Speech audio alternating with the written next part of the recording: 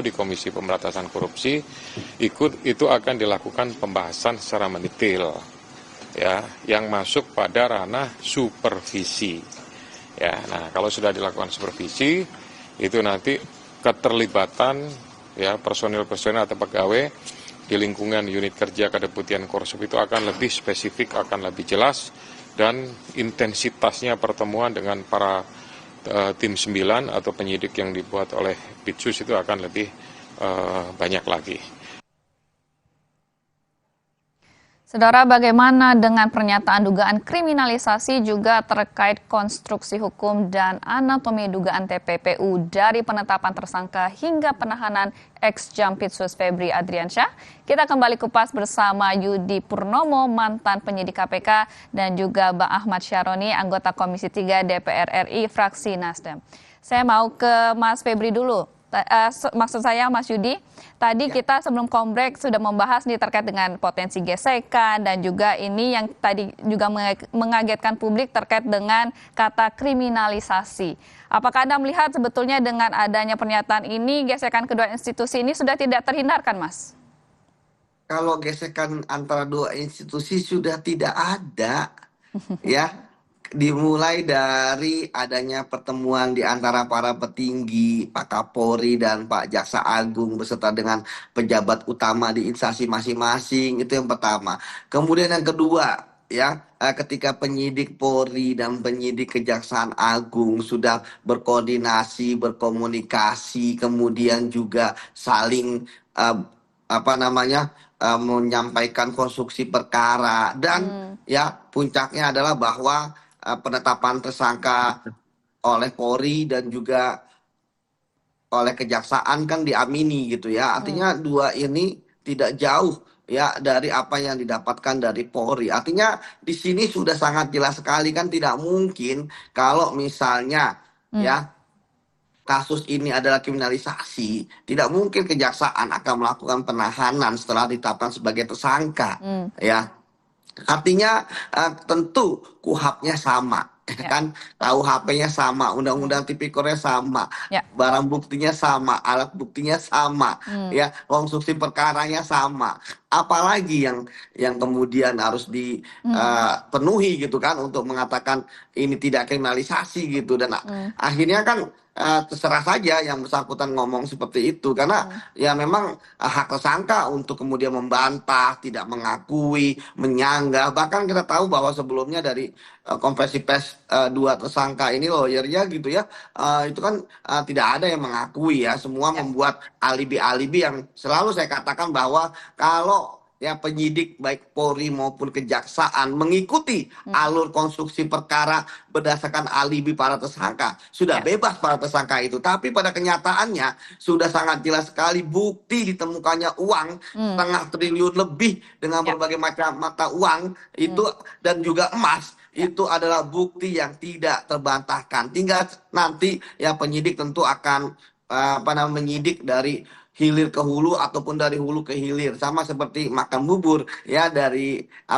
pinggir baru ke tengah, seperti itu, Mbak. Ya, apakah Anda juga membaca ini masih ada upaya framing dan menarik simpati publik mungkin, Mas? Ya, itu ingin coba oleh Febri untuk kemudian juga sama juga ingin mendapatkan simpati, tetapi kan sudah tidak bisa lagi ya. Karena apa? Karena uang sebanyak itu indis ekonomi, masyarakat juga sangat antipati, kita lihat di sosial media maupun dunia nyata dan sebagainya. Saya paham misalnya ketika kemarin melakukan blunder dengan merekrut Hotman Paris misalnya, yang pernyataan-pernyataannya malah menambah sentimen negatif ya dari publik. Sekarang cobalah merekrut misalnya Febri Diansah gitu kan sebagai pengacaranya, seperti itu, karena melihat misalnya penyidik Tipikor ex-KPK, kemudian penyidik Jaksaan juga ex-KPK gitu kan, ya coba meraih simpati seperti itu gitu ya. Tapi ya bagi saya kan hukum itu adalah kuatnya pembuktian ya, bukan masalah mencari simpati dan sebagainya. Dan publik pun juga terhadap perkara ini kan juga bukan main babat alas gitu ya, tapi kan berdasarkan logika hukum. Dan setelah publik melihat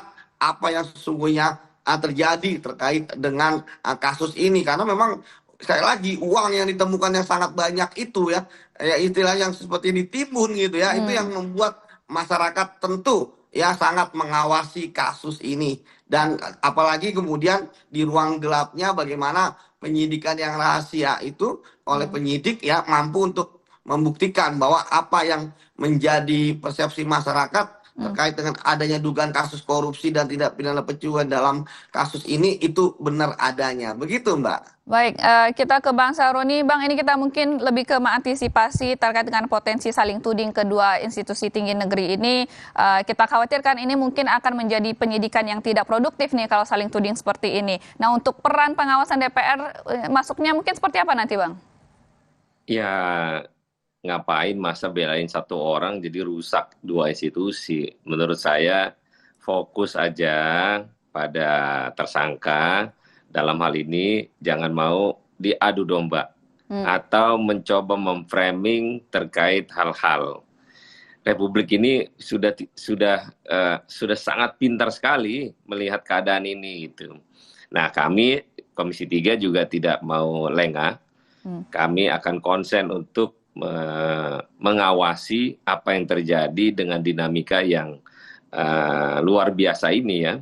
Tapi kalau untuk hal terkait di luaran tentang framing akan begini, mengaku atau tidak misalnya itu haknya lah. Tapi saya yakin juga bahwa tim 9 melakukan kerja-kerja ini bentuk sayangnya pada institusi dan sayangnya pada negara agar tidak lelah melihat perkara yang sedang diawasi ini oleh publik. Benar kata Bang Yudi tadi, sudah tidak perlu lagi bertele-tele, nggak perlu lagi terlalu banyak menyikapi seolah-olah bukan miliknya atau udah nggak lagi tuh. Sekarang gimana konsentrasi kita melakukan pengawasan, baik dari DPR maupun dari pihak luar, agar ini tidak masuk angin. Kita lihat perkembangan kelanjutannya seminggu ke depan, yang tadi sebelumnya saya sampaikan, harusnya ada hal-hal yang lebih besar yang akan terjadi, yang disampaikan oleh para penyidik nanti ke depannya. Kita berharapnya sih seperti itu ya. Mungkin kalau untuk catatannya sendiri Bang Syaroni, apa yang ingin Anda sampaikan mungkin kepada penyidik?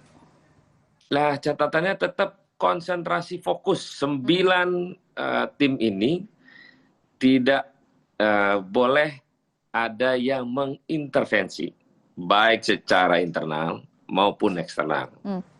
Kredibilitas 9 tim ini bisa membuktikan baik buruknya kinerja para kalian yang bekerja sebagai penyidik.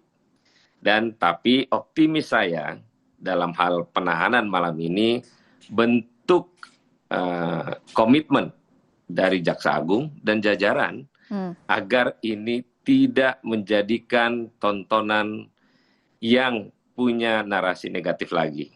Malam ini narasi negatif dan hal-hal yang dianggap tidak baik oleh kejaksaan, maka malam ini sudah lega sedikit lah minimal bahwa komitmen Jaksa Agung dan jajaran kepada tim 9, kinerja kerja-kerjanya sudah terbukti malam ini dalam penahanan. Dan kita harap pengawasan seminggu ke depan tidak sampai terlena gara-gara udah ditahan terus kita jadi landai. Jangan juga. Tetap diawasi oleh semua pihak. Ya. Begitu. Siap. Ini yang mungkin kita juga menjadi angin segar dengan adanya penahanan ini. Namun saya ingin melihat lebih dalam lagi, mungkin ke Mas Yudi terlebih dahulu. Ya. Jika kita melihat sepak terjang dari ex Jampitsus ini kan sebetulnya sejak menjabat telah mengupas beberapa kasus mega korupsi seperti PT Timah, juga ada korupsi BTS, 4G Kominfo, dan juga ada skandal PT Asabri. Apakah Anda membaca sebetulnya ini juga ada pesan tersirat nih Mas, yang kriminalisasi ini dimaksudkan oleh ex-Jampitsus untuk pihak tertentu? Ya, kalau masalah kinerja ataupun merasa mempunyai prestasi, ya itu kan merupakan tugas pokok dan fungsinya, Ya. ya kan, sebagai seorang ASN ya yang diberikan jabatan gitu kan oleh negara, ya bagi saya ya ketika kemudian melakukan sesuatu, ya bagi saya B aja gitu kan, biasa aja, memang itu tugasnya ya. Artinya tidak perlulah dilebih-lebihkan, ya mungkin nanti ya ketika di persidangan untuk menjadi alasan peringan, ya silakan saja dikemukakan, tetapi kan dalam hukum itu kan ya tidak melihat ya terkait dengan prestasi dan sebagainya di perkara yang lain. Ya ini kan terkait dengan perkara yang sedang dia jalani, ya artinya dasen dan solennya, ya kan, kemudian tempus, lokus, semua pasti menjadi perhatian dalam kasus ini. Jadi bagi saya ya ketika mengatakan kriminalisasi dan sebagainya, ya bagi saya itu halusinasi saja gitu kan, upaya untuk kemudian menggiring bahwa ini akibat pekerjaan dia kemudian dia kriminalisasi. Ya janganlah melakukan hal-hal yang seperti yang disangkakan kalau misalnya tidak mau kemudian mempertanggungjawabkan perbuatannya. Saya pikir ya ketika waktu kemarin aja berani melakukan tindakan A, B, dan C, nah kenapa sekarang terhadap diri dia dia tidak konsisten gitu kan? Harusnya misalnya tadi saya katakan yang sederhana saja, seperti misalnya rompi, ya pink, kemudian borgol gitu kan, itu kan bagi saya suatu hal yang harusnya ya digunakan gitu kan. Tapi bagi saya oke lah, pasti ada sesuatu hal ya ketika proses penahanan yang kita tahu kan dari jam 7 itu baru udah selesai pemeriksaan, tapi jam 11-an ya kurang lebih baru bisa dikeluarkan dari gedung Bundar menuju ke mobil. Ya pasti saya lihat ada dinamika lah, sama seperti waktu kompres di Polda Metro ya. Jadi bagi saya ya oke lah untuk sekarang tidak SOP-nya tidak dilakukan ya, karena memang ada hal-hal teknis lah. Nah, tapi bagi saya ke depannya ya itu harus juga dilakukan ya, mulai rompi tahanan karena sudah ditahan gitu kan, kemudian juga borgol, dan saat ini memang bola tangan KPK karena kan dititipi KPK ya, tentu tim KPK akan menjalankan SOP tersebut seperti itu. Jadi sekali lagi Mbak, masalah isu kriminalisasi bagi saya sudah usang. Kenapa? Karena saat ini yang melakukan penyidikan adalah teman-teman di Kejaksaan tim 9 ini ya, artinya ini adalah instansinya beliau sendiri ya kan, yang menjadi tersangka ini, artinya tentu tidak akan main-main ya dalam kemudian menangani kasus ini. Tentu saya paham juga karena istilahnya beliau ini mantan Jampitsus, paham tentang korupsi gitu ya. Jadi tentu teman-teman tim 9 juga tidak akan bermain-main ya, tadi tetap akan hati-hati dan profesional dalam melakukan tindakan. Jadi ketika tindakannya adalah penahanan, saya pikir itu sudah dipikir matang-matang. Begitu Mbak. Tapi apakah Anda tidak membaca mungkin ini masih ada konflik of interest, Mas? Karena bagaimanapun Eva ini juga merupakan ex-boss dari tim 9 ini sendiri. Ya, saya pikir konflik of interest itu pasti terjadi di mana-mana gitu kan. Tinggal bagaimana kita melihat ya bagaimana tindakan yang dilakukan. Ya seperti tadi, ya tim 9 ini kan adalah orang-orang yang tidak pernah ya bekerja ataupun terpengaruh ataupun pernah menjadi bawahan ataupun juga saat ini ada di Pitsus gitu ya. Tapi orang-orang yang dibawa kebanyakan dari Jamwas dan tempat-tempat lainnya. Artinya tentu ini adalah upaya untuk meminimalisir ya adanya konflik of interest ini. Dan kemudian ya konflik of interest itu kan sebenarnya tidak terlalu terlihat ya dalam sisi abstrak ya, tetapi sangat terlihat dalam tindakan. Jadi kalau misalnya tidak dilakukan penahanan, dugaan konflik kepentingan tentu sangat tinggi. Tapi ketika sudah melakukan penahanan, ya ini sudah sangat baik. Tapi sekali lagi, penahanan ini saya sepakat juga dengan Bang Roni, bukan akhir segalanya. Justru ini adalah momentum ke depan, 20 hari ke depan itu tentu adalah waktu yang tidak lama untuk minimal apakah bisa dalam waktu 20 hari itu memperlengkapi berkas ya, ataupun kemudian diperpanjang lagi. Tapi sekali lagi langkah menahan ini sudah sangat dihitung Mbak. Pengalaman saya sebagai penyidik, kita tidak akan melakukan penahanan kalau kita tidak menghitung ya rencana penyidikan kita akan tuntas sebelum masa berakhirnya penahanan ya. Kalau ini kan 4 bulan ya. kalau misalnya sampai perpanjang full ya. Tapi bagi saya sebelum itu kita harapkan kasus ini juga segera dilimpah, dan yang paling penting saya katakan bahwa satu hal yang harus dibuktikan lagi ya, jangan sampai tersangkanya hanya 2, jangan sampai kasusnya hanya 3 ya. Tentu ya, hal yang perlu dipantau berikutnya adalah jangan sampai terlokalisir. Jadi siapapun yang bertanggung jawab terhadap perkara ini ya, dia harus mempertanggungjawabkan perbuatannya. Begitu, Mbak. Ya, jangan sampai ini hanya berhenti di sini saja kasusnya. Mungkin dari Mas Syaroni, apa nih yang didorong untuk 20 hari ke depan? Sama kayak Bang Yudi, jangan dilokalisir. Kalau yang terlibat, ya disajikan. Agar publik meyakinkan bahwa institusi penegakan hukum kejaksaan sekarang benar-benar pulih kembali. Dan ini adalah satu oknum yang memang harus diseriusin, dan kerja-kerja yang dilakukan oleh tim 9 tidak sia-sia. Mungkin itu dari saya. Dengan kasus yang begitu besar, Bang, apakah betul Anda melihat ini hanya oknum saja, Bang?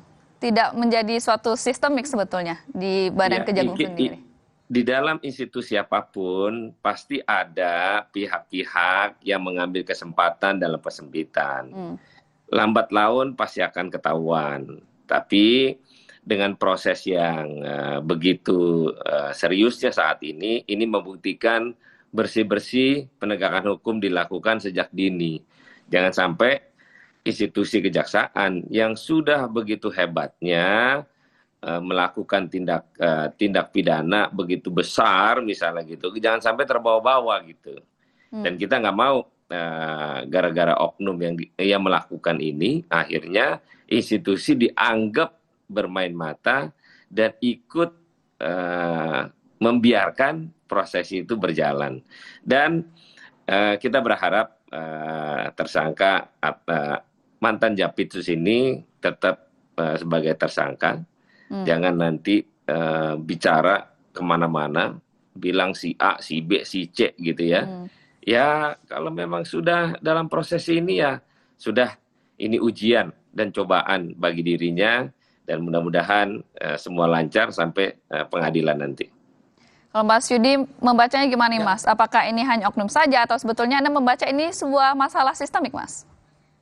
Ya tentu ini akan mengarah kepada bagaimana proses pembuktian yang coba diusut dalam penyidikan yang dilakukan oleh tim 9 ini. Nah, itu yang pertama. Kemudian yang kedua, ya kalau misalnya yang bersangkutan kemudian bersuara ini dan sebagainya, saya pikir ya bersuara saja gitu kan, tidak jadi masalah. Karena bagi saya misalnya dia menyebut nama A, B, C, D misalnya, ya tentu ya harus mempertanggungjawabkan. Karena bagi saya justru yang takut itu bukanlah orang-orang yang menyidik ataupun orang-orang yang ingin hukum ini tegak.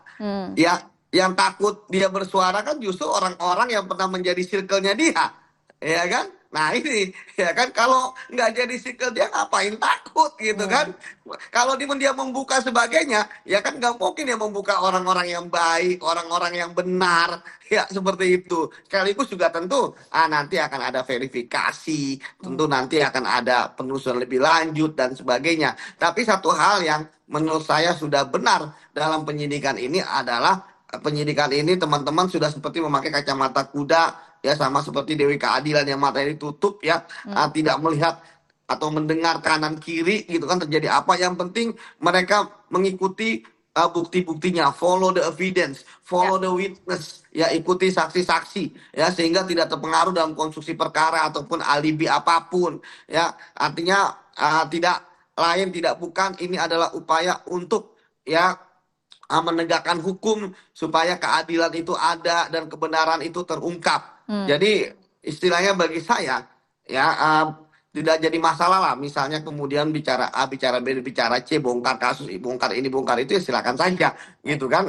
Karena bagi saya tim 9 yang dipilih ini benar-benar sudah pasti adalah orang-orang pilihan, dan misinya adalah selain menegakkan hukum tentu juga menjaga marwah kejaksaan ya, bahwa jangan sampai akibat nilas titik rusak susu sebelangga gitu kan. Jadi artinya sudah benar yang dilakukan. Tadi saya katakan ya sebenarnya kan ini istilahnya hanya pejabat eselon 1, begitu banyak lah eselon 1 di negeri ini yang sudah kena kasus gitu kan. Artinya lebih baik satu ini tangani secara benar dan sebagainya. Toh kemudian juga sudah banyak juga teman-teman kejaksaan menangani jaksa sendiri, ya, sama seperti teman kepolisian juga menangani jenderal-jenderal bintang 3, bintang 2 gitu kan, bintang 1, itu kan juga hal yang biasa. Jadi bagi saya sekarang bola ini ada di tangan tim 9, mau arahnya kemana ditendang dan sebagainya, ya kita percayakan bahwa mereka akan menendang ke arah yang benar gitu kan. Dan juga kita kawal kayak Bang Roni mulai panjangnya, jangan sampai nanti malah blunder gitu kan, atau jadi gol bunuh diri gitu kan, karena sekali lagi masyarakat sangat mengharapkan bahwa kasus ini itu benar-benar terungkap sampai akar-akarnya. Begitu, Mbak. Baik, Mas Yudi, saya nanti akan mengorek Anda terkait dengan pengalaman Anda di KPK. Sebetulnya seberapa rumit sih melacak alur uang, follow the money, tadi Anda juga bilang follow the people, dan juga the witness. Tapi setelah jeda, Mas, tetaplah bersama kami di Breaking News Kompas TV.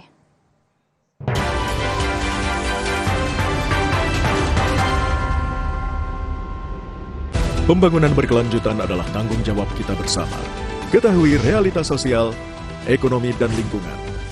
Serap inspirasi dari upaya di mana kita punya hak dan kewajiban yang sama untuk menjaga lingkungan tetap lestari. Inovasi karbonnya ini lebih efisien 35 kali lebih cepat. Wow, 35 kali lebih cepat. serta solusi berkelanjutan oleh individu, komunitas, maupun institusi. Ikuti Sustainasia setiap Sabtu pukul 9 pagi di Kompas TV. Kami mencari tahu, mendengarkan lebih utuh dan mendalam. Kami mempertanyakan rasa keadilan. Klarifikasi. Masa kita saling melengkapi bisa menyuarakan apa yang menjadi rosonya publik. Kami, Rosi. Ruang OPD. Sumber informasi.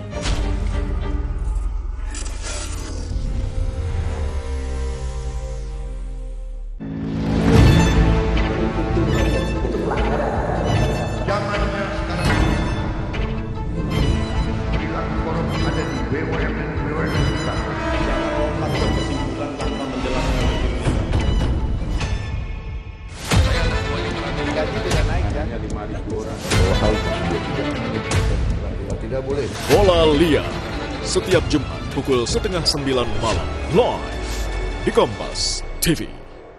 Ragam sudut pandang, beradu gagasan di atas satu meja. Salah ngomong saya koreksi kan.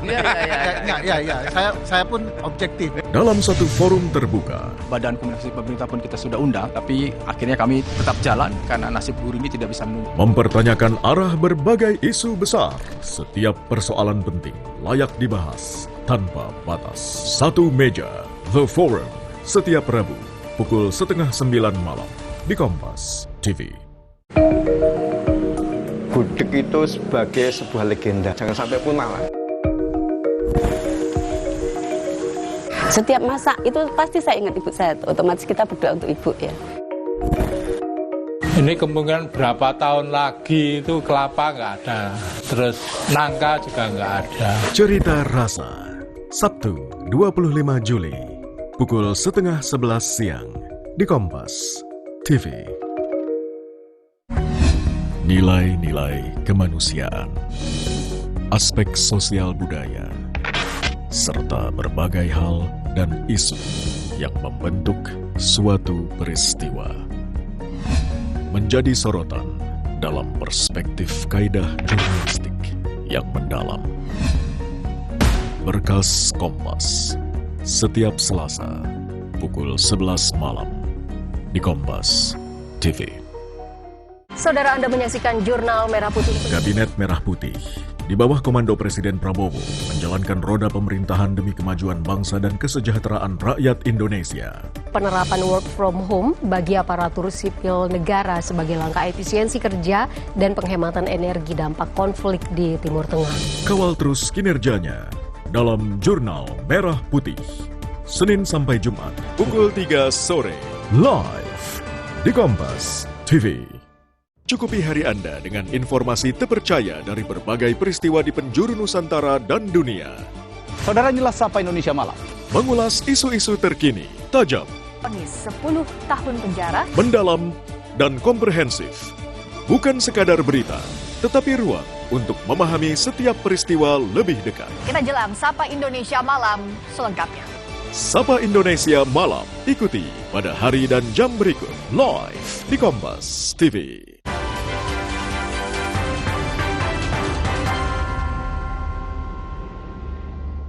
Anda menyaksikan Breaking News Kompas TV, Saudara. Febri Diansyah ditunjuk sebagai kuasa hukum baru ex-Jampitsus menggantikan Hotman Paris. Febri menyebut setelah 10 jam diperiksa oleh Kejagung, ex-Jampitsus telah ditahan 20 hari ke depan. 7 tadi yang kami terima, 1 surat penetapan tersangka, tentu salinannya ya, dan juga dokumen surat perintah penahanan. Jadi surat penahanan begitu, itu sekaligus kami terima tadi jam 7, baru setelah itu dilakukan proses pemeriksaan sebagai tersangka begitu. Dan tentu saja di proses penahanan itu tercantum di sana penahanan dilakukan 20 hari ke depan. Pertimbangan ditahan di mana, itu kenapa ditahan saat ini, itu tentu di luar kompetensi kami, di luar kewenangan kami, itu kompetensi dan kewenangan dari penyidik atau teman-teman di Kejaksaan Agung. Usai pemeriksaan, Saudara, ex-Jampitsus mengaku bukti yang dimiliki Kejagung masih harus didalami. Namun dirinya mengaku siap menghadapi proses hukum.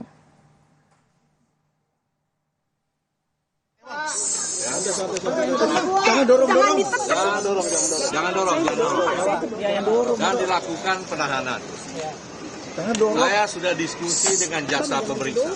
Ini dorong. Jangan dorong. Saya sudah diskusi dengan jaksa pemeriksa, ya, bahwa alat bukti yang diajukan masih perlu didalami atau dikonfirmasi.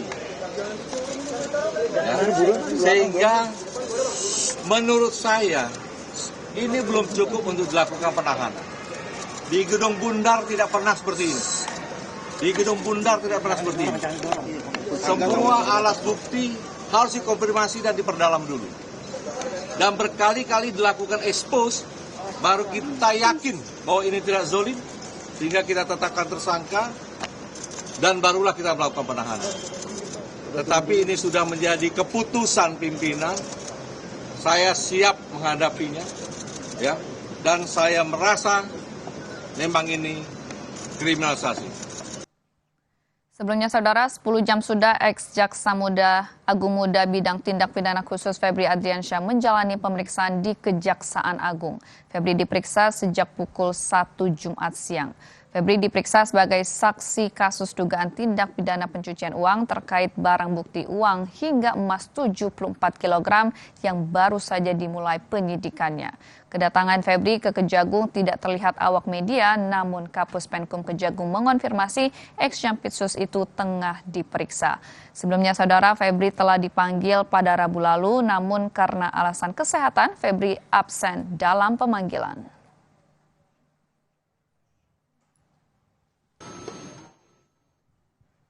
Lewat pesan singkat kepada jurnalis Kompas TV, Kapus Penkum Kejagung bilang sudah dan dalam pemeriksaan.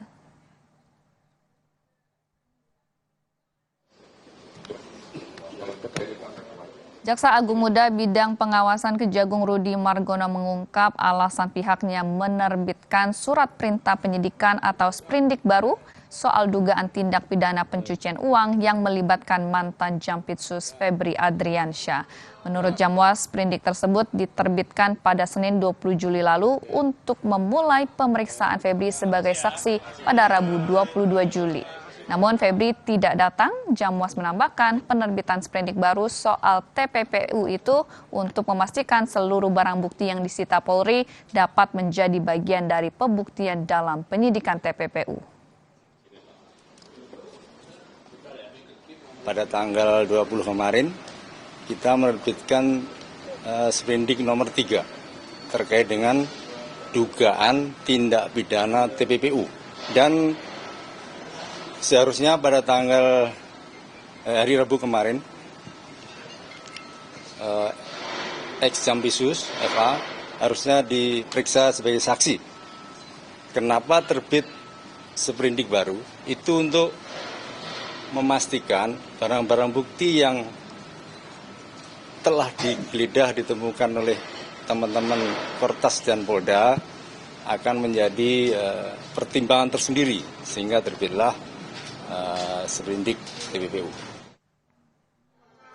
Menanggapi penanganan perkara mantan Japitsus Febri Adriansyah oleh institusinya sendiri, yakni Kejaksaan Agung, mantan Menko Polhukam Mahfud MD menegaskan apa yang dilakukan Kejaksaan Agung melanggar prinsip universal hukum, di mana seseorang tidak boleh memeriksa perkara yang berkaitan dengan dirinya sendiri atau lingkungan yang memiliki konflik kepentingan. Prinsip universal di dalam dunia peradilan yang sering dikenal sebagai asas nemo iudex in causa sua. Prinsip ini meniscayakan bahwa penegakan hukum harus menghindarkan diri dari konflik of interest antara penegak hukum. Dalam konteks ini, kalau proses penyelesaian kasus mantan Jampitsus ini ditangani oleh kejaksaan, akan ada konflik of interest. Karena Febri Adriansyah akan diperiksa oleh kolega-koleganya sendiri di institusinya sendiri, padahal statusnya masih jaksa. Keadaan yang saya rasakan belakangan ini, menurut saya sudah mengancam eksistensi bangsa kita.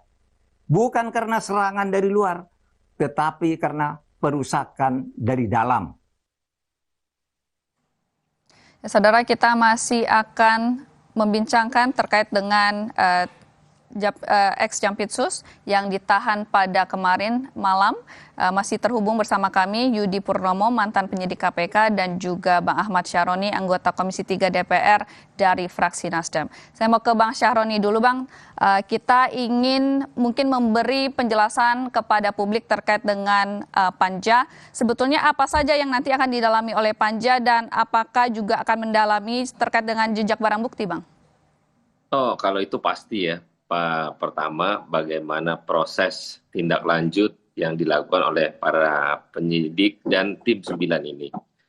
Dan karena mungkin bertanya pada sisi sensitif, bisa saja ya, mungkin pada saat rapat nanti kita rapat tertutup misalnya, karena kalau enggak situasi pasti nanti akan dalam kondisi yang berbeda. Tapi kita harap kalau memang nanti proses rapat kerja dengan Kortas Tipikor dan Kejaksaan, yaitu tim 9 ini, ke depan fokus pertanyaan kita bagaimana proses lanjutan, bagaimana perkara yang diterima oleh tersangka, siapa aja tersangkanya, siapa aja yang terlibat dalam proses penanganan perkara yang sudah ada alat bukti yang cukup kuat dan cukup banyak ini. Dan pihak-pihak yang memang dirasa perlu untuk menjadi penahanan, menurut saya 20 hari ke depan sebelum kami memanggil rapat kerja dengan dua institusi ini, mudah-mudahan mereka semua sudah dalam tahanan. Demikian. Baik, secara teknis sendiri, Bang, apakah pendalaman oleh Panja ini akan dibuka kepada publik atau akan menunggu dulu? Saat ini belum ya, saat ini belum. Kita berharap sebelum kami Komisi 3 memanggil dua institusi, baik Kortas Tipikor dan tim 9 dari Kejaksaan Agung, ada hal-hal yang memang perlu, misalnya yang terlibat, yang belum ditahan misalnya, itu ditahan dulu. Supaya memaksimalkan pada saat rapat kerja nanti dengan kami di Komisi 3. Baik, sejauh ini kasusnya oleh KPK masih dalam tahap pengawasan atau supervisi. Apakah Anda melihat sebetulnya ini penting juga untuk nantinya jika terjadi gesekan, ini juga KPK datang dan menarik kasus ini, Bang? Kalau memang menjadi supervisi, menjadi konsen ke KPK, itu harapan kita, saya pribadi, ini lebih baik. Kenapa? Karena tidak terganggu intervensi dari ke kanan dan ke kiri. Tapi ini diselesaikan dulu oleh tim 9 dan Kortas Tipikor yang sedang berjalan. Setelah proses berjalan dianggap kalau memang kurang maksimal, maka Kejaksaan meminta bantuan atau mensupervisi ke KPK. untuk jangkauannya lebih luas, lebih jauh, lebih dalam, dan lebih mengena pada posisi target-target besar. Nah, ini biarkan dulu mereka bekerja di tim 9 dan Kortas Tipikor agar lebih greget. Yang sekarang sudah greget nih, udah senang, kita appreciate kepada tim 9. Tapi 20 hari ke depan kita berharap para pelaku tindak pidana korupsi yang bertambah, yang belum terlihat, mudah-mudahan terlihat pada masa proses seminggu ke depan. Baik, kalau Mas Yudi gimana nih Mas? Mungkin sebagai seorang ex-penyidik KPK mungkin ada insight yang dapat diberikan kepada kami. Apakah Anda menilai KPK perlu untuk step in seperti itu untuk menarik kasus ini, atau sebetulnya untuk saat ini cukup di tim 9 dulu?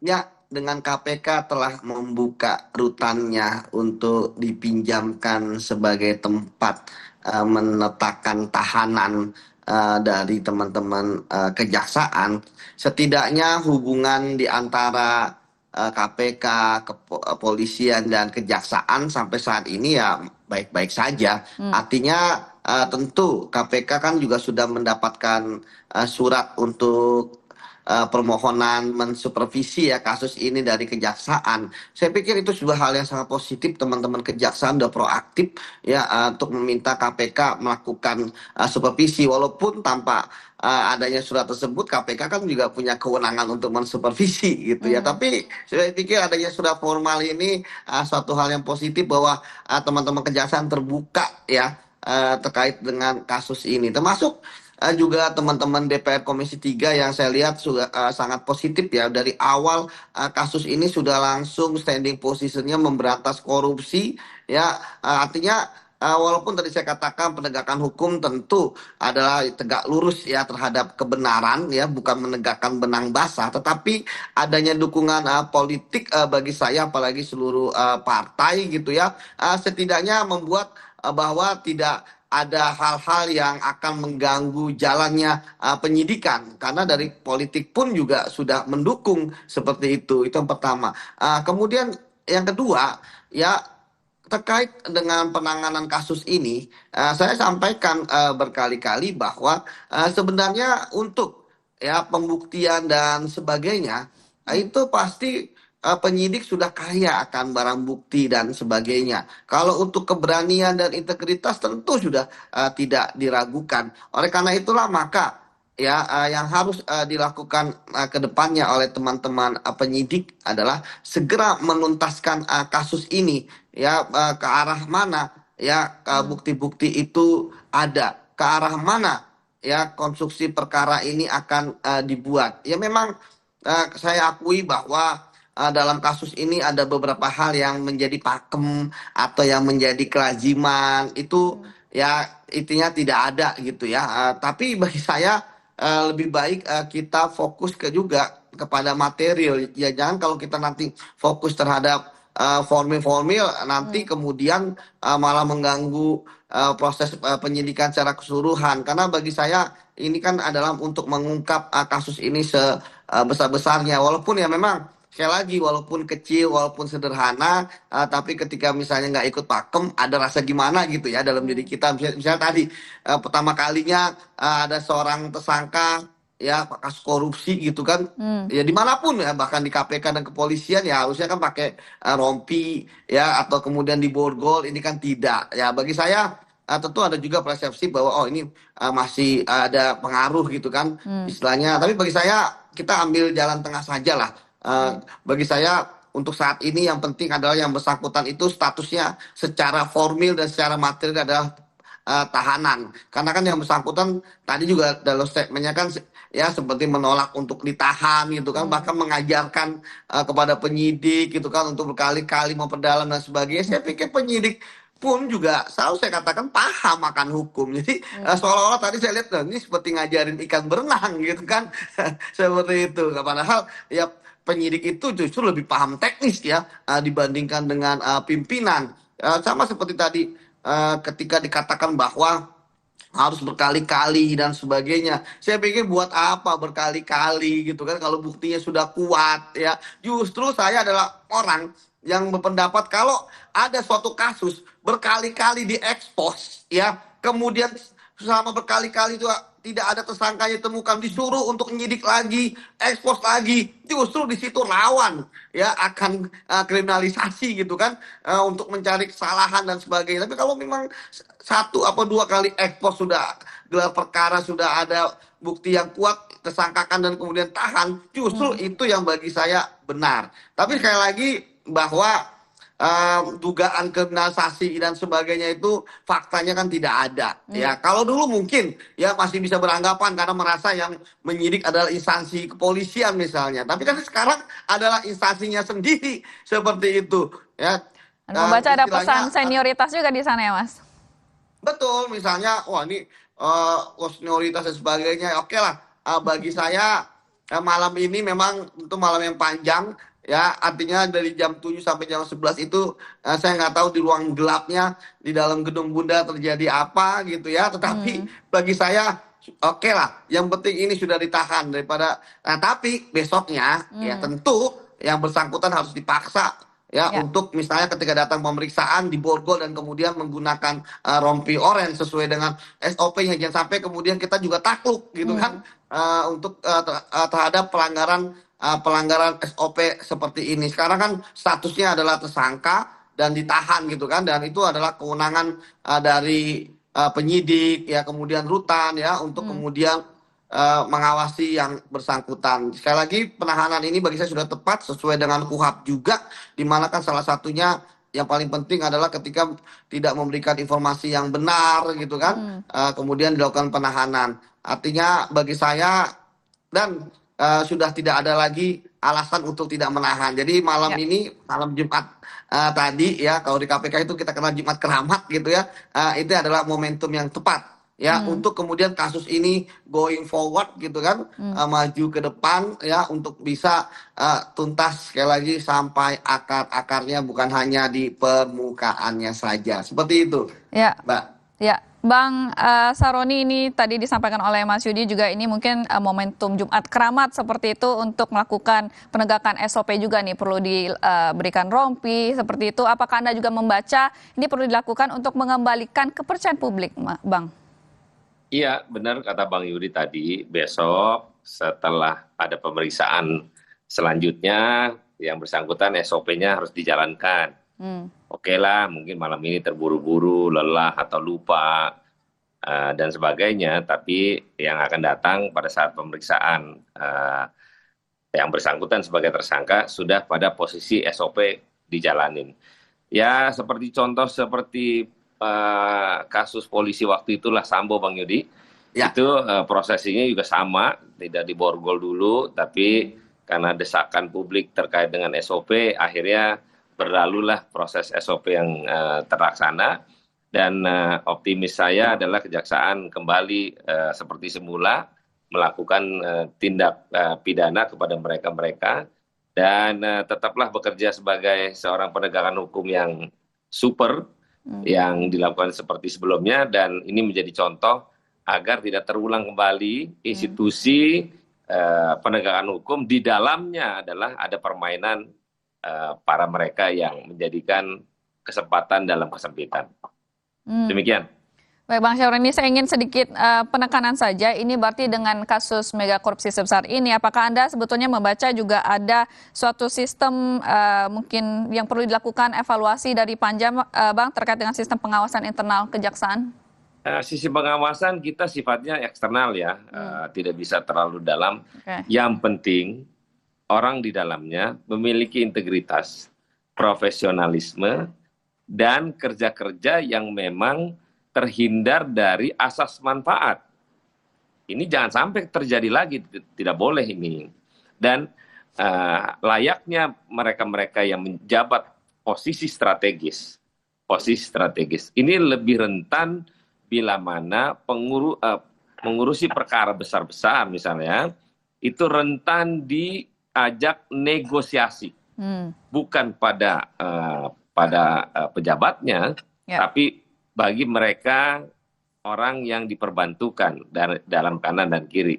Pokoknya ini terakhir, pertama dan terakhir lah. Jangan terjadi lagi dalam institusi penegakan hukum, baik di polisi maupun di kejaksaan.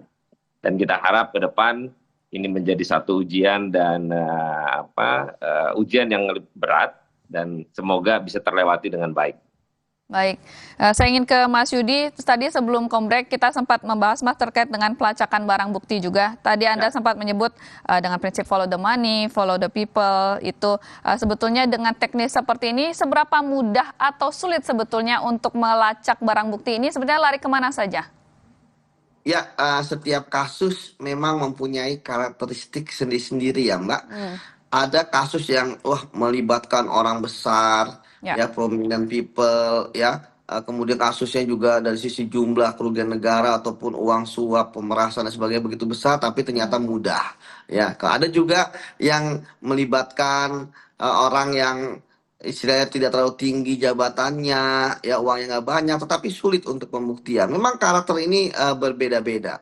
Disinilah maka tentu penyidik selain mempunyai integritas juga harus cerdas ya, kemudian kerjanya juga harus tuntas. Memang harus sabar Mbak, butuh kesabaran. Juga saya katakan ini kan untung saja ini uangnya ada. Ya, kalau kita melihat karakteristik uang-uang yang ada di situ kan berbeda-beda ya bentuknya. Ada mata uangnya yang mata uang asing berupa dolar Amerika dan dolar Singapura, ada yang rupiah. Kemudian bungkusnya pun berbeda-beda. Ada yang bungkusnya plastik, ada yang dibungkus dalam karton coklat, ya kan? Ada juga yang diikat gitu kan, ada yang diikat uang, ikat karet ya dan sebagainya. Ini tentu akan ada perbedaan karakteristik ya mengenai jumlah uang tersebut bisa berada di sana. Bisa jadi beberapa waktu, bisa jadi beberapa orang, beberapa sumber ya, termasuk juga emasnya. Emasnya ini kan juga sangat menarik ya, 74 kilo gitu kan. Kemudian belum ada logo misalnya. Kalau emas-emas yang biasa kan ada logo misalnya Antam gitu kan. Nah ini kan menarik ya, untuk juga dicari sumbernya ya, istilahnya mencetaknya di mana. Kemudian sumber-sumber emas yang untuk mencetak itu dari mana, seperti itu. Belum lagi kita tahu kasus ini kan juga berbagai macam karakteristik ya. Ada yang dugaan suap, ada yang kerugian keuangan negara, macam-macam ya terkait dengan kasus ini. Tetapi tadi saya katakan bahwa sebagai besar penyidik yang saya kenal ya di dalam Kim 9 Kejaksaan ini sudah banyak lah menangani kasus-kasus besar juga. Jadi kalau untuk kasus ini bagi saya tentu akan juga mudah ya bagi teman-teman untuk menelusuri. Kan ini kan tim 9 tapi saya lihat juga dibantu oleh tim-tim lainnya ya di bawah mereka ya untuk bergerak juga. Saya pikir teman-teman kejaksaan sudah membuktikan bahwa sampai saat ini ya mereka serius dan komit ya untuk menuntaskan kasus ini. Makanya bagi saya tentu ya pengawalan ini juga sangat penting ya, agar tadi jangan sampai nanti malah misalnya kasus ini melebar kemudian malah tidak fokus gitu ya terkait dengan bagaimana konstruksi perkara ini terjadi. Jadi bagi saya arah ke depannya ini memang sudah benar ya. Tentu kita harap bahwa teman-teman bukan hanya berjalan tetapi juga berlari ya. Kalau berjalan kan tentu walaupun tetap sampai juga di garis finish, tapi kan agak lambat ya. Tapi kalau berlari dibantu dengan semua kekuatan yang ada di kejaksaan ya, dengan intelijennya, dengan IT-nya, kemudian dengan lain-lainnya itu ya, itu tentu ya akan sangat bisa untuk ya menuntaskan kasus ini sampai setuntas-tuntasnya. Karena dalam pidana Mbak, hukum pidana itu pembuktian material itu benar-benar sangat penting ya, seperti itu. Baik, Bang Syaroni, tentu kasus ini menjadi perhatian publik, semua mata tertuju pada kasus ini. Apa yang Komisi 3 dorong ke depannya agar panja ini tidak hanya menjadi formalitas saja? Singkat saja Bang. Ya, panja pengawasan nanti fokus pada pokok perkara, bagaimana percepatan dalam tindak pidana apa yang dilakukan oleh Kejaksaan dan Kortas Tipikor. Tidak main-main, jangan berlama-lama karena ini akan menyita waktu yang cukup dan kita berharap prosesnya lebih cepat, lebih baik. Dan kerja-kerja Kejaksaan dan institusi lain juga harus tetap profesional dan tidak tergoyahkan oleh intervensi-intervensi dari orang-orang kuat. Demikian. Baik. Terima kasih atas waktunya Bang Syahroni dan juga Mas Yudi telah bergabung bersama kami. Selamat malam. Selamat malam Bang Yudi. Bang Roni, sehat-sehat Bang. Sehat. Ya saudara, kami akhiri Breaking News Kompas TV sampai di sini. Saya Wala Chan pamit undur diri. Sampai jumpa.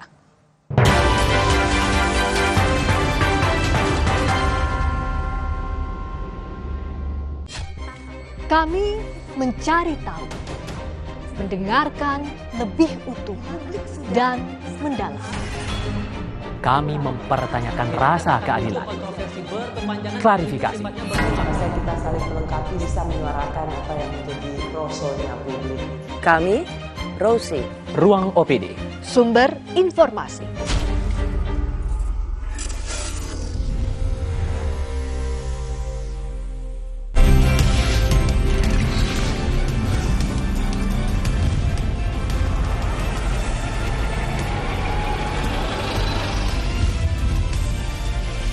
Kompas TV, independen, terpercaya.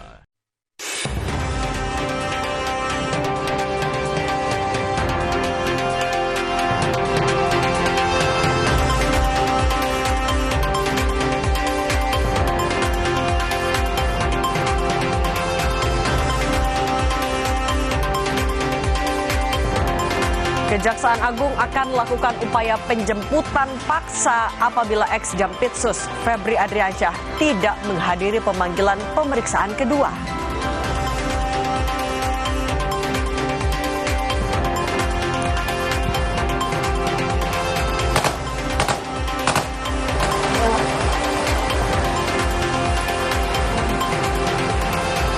Tim Korps TNI Habema mengevakuasi 2 jenazah warga sipil yang tewas ditembak kelompok kriminal bersenjata di Yahukimo, Papua Pegunungan. Sempat terjadi baku tembak dengan anggota KKB saat upaya evakuasi berlangsung.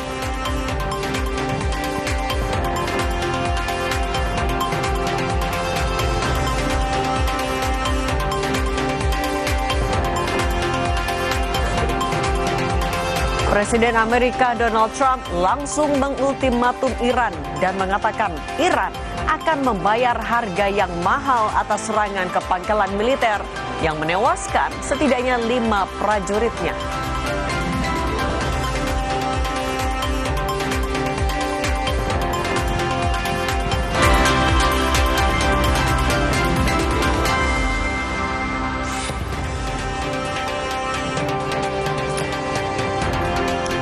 Halo, selamat sore Indonesia. Disiarkan langsung dari studio Newsroom Kompas TV Menara Kompas Jakarta. Kompas Petang hadir dengan sejumlah informasi bersama saya, Yasir Neneama. Saya, Cindy Permadi. Selamat datang di Kompas TV, independen, terpercaya. Kita awali Kompas Petang hari ini, saudara. Tim Koops TNI Habema mengevakuasi 2 jenazah warga sipil yang tewas ditembak kelompok kriminal bersenjata di Yahukimo, Papua Pegunungan. Sempat terjadi baku tembak dengan anggota KKB saat upaya evakuasi berlangsung.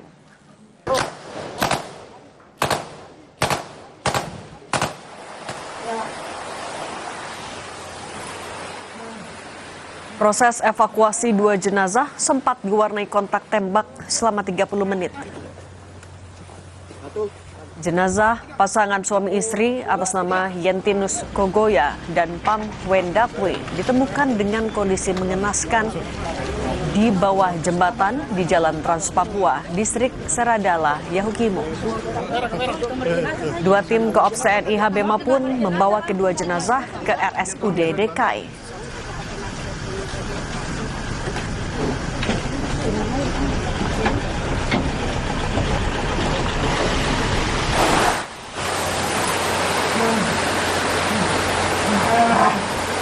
Sebelumnya, 3 warga sipil tewas ditembak kelompok kriminal bersenjata pada hari Rabu. Ketiganya ditembak karena dianggap menjadi mata-mata. 2 dari 3 korban telah ditemukan dan dievakuasi tim Koops TNI Habema.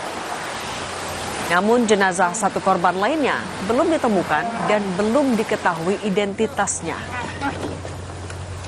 Saat ini, TNI masih memburu pelaku penembakan. Di belakang Pak. Belakang sini, Pak.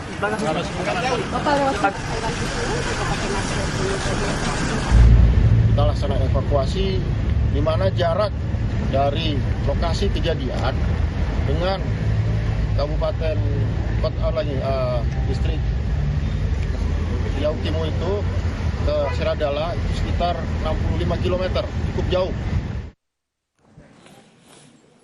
Sorotan selanjutnya, Saudara, Massa Solidaritas Pemuda Merah Putih Jawa Timur menggelar aksi demonstrasi di depan Gedung Kejaksaan Tinggi Jawa Timur. Dalam aksi ini, massa mendesak ex-Jampitsus yang terjerat 3 kasus korupsi segera ditahan.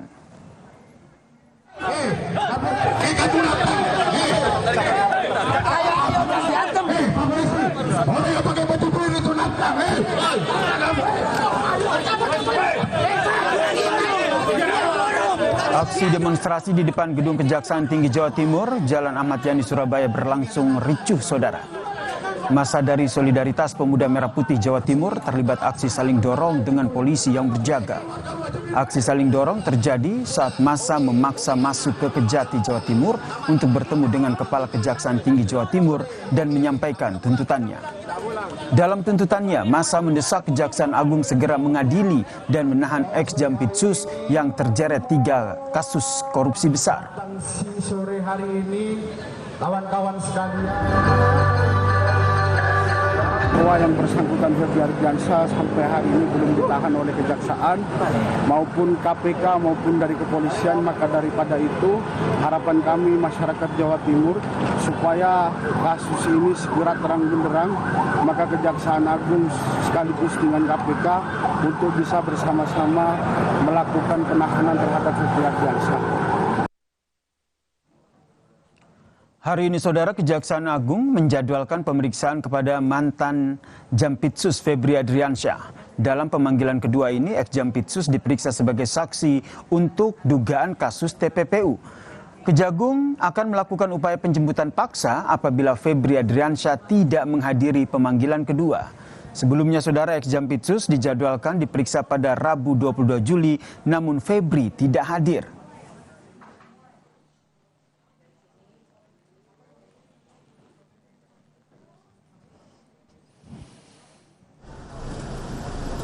Ini yang bersangkutan kita panggil kembali.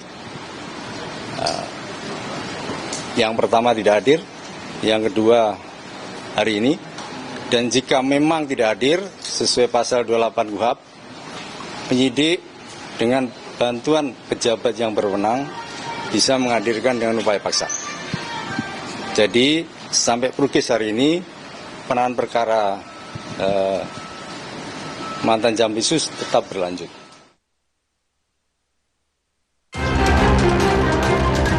Bisa parah, ya udah, saya sudah memberitahukan beliau bahwa saya mengundurkan diri sebagai pengacara daripada Febri dalam kasus tersangka di Kejaksaan Agung.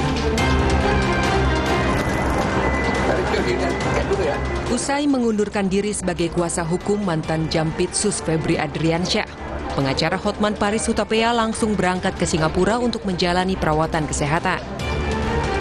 Di atas kursi rodanya, Hotman menjelaskan alasan pengunduran dirinya dan memberikan pesan kepada ex-Jampitsus untuk segera mencari kuasa hukum pengganti untuk mendampinginya di penyidikan kasus korupsi di Kejagung.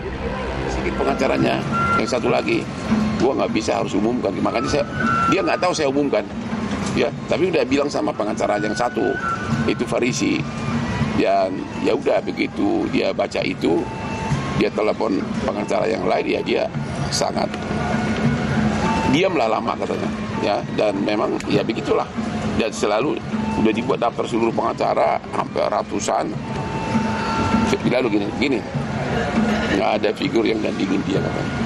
Ya itu aja, jangan ragu-ragu menunjuk pengacara karena tidak ada perkara korupsi yang tidak pakai pengacara. Hari ini Kejagung memanggil ex-Jampitsus Febri Ardiansyah sebagai saksi. Ini adalah pemanggilan kedua Febri setelah sebelumnya ia tak hadir dalam pemeriksaan karena sakit.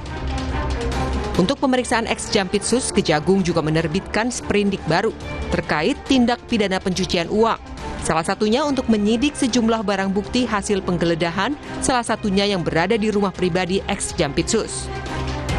Dengan perkara itu, kita sinergiskan alat buktinya, biar perkaranya menjadi terang, dan di penyidik kejaksaan akan lebih leluasa mengembangkan, maka terbitlah sprindik TPPU.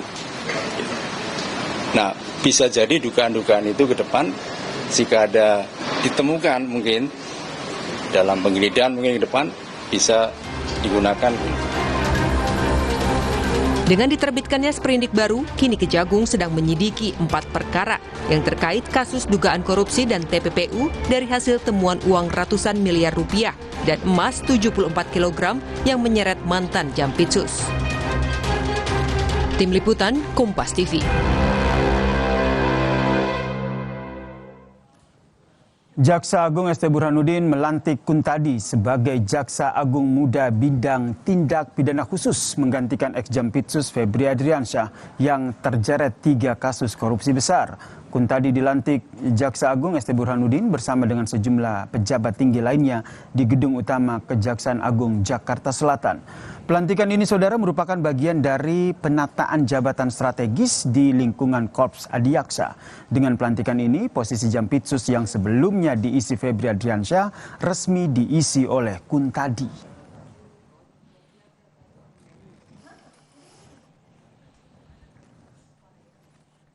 Dalam perjalanan karirnya, saudara, Kuntadi pernah menjabat sebagai Direktur Penyidikan Jampitsus pada tahun 2022 hingga 2024. Kuntadi juga sempat mengemban tugas sebagai Kepala Kejaksaan Tinggi Lampung dan juga Jawa Timur. Sebelum dilantik sebagai Jampitsus, Kuntadi sempat mengemban tugas sebagai Kepala Badan Pemulihan Aset Kejaksaan Agung.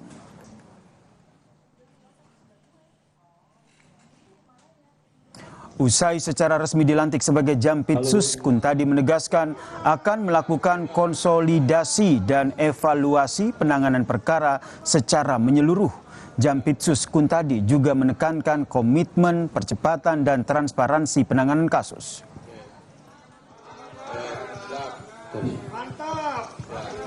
Garis bawahi adalah lakukan konsolidasi baik ke dalam maupun keluar, dan melakukan evaluasi. Evaluasi terkait dengan seluruh penanganan perkara, termasuk perkara-perkara yang menarik perhatian masyarakat dan perkara yang dinilai cukup besar, dan itu akan menjadi prioritas saya dalam rangka untuk menuntaskan, termasuk juga percepatan. Hal yang paling harus kami jaga adalah integritas, objektivitas, dan transparansinya. Kejaksaan Agung menjadwalkan pemeriksaan ex-Jampitsus pada pengusutan kasus dugaan tindak pidana pencucian uang. Pemeriksaan ini dijadwalkan setelah Kejaksaan Agung mengeluarkan sprindik baru setelah pelimpahan 3 perkara korupsi besar dari Korps Pemberantasan Tindak Pidana Korupsi Polri. Pemeriksaan dipantau oleh tim koordinasi dan supervisi Komisi Pemberantasan Korupsi, Komisi Kejaksaan RI, dan juga Korps Pemberantasan Tindak Pidana Korupsi Polri, serta Lembaga Perlindungan Saksi dan Korban. Untuk mengetahui perkembangan pemeriksa ex-Jampitsus yang sudah dijadwalkan Kejagung, kita sapa jurnalis Kompas TV Alvania Rizky dan juru kamera Hanil Revelino. Alva, dari pantauan Anda di Kejaksaan Agung, jadi ex-Jampitsus ini memenuhi panggilan atau tidak?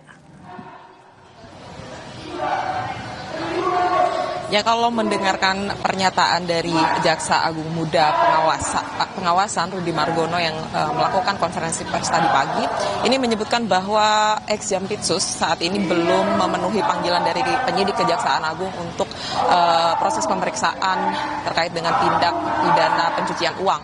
Disebutkan tadi dijadwalkan pukul 9 pagi di Gedung Utama Kejaksaan Agung, tetapi hingga sekitar pukul 11 ini terlihat atau belum terlihat ex-Jampitsus ini hadir di Gedung Kejaksaan Agung. Tetapi yang bisa dipastikan oleh koordinator pengusutan kasus ex-Jampitsus ini, yaitu Jamwas, Rudy Margono, yang menyebutkan mengikuti pasal 112 KUHP, ini menyebutkan bahwa penyidik bisa memanggil tersangka ataupun saksi, dalam hal ini ex-Jampitsus, untuk kemudian datang secara paksa untuk memenuhi pemeriksaan. Kalau di pemeriksaan sebelumnya ex-Jampitsus menyebut alasan kesehatan sehingga tidak bisa memenuhi pemanggilan, maka kali ini sudah tidak ada kesempatan lagi, dan mengacu pada pasal tersebut maka hingga pukul 00 malam nanti ex-Jampitsus tidak hadir, maka bisa dilakukan pemanggilan secara paksa.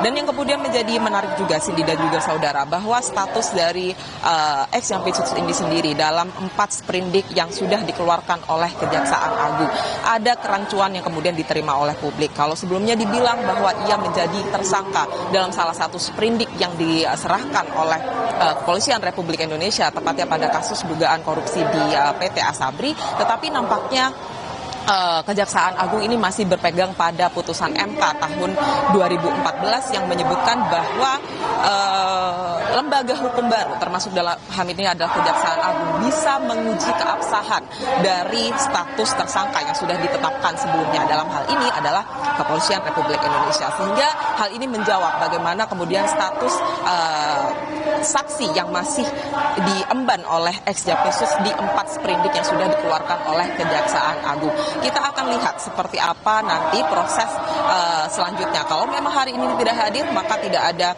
pandang bulu, ya harus dipanggil paksa dan harus mengikuti proses hukum selanjutnya. Dan kalau memang terbukti, ia harus menjadi tersangka dari sprindik keempat yang dikeluarkan oleh Kejaksaan Agung, yaitu dalam konteks kasus TPPU. Integritas dari Kejaksaan Agung dipertanyakan di publik meskipun sudah merombak pimpinan Kejaksaan Agung Muda atau Jaksa Agung Muda, tetapi penanganan kasus Febri ini menjadi momen yang ditunggu oleh publik, apakah Kejaksaan Agung bisa menangani secara adil atau tidak. Cindy. Alfa, tapi kalau hari ini yang dijadwalkan Febri Adriansyah saja atau ada tersangka lain atau saksi lain yang juga seharusnya hadir dalam pemanggilan? Ya, kalau mengikuti hasil konferensi pers tadi pagi lagi, Cindy Jagus juga saudara, oleh koordinator kasus ex-Jampitsus ini, memang yang dipanggil menurut dia adalah ex-Jampitsus. Dalam hal ini adalah mantan Jaksa Agung Muda yang kemudian beberapa barang buktinya sudah dikumpulkan oleh Kepolisian Republik Indonesia, dalam hal ini Polri. Tetapi yang masih kami kumpulkan informasinya, apakah ada tersangka lain yang termasuk Don Rito dalam hal ini dipanggil juga ke Kejaksaan Agung.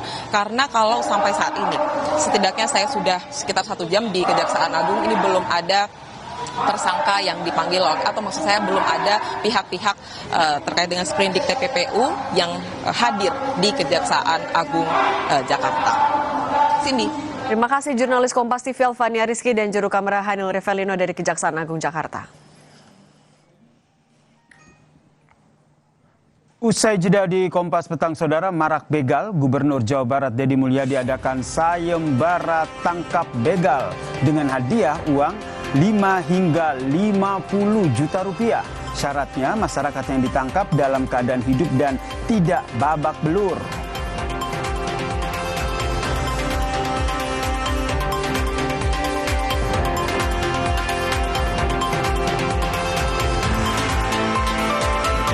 Wartawan yang tergabung dalam Jurnalis Jawa Barat berdemo di Mapolda Jabar mendesak proses hukum pengacara Hotman Paris yang dianggap melecehkan profesi jurnalis.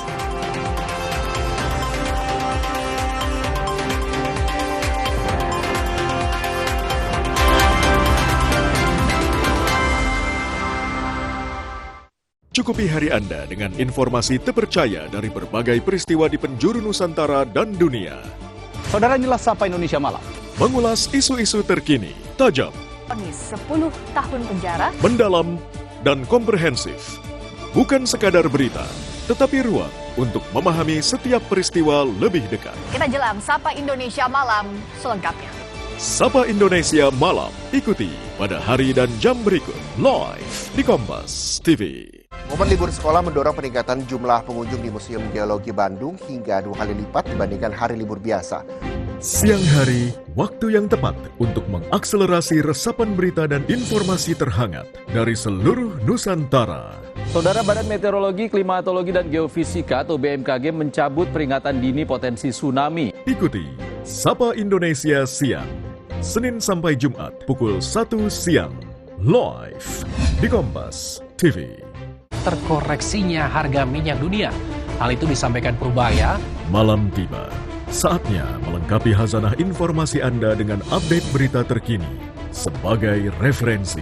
Dampaknya kebakaran ini kepada warga sekitar. TPA Jatiwaringin. Ratusan pasien di Rumah Sakit Siloam, Kota Manado berhamburan keluar saat gempa dengan magnitudo 7,6. Kompas Malam, setiap hari pada jam-jam berikut. Live di Kompas TV.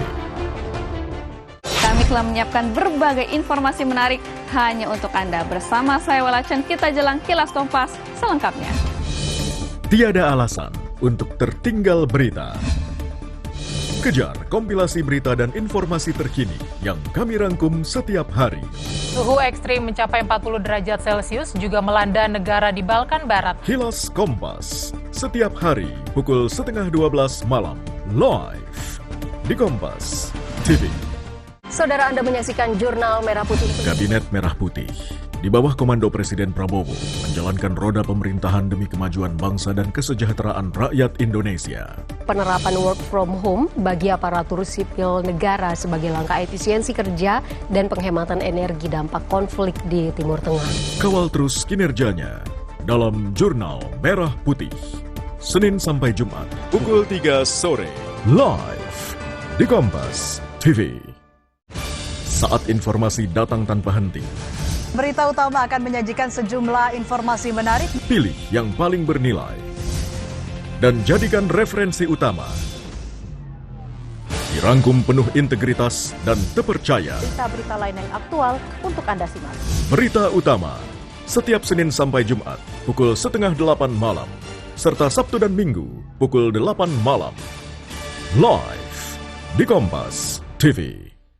Berjalan bersama, menggali pengalaman. Berjalan bersama, menemui sosok tokoh inspiratif. Dan menjaga tradisi serta budaya. Berjalan bersama, hidupkan dinamika sebuah kawasan. Amati penuh kehangatan kesehariannya. Berjalan bersama, dalam jalan-jalan. Setiap minggu, pukul 10:30 siang. Di Kompas TV.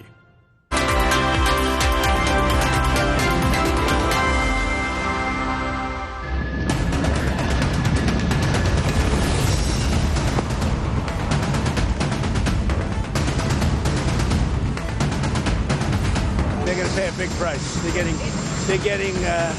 They're being decimated. آن با این حماسه نقض عهدهای مکرر شیطان بزرگ.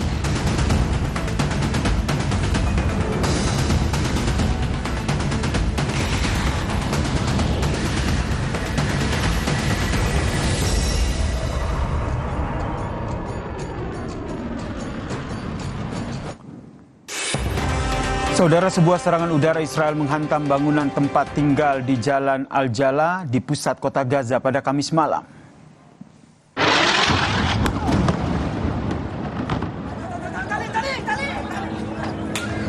Rekaman video menunjukkan momen terjadinya ledakan diikuti oleh kobaran api dan asap tebal yang membumbung tinggi di atas gedung.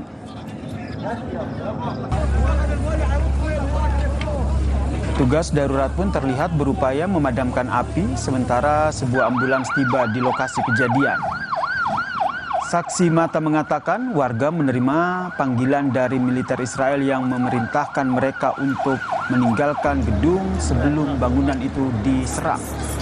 Kementerian Kesehatan Gaza mengatakan jumlah korban tewas di Palestina sejak 7 Oktober 2023 telah mencapai lebih dari 73.000 jiwa.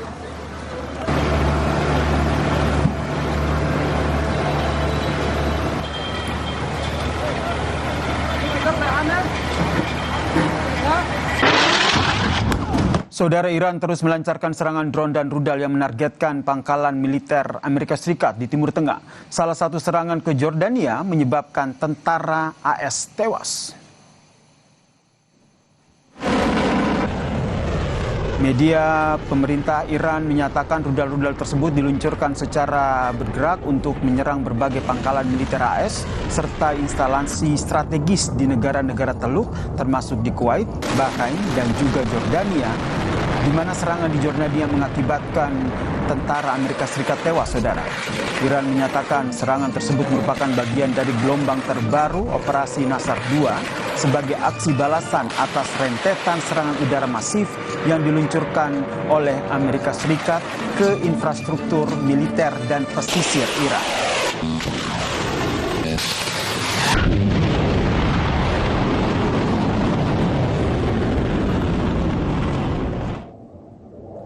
Militer Yordania secara aktif menembak jatuh gelombang rudal dan juga drone yang ditembakkan dari Iran karena melanggar kedaulatan wilayah udara mereka.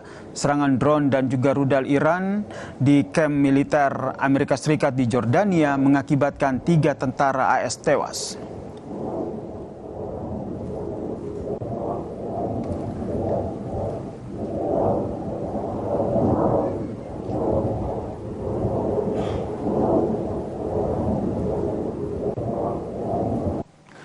Sementara itu, saudara, militer AS telah melancarkan serangan selama 13 malam berturut-turut ke target militer Iran.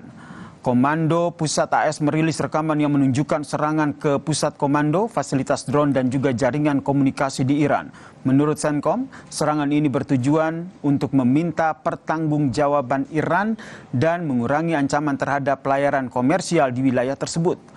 Pertempuran baru ini dimulai setelah kesepakatan gencatan senjata yang dimediasi Pakistan gagal pada Juni lalu.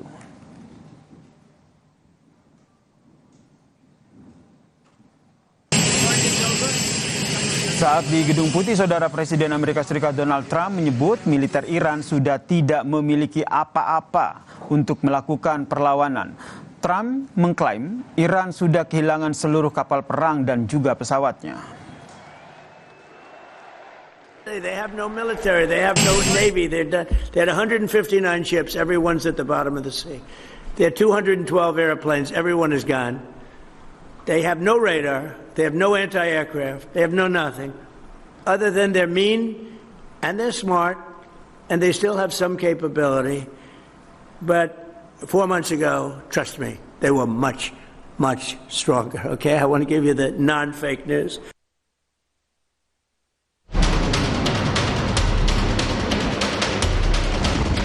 Ledakan ini terjadi di pangkalan udara Muwafaq Salti, Jordania, saat serangan rudal dan drone yang diluncurkan Iran menghantam wilayah ini. Pentagon pun mengonfirmasi 3 tentara Amerika Serikat tewas dan puluhan lainnya luka akibat serangan ini. Geram, Presiden Amerika Donald Trump pun langsung mengultimatum Iran akan membayar harga yang mahal atas serangan ke pangkalan militer AS. Omongan Trump langsung dibuktikan dengan gelombang baru serangan udara terhadap target militer Iran, menandai malam ke-13 berturut-turut operasi pengeboman yang dilakukan militer AS. Some of you are going with us to honor our heroes, and they are indeed great heroes, actually. They said, and all of them said very strongly, we cannot let Iran have a nuclear weapon. They won't have a nuclear weapon. They're going to pay a big price. They're being decimated. Iran memang terus melancarkan serangan dengan menyasar pangkalan militer AS di negara sekutunya di Timur Tengah. Bahkan pemimpin tertinggi Iran, Mojtaba Khamenei, sempat melontarkan ancaman akan beri pelajaran tak terlupakan pada Amerika Serikat. Jika Washington terus meningkatkan konflik, maka Amerika Serikat akan dapat pelajaran yang tak terlupakan dari Iran. Iran menuding AS berulang kali melanggar nota kesepahaman damai. همزمان با این حماسه نقض عهدهای مکرر شیطان بزرگ نسبت به تفاهمنامه امضا شده بین رئیس جمهوران ایران و آمریکا بار دیگر این حقیقت را به همگان ثابت کرد که امضای رئیس جمهور آمریکا چقدر بی‌ارزش و نامعتبر است و زورگویی، تمامیت خواهی و وحشیگری اجزاء لاینفک مرام و مسلک آمریکایی می باشد. Perang Iran dan AS kembali memanas karena tidak tercapai kesepakatan, sehingga Teheran kembali memberlakukan blokade di Selat Hormuz dan menembak kapal yang melanggar. Yang kemudian memicu saling balas dan menghanguskan semua rencana pembicaraan damai di meja perundingan.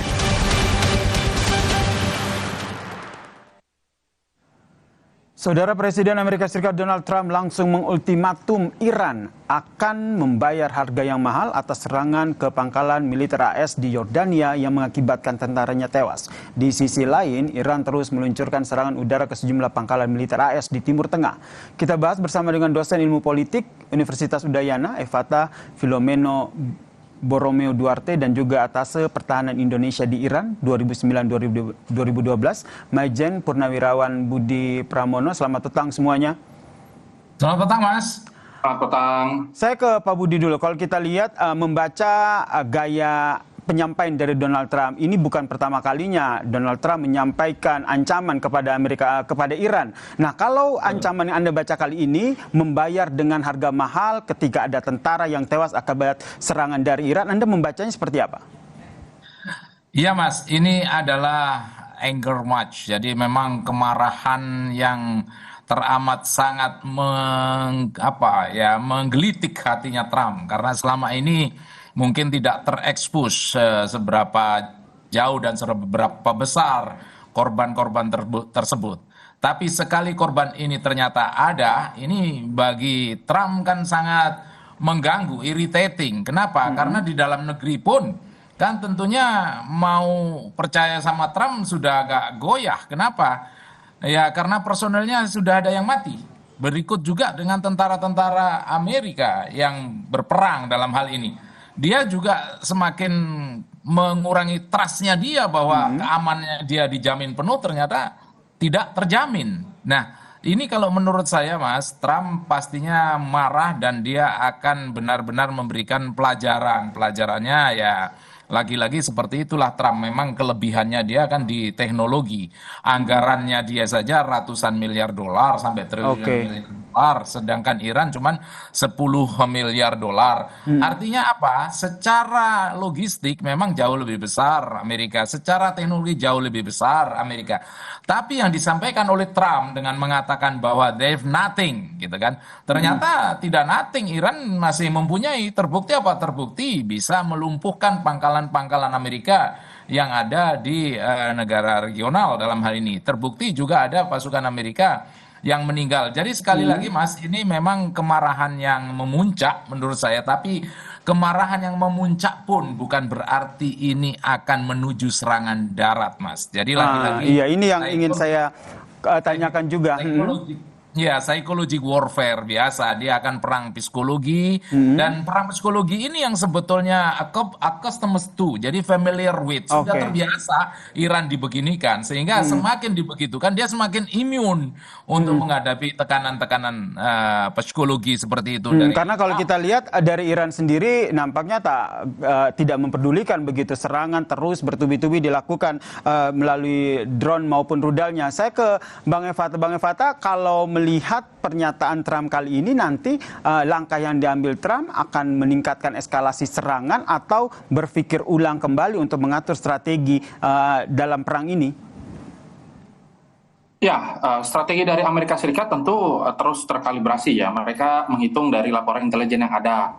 Memang saat ini kondisi di dalam politik dalam negeri Amerika Serikat cukup mendapatkan sorotan yang tajam ya. Karena ternyata pendukung MAGA itu 1 dari 5 orang itu sudah mengatakan bahwa mereka sama sekali tidak mendukung perang tersebut. Bahkan ada jajak pendapat yang dibuat oleh Fox News juga mengatakan kurang lebih 50% itu sudah menentang ya langkah yang diambil oleh Amerika Serikat. Tetapi Trump tidak kekurangan strategi, dia malah nanti ke depannya akan menetapkan tarif baru ya dari ratusan negara di dunia.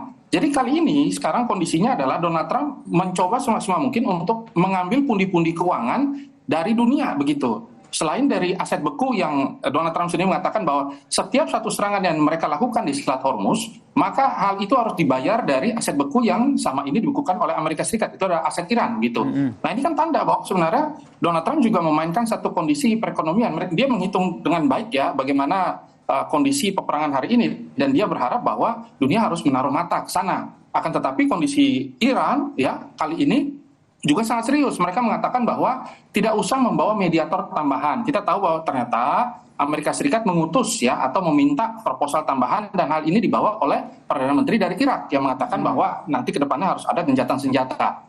Tapi dari Iran menolak secara total begitu, mengatakan bahwa tidak perlu ada lagi mediator tambahan. Amerika Serikat sangat delusional ya. Amerika Serikat juga tidak mampu memiliki satu etiket baik dalam perundingan jenis apapun. Sehingga Maka, pertemuan antara Iran dan juga Irak, maaf saya potong, kalau kita tahu bahwa ada juga pertemuan antara perwakilan Iran dan juga Irak yang berlangsung, ini menurut Anda juga akan sia-sia dalam upaya negosiasi?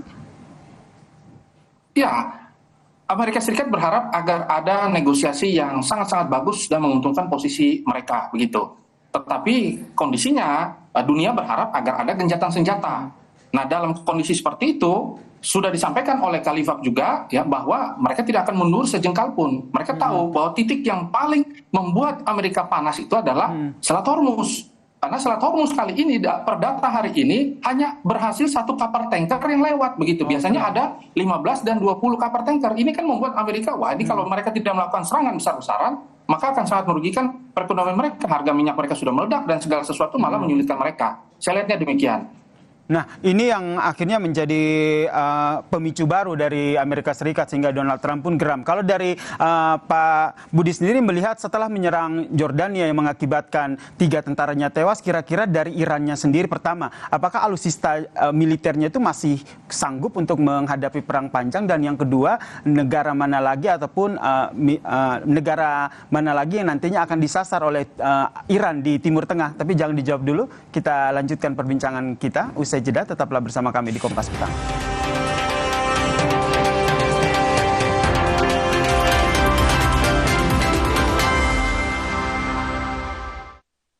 Disiarkan dari studio Menara Kompas, Kompas Pagi kembali hadir dengan sejumlah informasi penting dan menarik lainnya. Mulailah pagi dengan berbagai berita dan informasi, berbagai peristiwa yang terjadi, global dan dalam negeri. Saatnya kita pantau bagaimana arus lalu lintas bersama petugas NTMC Polri, Brigadir Sara dari kawasan. Ikuti Kompas Pagi setiap hari pukul 4:30 pagi, live di Kompas TV. Menyegarkan suasana di pagi hari dengan informasi terkini yang dinanti. Meningkatnya suhu laut, semakin banyak burung laut mati. Akan seberapa besar dampak kembalinya dana SAL? Berita dari seluruh penjuru negeri kita amati. Menyemangati di setiap pagi. Pasif yang menjadi masalah utama ekonomi digital terjadi saat pandangan pengemudi terhalang asap tebal knalpot. Sapa Indonesia Pagi, setiap hari pukul 7 pagi, live di Kompas TV. Terkoreksinya harga minyak dunia. Hal itu disampaikan Purbaya.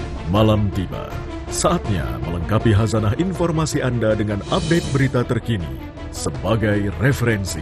Dampaknya kebakaran ini kepada warga sekitar. TPA Jatiwaringin. Ratusan pasien di Rumah Sakit Siloam Kota Manado berhamburan keluar saat gempa dengan magnitudo 7,6. Kompas Malam, setiap hari pada jam-jam berikut. Live di Kompas TV.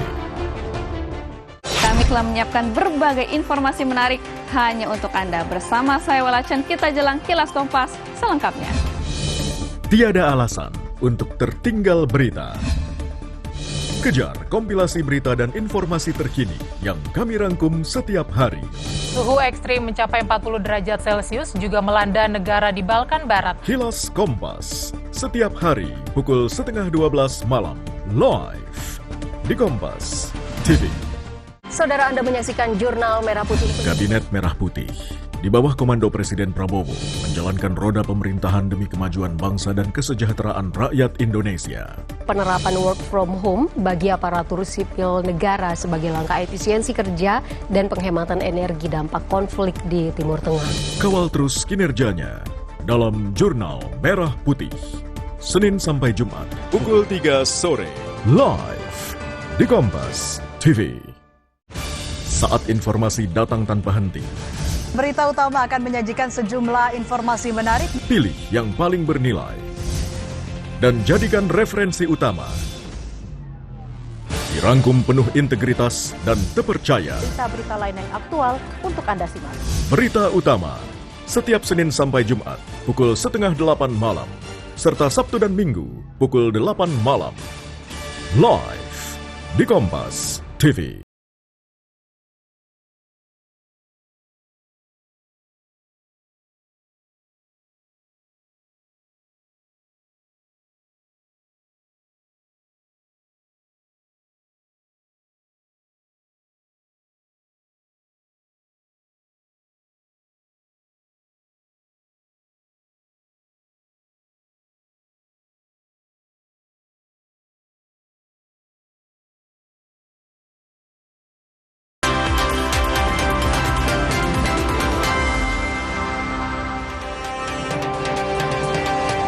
Pertanyaan saya ke Pak Budi, pengalaman Anda mengamati langsung bagaimana alutsista dari Iran selama bertugas di sana. Iran sendiri sebenarnya yang terus meluncurkan gelombang serangan rudal ke pangkalan AS. Seberapa besar sih sebenarnya kapasitas cadangan persenjataan mereka untuk melayani perang jangka panjang ini, Pak Budi?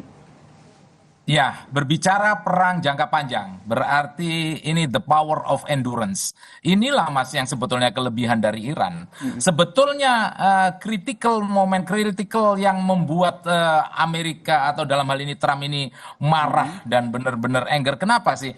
Karena kemampuan Iran yang sampai sekarang tidak bisa diselesaikan sama Amerika. Pertama, tentang perang asimetris, katakanlah seperti itu. Bagaimana hebatnya Iran ya tidak meremut memang, karena apa? Karena mereka semuanya ini adalah strategic alignment with operational autonomy. Siapa itu? Ya orang-orang yang jadi proksinya dia.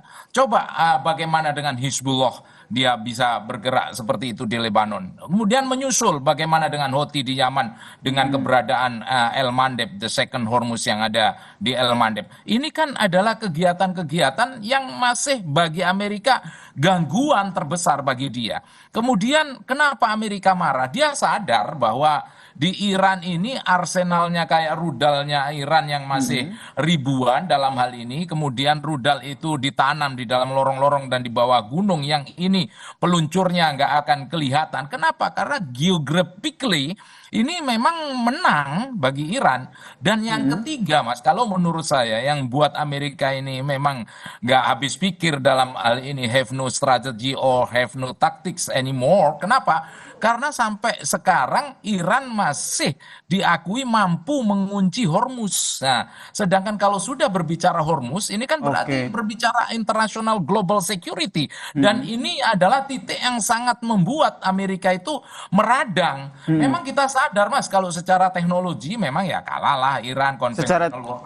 Dan dijadikan salah satu kunciannya adalah Selat Hormuz ini ya, menjadi salah satu bisa dikatakan kartu asnya lah, kartu asnya Iran dalam meladeni perang dengan Amerika Serikat. Kalau dari Bang Evata sendiri melihatnya serangan ke pangkalan AS di Jordania mengakibatkan 3 tentara AS ini tewas. Nah, menurut Anda strategi dari Iran akan terus melakukan serangan ke pangkalan militer AS di negara-negara sekutunya? Ya, Iran tidak akan melakukan serangan langsung ya kepada Amerika secara total ya. Mereka juga akan mencoba semaksimal mungkin untuk mengeskalasikan sesuatu yang masih terkondisikan dengan baik. Kita juga melihat bahwa serangan dari Iran juga tidak menyasar langsung Israel, dan sudah ada diplomasi back channel yang bocor bahwa dari kedua negara juga berharap nanti ke depannya ada satu langkah yang baru ya terkait dengan konsolidasi ke depan.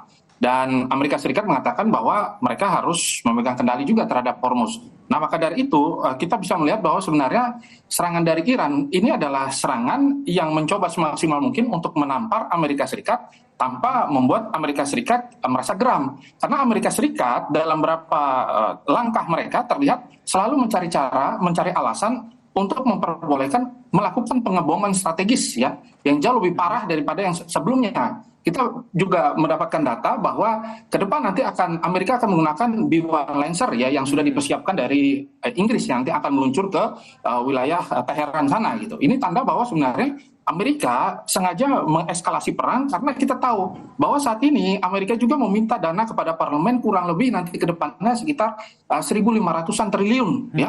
Dana ini membuktikan bahwa Amerika memang harus melakukan eskalasi apapun yang terjadi begitu. Sekarang mereka sudah habis 674 triliun begitu, dan mereka baru meminta yang baru lagi, dan kita bisa melihat bahwa eskalasi yang dilakukan oleh kedua negara ini memang masih dalam kondisi yang cukup strategis. Dan ternyata dalam fakta juga tidak seluruh kematian tentara Amerika itu karena kesalahan dari Iran.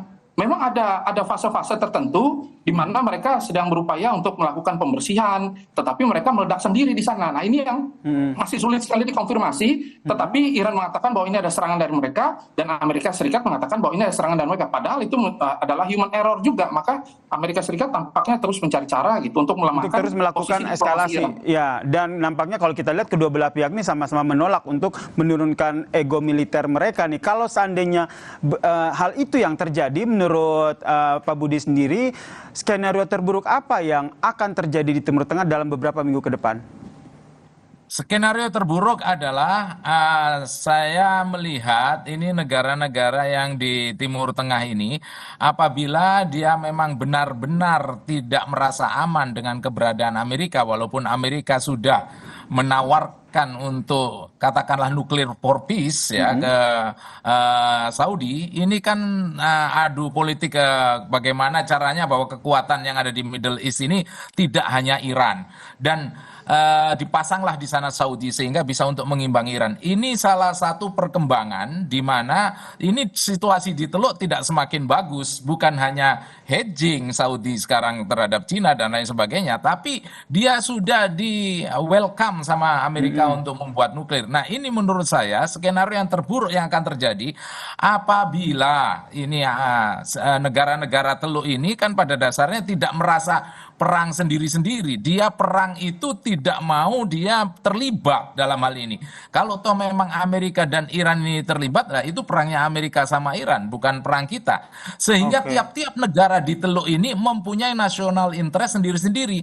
Tapi kalau negara-negara di Teluk ini mempunyai common perception, kemudian apakah dia akan benar-benar menyerang Iran sehingga timbul ini regional warfare, nah regional total warfare, ini yang paling the worst one, skenario yang paling jelek. Dan saya kira ini juga tidak mungkin terjadi. Terbukti apa? Terbukti dari ada beberapa negara Teluk yang dia tidak membalas ke Iran. Kenapa? Karena dia yakin benar apabila dia membalas, negara-negara Teluk ini kan masuk dalam covernya, sejilnya Iran. Sehingga Anda membacanya negara Teluk ini yang merupakan sekutu Amerika Serikat ini memilih untuk tidak langsung membalas ya. Tapi kalau negara sekutu Amerika Serikat yaitu Israel, menurut Anda Mas Evata akan mengambil langkah seperti apa dan momen apa akhirnya dia ikut terlibat lagi dalam perang ini?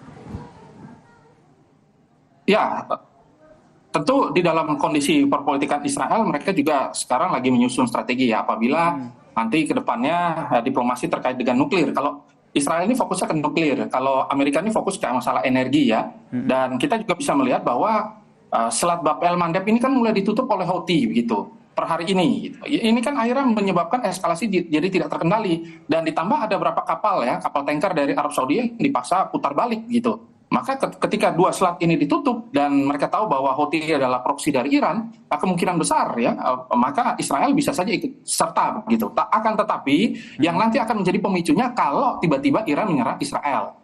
Kalau Iran tidak menyerang Israel sampai saat ini dalam diplomasi back channel yang bocor tadi, mereka mengatakan bahwa mereka tidak ingin melakukan serangan apapun dan mereka tidak ingin terlibat dalam eskalasi konflik yang diciptakan oleh dari Iran dan juga Amerika. Karena ketika dalam diplomasi jenis apapun dan juga negosiasi yang ada, Israel nggak pernah diajak begitu. Jadi saat ini mereka juga memainkan posisi-posisi strategis yang berbeda. Tampaknya kali ini Amerika yang harus melakukan titik tekan yang baru karena mereka juga membutuhkan kas-kas dan pundi-pundi strategi yang baru untuk menyelamatkan perekonomian mereka. Baik, terima kasih Mas Evata, terima kasih Pak Budi atas perspektifnya terkait dengan eskalasi perang yang masih terus terjadi di Timur Tengah. Sehat selalu semuanya.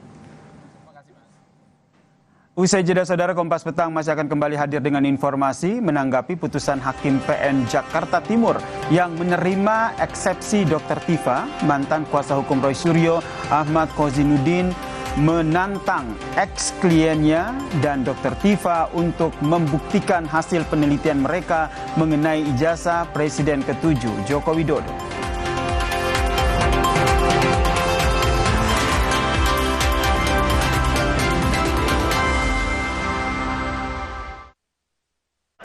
Saat sorak-sorai bergema dan adrenalin mulai terpacu, Anda tak sekadar menyaksikan, namun ikut merasakan setiap detiknya. Dari aksi di gelanggang nasional hingga pertarungan di level dunia, semua terangkum dalam berita olahraga yang cepat, tajam, dan penuh energi. Keep sporty, stay healthy. Kompas Sport pada hari dan jam berikut. Live di Kompas TV. Kami telah menyiapkan berbagai informasi menarik hanya untuk Anda. Bersama saya Walacan, kita jelang Kilas Kompas selengkapnya. Tiada alasan untuk tertinggal berita. Kejar kompilasi berita dan informasi terkini yang kami rangkum setiap hari. Suhu ekstrim mencapai 40 derajat Celcius juga melanda negara di Balkan Barat. Kilas Kompas, setiap hari pukul 11:30 malam, live di Kompas TV. Berjalan bersama, menggali pengalaman. Berjalan bersama, menemui sosok tokoh inspiratif dan menjaga tradisi serta budaya. Berjalan bersama, hidupkan dinamika sebuah kawasan. Amati penuh kehangatan kesehariannya. Berjalan bersama dalam jalan-jalan. Setiap minggu pukul 10:30 siang di Kompas TV. Siarkan langsung dari studio Newsroom Menara Kompas, inilah Jurnal Nusantara lengkapnya. Peristiwa sosial budaya dari penjuru Nusantara, serta hal-hal unik dan menarik yang menjadi sorotan. Gunung Anak Krakatau di Selat Sunda kembali erupsi, semburan abu vulkanik membentuk kolom hingga 200 meter. Jurnal Nusantara, setiap hari pukul 6:30 pagi, live di Kompas TV. Disiarkan dari studio Menara Kompas, Kompas Pagi kembali hadir dengan sejumlah informasi penting dan menarik lainnya. Mulailah pagi dengan berbagai berita dan informasi, berbagai peristiwa yang terjadi, global dan dalam negeri. Saatnya kita pantau bagaimana arus lalu lintas bersama petugas NTMC Polri, Brigadir Sara dari kawasan. Ikuti Kompas Pagi setiap hari pukul 4:30 pagi, live di Kompas TV. Menyegarkan suasana di pagi hari dengan informasi terkini yang dinanti. Meningkatnya suhu laut, semakin banyak burung laut mati. Akan seberapa besar dampak kembalinya dana sal? Berita dari seluruh penjuru negeri kita amati, menyemangati di setiap pagi. Pasif yang menjadi masalah utama ekonomi digital terjadi saat pandangan pengemudi terhalang asap tebal knalpot. Sapa Indonesia Pagi, setiap hari pukul 7 pagi, live di Kompas TV. Saat informasi datang tanpa henti. Berita utama akan menyajikan sejumlah informasi menarik. Pilih yang paling bernilai dan jadikan referensi utama. Dirangkum penuh integritas dan terpercaya. Berita-berita lain yang aktual untuk Anda simak. Berita utama setiap Senin sampai Jumat pukul 7:30 malam, serta Sabtu dan Minggu pukul 8 malam. Live di Kompas TV.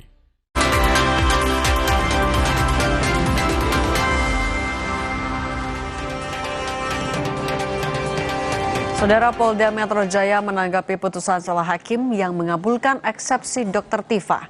Menurut polisi, keputusan hakim bukan akhir dari seluruh proses hukum. Di Reskrimum Polda Metro Jaya, Kombes Iman Imanuddin bilang, meski hakim telah membatalkan dakwaan jaksa, hal itu bukanlah akhir dari proses hukum yang sedang berjalan. Sebab menurutnya, jaksa penuntut umum masih memiliki kesempatan untuk memperbaiki dakwaan. Sementara kelanjutan berkas perkara 3 tersangka di klaster 1, Iman pastikan berkasnya akan segera dilimpahkan ke Kejati DKI.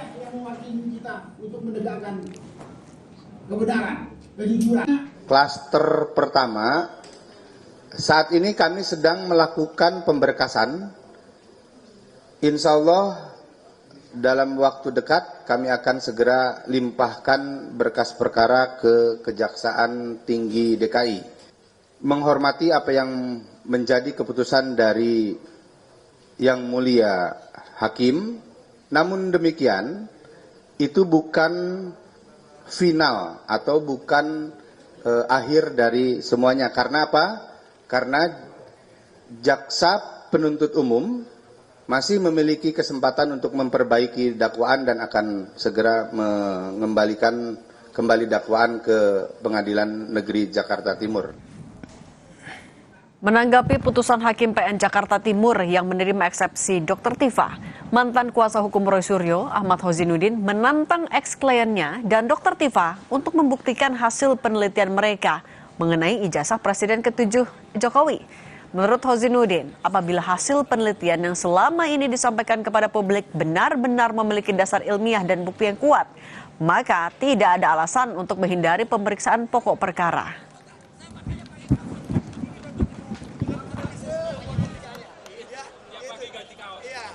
Ya sudah, sebenarnya ini dua-duanya takut, dua-duanya pengecut, tapi di depan publik yang satunya berlagak, saya sudah bertemu dengan kawan-kawan saya, ini persiapan untuk masuk ke persidangan, kita akan buktikan, saya akan bawa ijazah SD, SMP, SMA, dan sebagainya. Sebenarnya dia takut, dia juga pengecut. Justru kita tersandra dalam kasus ini gara-gara penelitian mereka. Dan mereka hanya bisa meneliti, tapi tidak memasuk pokok perkara dan membuktikan penelitian mereka. Kita sama saja dicerumuskan oleh penelitian mereka, sementara mereka buang badan atas penelitian yang selama ini mereka pasarkan kepada seluruh rakyat. Sebelumnya usai putusan selah yang mengabulkan eksepsinya, Dr. Tifa menyatakan ia akan terus berjuang untuk keadilan dan kebenaran. Tifa bilang dirinya bersama Roy Suryo akan terus memperjuangkan kebenaran soal otentik ijazah yang selama ini jadi polemik. Bila eksepsi ini diterima, kami pun akan terus berjuang. Karena penegakan keadilan dan kebenaran harus terus kita perjuangkan. Saya bersama Mas Roy Suryo insya Allah ya, akan terus memperjuangkan keadilan dan kebenaran. Tidak menyurutkan langkah kami untuk terus memperjuangkan kebenaran, terutama terkait dengan persoalan yang selama ini sudah menjadi beban bagi seluruh. Saudara, sebuah dam truk menabrak tiang rambu jalan di tol Cinere Jagorawi KM 39 hingga roboh. Akibatnya jalan sempat macet karena hanya dibuka satu lajur. Informasi selengkapnya usai jeda, kami kembali.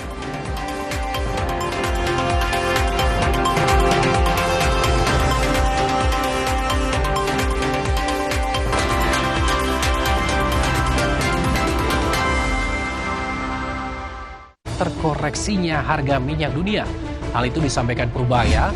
Malam tiba, saatnya melengkapi khazanah informasi Anda dengan update berita terkini sebagai referensi. Dampaknya kebakaran ini kepada warga sekitar. TPA Jatiwaringin. Ratusan pasien di Rumah Sakit Siloam Kota Manado berhamburan keluar saat gempa dengan magnitudo 7,6. Kompas Malam, setiap hari pada jam-jam berikut. Live di Kompas TV. Saat informasi datang tanpa henti. Berita utama akan menyajikan sejumlah informasi menarik. Pilih yang paling bernilai dan jadikan referensi utama.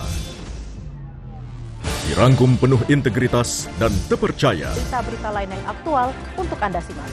Berita utama setiap Senin sampai Jumat pukul 7:30 malam serta Sabtu dan Minggu pukul 8 malam.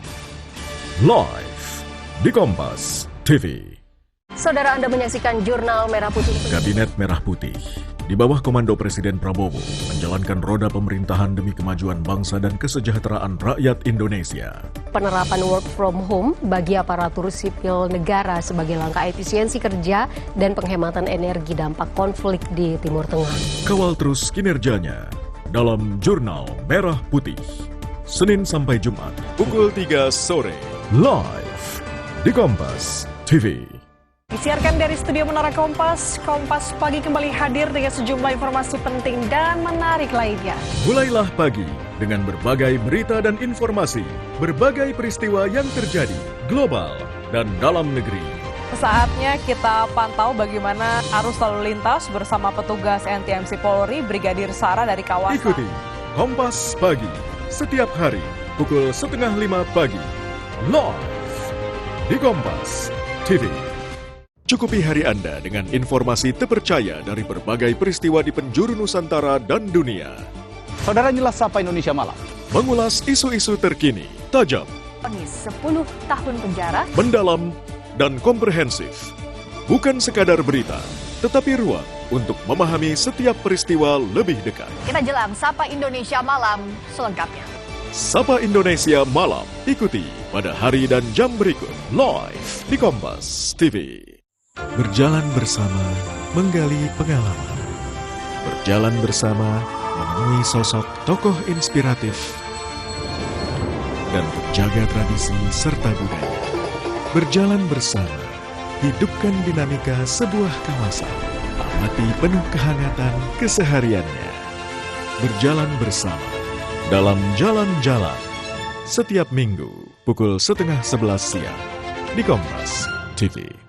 Kami telah menyiapkan berbagai informasi menarik hanya untuk Anda. Bersama saya Walacen, kita jelang Kilas Kompas selengkapnya. Tiada alasan untuk tertinggal berita. Kejar kompilasi berita dan informasi terkini yang kami rangkum setiap hari. Suhu ekstrim mencapai 40 derajat Celcius juga melanda negara di Balkan Barat. Kilas Kompas, setiap hari pukul 11:30 malam, live di Kompas TV.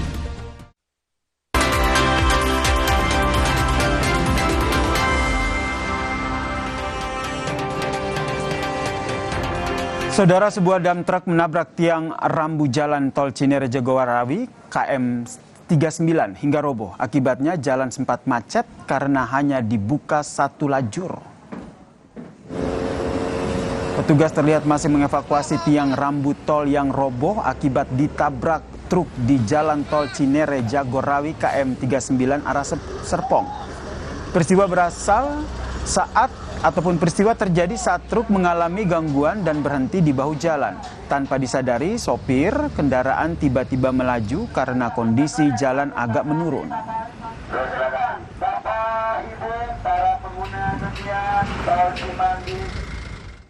Kami tutup Kompas Petang hari ini. Saya Cindy Permadi. Dan saya Yasir Nene Ama. Setelah ini Anda bisa menyaksikan program Sapa Indonesia Malam bersama Audrey Chandra dan Tifal Solesa. Terima kasih, sampai jumpa.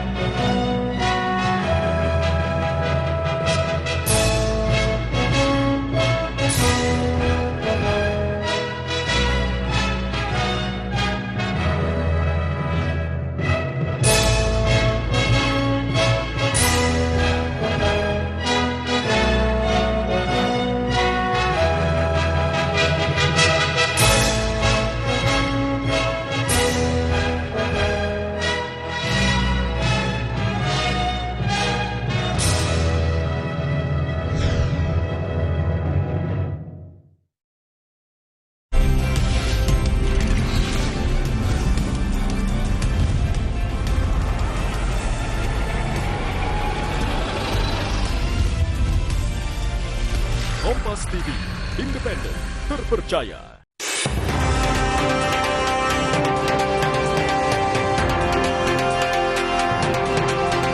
Hampir 10 jam ex-Jampitsus Febri Adriansyah jalani pemeriksaan di Kejagung. Febri diperiksa sebagai saksi kasus dugaan tindak pidana pencucian uang.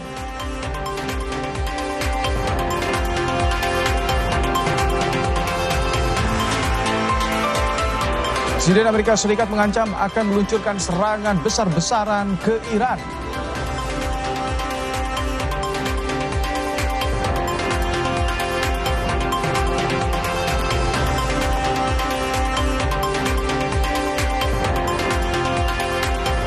Timnas Indonesia mengumumkan skuad yang dipanggil untuk gelaran Piala AFF 2026. 26 pemain diboyong Herdman untuk AFF.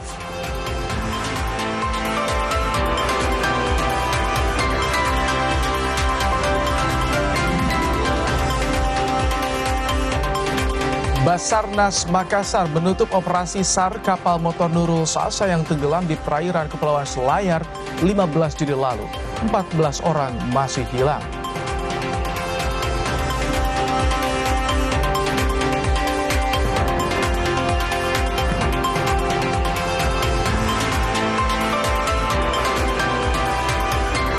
Kebakaran besar menghanguskan bangunan di Pasar Grosir Selangor, Kuala Lumpur, Malaysia. Ledakan bersumber dari 2.000 tabung gas di sekitar gudang.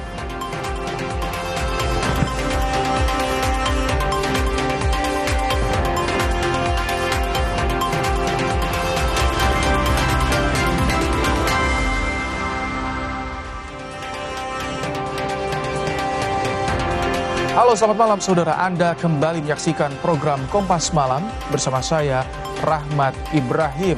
Langsung saja kita simak informasi pertama di Kompas Malam hari ini, saudara. Iran terus melancarkan serangan drone dan rudal yang menargetkan pangkalan militer AS di Timur Tengah. Salah satu serangan ke Jordania menyebabkan tentara AS tewas.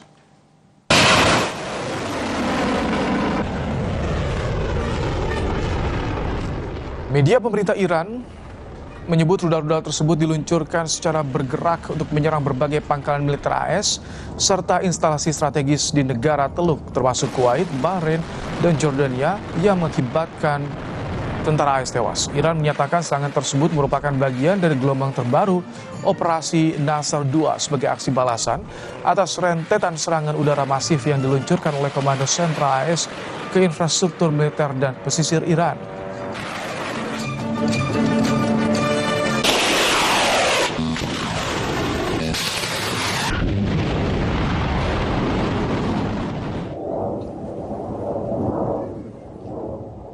Militer Yordania secara aktif menembak jatuh gelombang rudal dan drone yang ditembakkan dari Iran karena melanggar kedaulatan wilayah udara mereka.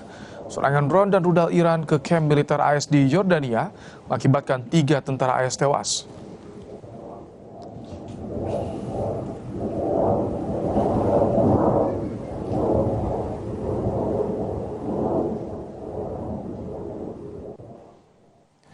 Militer AS telah melancarkan serangan selama 13 malam berturut-turut ke target militer Iran. Komando Pusat AS merilis rekaman yang menunjukkan serangan ke pusat komando, fasilitas drone, dan jaringan komunikasi di Iran. Menurut Senkom, serangan ini bertujuan meminta pertanggungjawaban Iran dan mengurangi ancaman terhadap pelayaran komersial di wilayah tersebut. Pertempuran baru ini dimulai setelah kesepakatan gencatan senjata yang dimediasi Pakistan gagal pada Juni lalu.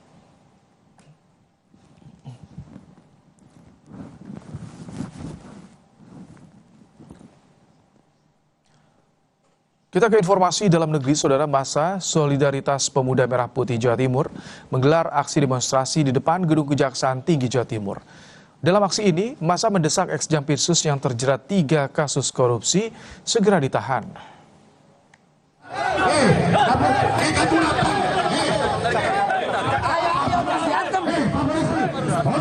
Aksi demonstrasi di depan Gedung Kejaksaan Tinggi Jawa Timur di Surabaya berlangsung ricuh. Massa dari Solidaritas Pemuda Merah Putih Jawa Timur terlibat aksi saling dorong dengan polisi yang berjaga. Aksi saling dorong terjadi saat massa memaksa masuk ke Kejati Jatim untuk bertemu Kepala Kejaksaan Tinggi Jawa Timur dan menyampaikan tuntutannya. Dalam tuntutannya, massa mendesak Kejaksaan Agung segera mengadili dan menahan ex-Jampitsus yang terjerat 3 kasus korupsi besar. Kecuali putu keluar. Bahwa sore hari ini yang bersangkutan Yogi Ardiansyah sampai hari ini belum ditahan oleh Kejaksaan maupun KPK maupun dari kepolisian, maka daripada itu harapan kami masyarakat Jawa Timur supaya kasus ini segera terang benderang, maka Kejaksaan Agung sekaligus dengan KPK untuk bisa bersama-sama melakukan penahanan terhadap Yogi Ardiansyah. Puluhan mahasiswa yang menamakan diri BEM Persatuan Indonesia menggelar aksi unjuk rasa dengan membuka tenda di depan Gedung Kejaksaan Agung Kebayoran Baru, Jakarta Selatan pada Jumat malam. Mereka menuntut agar Kejaksaan Agung segera usut tuntas kasus dugaan korupsi dan tindak pidana pencucian uang yang menyeret ex-Jampitsus Febri Adriansyah secara objektif, transparan, dan akuntabel. Dari saya seperti itu bisa dilanjutkan lagi.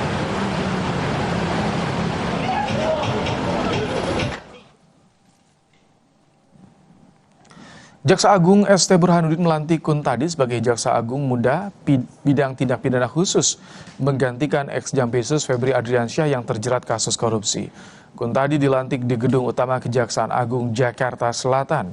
Pelantikan ini merupakan bagian dari penataan jabatan strategis di Korps Adiaksa. Dengan pelantikan ini, posisi Jampitsus yang sebelumnya lowong pasca pengunduran diri Febri sekarang resmi diisi oleh Kuntadi.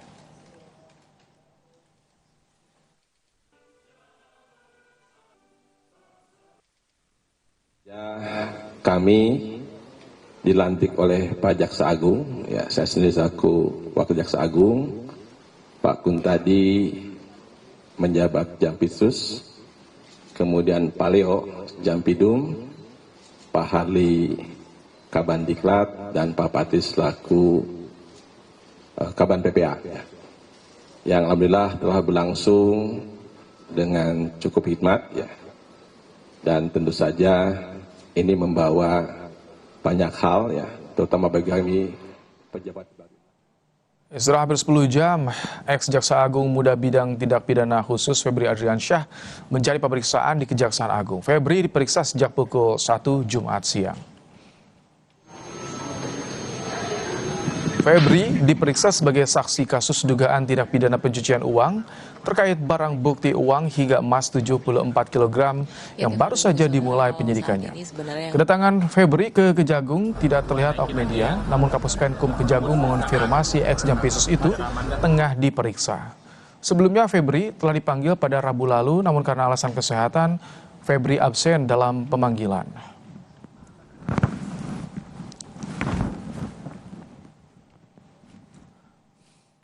Lewat pesan singkat kepada jurnalis Kompas TV, Kapus Penkum Kejagung bilang sudah dan dalam pemeriksaan.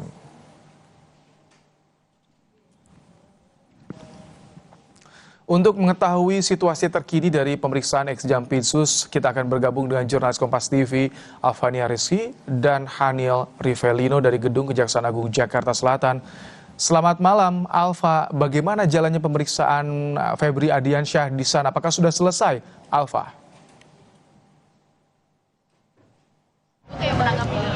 Ya, Ibrahim dan juga saudara, selamat malam. Saat ini proses pemeriksaan terhadap ex-Jampitsus Febri Adriansyah nampaknya masih berlangsung. Ini sudah lebih dari 9 jam ya Febri Adriansyah ini kalau mengikuti pernyataan dari Kapus Penkum Kejaksaan Agung.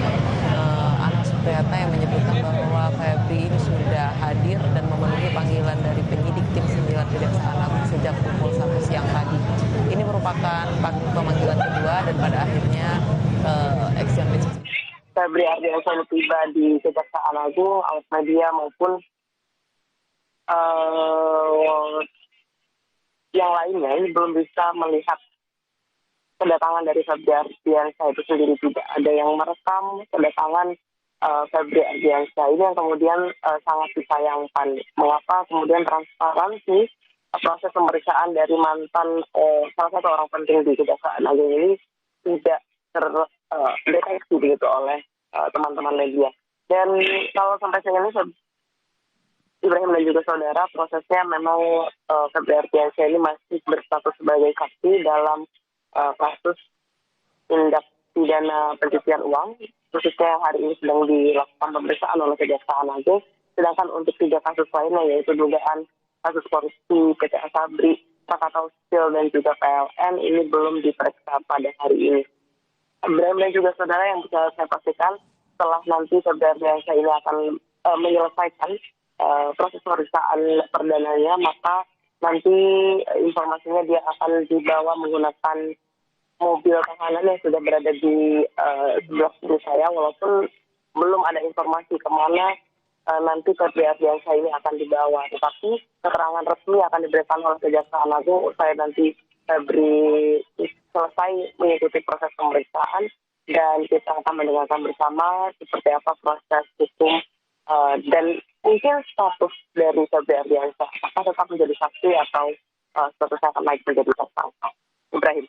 Baik, terima kasih Alvania Rizky untuk laporannya langsung dari kantor Kejaksaan Agung di Kebayoran Baru, Jakarta Selatan. Sorotan lain, saudara, seorang guru ASN di Tanjung Balai, Sumatera Utara tega mengorbankan muridnya menjadi korban pelecehan seksual sang suami. Warga yang geram menggerebek rumah pelaku dan nyaris menghakiminya.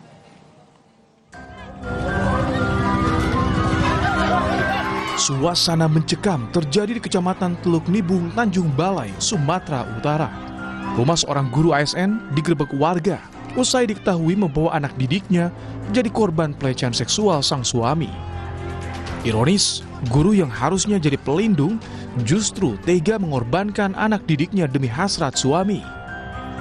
Polisi yang coba mengevakuasi guru tersebut sempat kesulitan karena banyaknya warga yang geram dengan perbuatannya.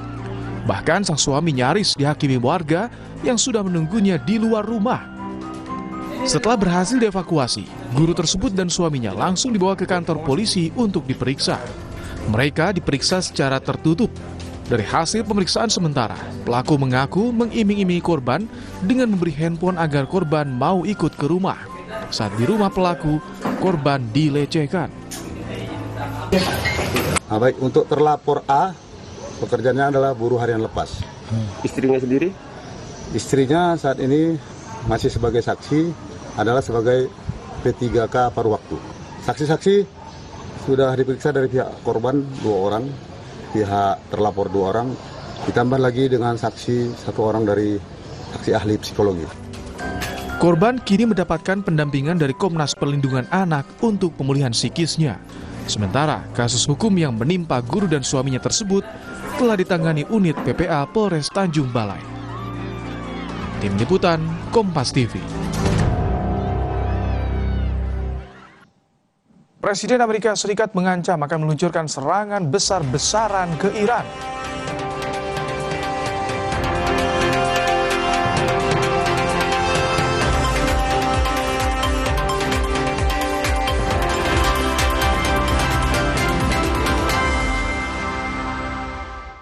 Beri makna pada siang hari Anda.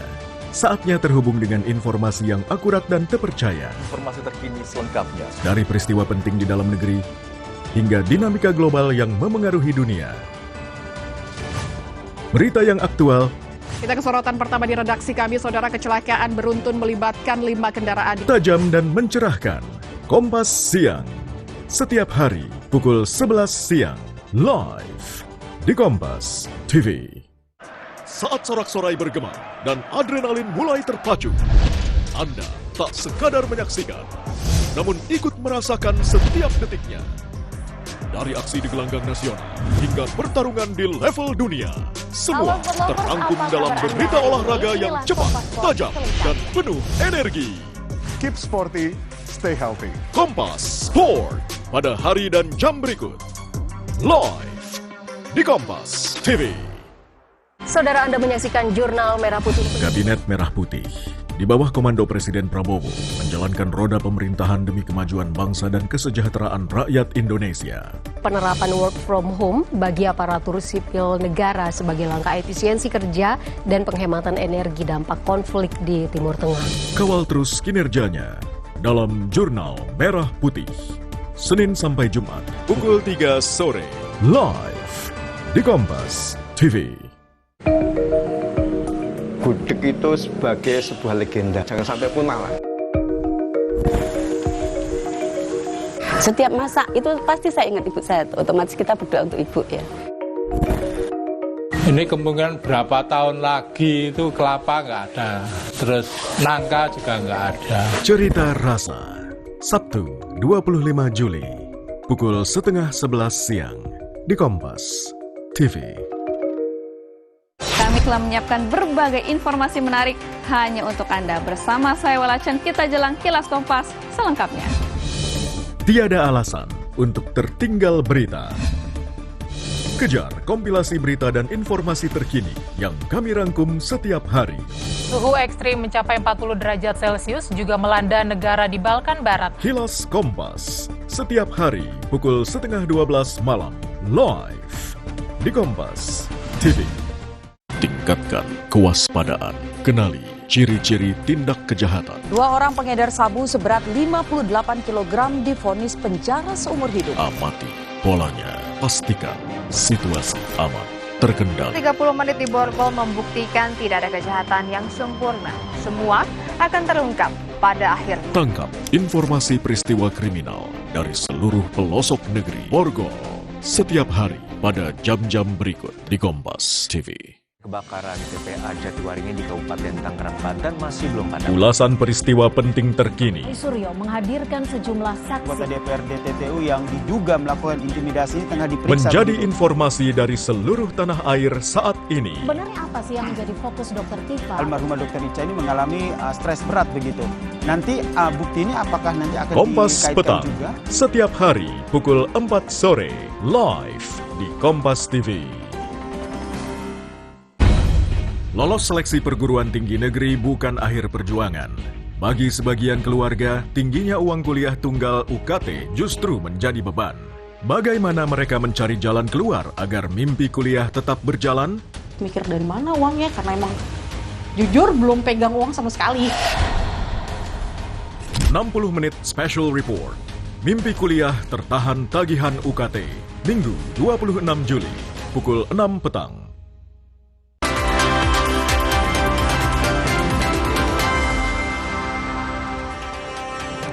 Presiden Amerika Serikat mengancam akan meluncurkan serangan besar-besaran ke Iran. Ancaman ini keluar setelah Iran membombardir fasilitas militer Amerika Serikat di negara-negara Teluk.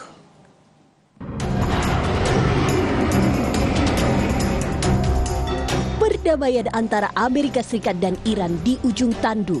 Presiden Amerika Serikat Donald Trump mengancam akan meluncurkan serangan besar-besaran ke Iran setelah Teheran membombardir fasilitas militer Amerika Serikat di negara-negara Teluk. Saya sedang mempertimbangkan serangan besar-besaran yang lebih besar daripada sebelumnya. Saya hampir mengambil keputusan, kami sudah siap sepenuhnya untuk melaksanakannya. Ini merupakan ancaman baru Trump terhadap Iran. Donald Trump menyebut Amerika Serikat dalam posisi kuat untuk menyerang Iran. Selain itu, Trump mengklaim bahwa Iran memiliki niat jahat namun tetap ingin mencapai kesepakatan. Trump menegaskan Iran tidak boleh memiliki senjata nuklir. We're doing very well against the Islamic Republic of Iran. We're doing extremely well. They would like to do something, but I say they're not ready yet. They need more of the same. They're not ready yet. They got some evil intentions. We cannot let them have a nuclear weapon. Masih sulit tercapai kesepakatan antara Amerika Serikat dan Iran direspons Menteri Luar Negeri Iran Abbas Araghchi. Abbas Araghchi menyebut Iran tidak memiliki masalah terkait pesan ancaman Trump. Araghchi mengklaim banyak negara yang menjadi perantara untuk menyampaikan pesan terhadap Amerika Serikat. Namun ia menegaskan pendekatan Amerika Serikat dinilai tidak rasional dan serakah. ایشون البته یه سفری به واشنگتن داشتن. طبیعی هست که دیدگاه‌ها و برداشت‌های خودش از این سفر به ما منتقل بکنه که امر عادی هست. ضمن اینکه ما الان با آمریکا مشکل میانجی نداریم، به اندازه کافی این در بین ما هستن کشورهایی که این کار رو انجام میدن. مشکل تبادل پیام واقعا وجود نداره. مشکل نوع رویکرد آمریکا هست و اون رویکرد غیر منطقی و زیاده خواهانه و سلطه طلبانشون هست که خب با برخوردهای مقتدرانه از سوی ما مواجه شد. Perang Iran dan Amerika Serikat kembali memanas karena tidak tercapainya kesepakatan sehingga Teheran kembali memberlakukan blokade di Selat Hormuz dan menembak kapal yang melanggar. Hal ini memicu saling balas serangan dan menghanguskan semua rencana pembicaraan damai di meja perundingan. Baik Amerika Serikat juga Iran masih saling tidak percaya. Lalu bagaimana nasib perdamaian di Timur Tengah? Kita akan bahas bersama dengan pengamat intelijen dan keamanan UI, Stanislaus Rianta. Selamat malam, Mas Stanis. Selamat malam, Mas. Sudah ada ancaman baru yang dikeluarkan oleh Trump akan menyerang Iran secara besar-besaran. Apakah ini betul-betul akan direalisasikan atau hanya gertakan semata menurut Anda? Ya, kalau kita melihat karakternya Trump kan beberapa kali ketika pada babak sebelumnya itu kan dia sering kali menggertak tetapi tidak direalisasikan. Tapi ini kan yang menarik adalah DPR Amerika kan menyetujui anggarannya sekitar 1.700 triliun ya. Ini kan amunisi baru buat Trump. Jadi ketika Trump menjalankan gertakannya itu dia sudah didukung dengan infrastruktur dan anggaran yang cukup baik gitu loh. Jadi Trump bisa saja memang kali ini melakukan betul kegertakannya itu karena itu berarti didukung oleh masyarakatnya. Karena ada kepentingan juga Trump ketika nanti harus menghadapi pemilu ketika dia kelihatan lemah di mata dunia, di mata masyarakatnya, itu cukup berbahaya bagi nanti pemilu Tapi kali ini Trump harus menunjukkan bahwa Amerika itu masih kuat. Karena kalau tidak cukup berbahaya. Nah, dalam perang kemarin, yang beberapa bulan kemarin, ini kan Amerika tidak menang, Iran juga tidak kalah. Sementara dana yang dikeluarkan sudah banyak, sekitar 500 atau 600 triliun gitu. Ini kan cukup banyak. Tentu masyarakat butuh pertanggungjawaban gitu loh.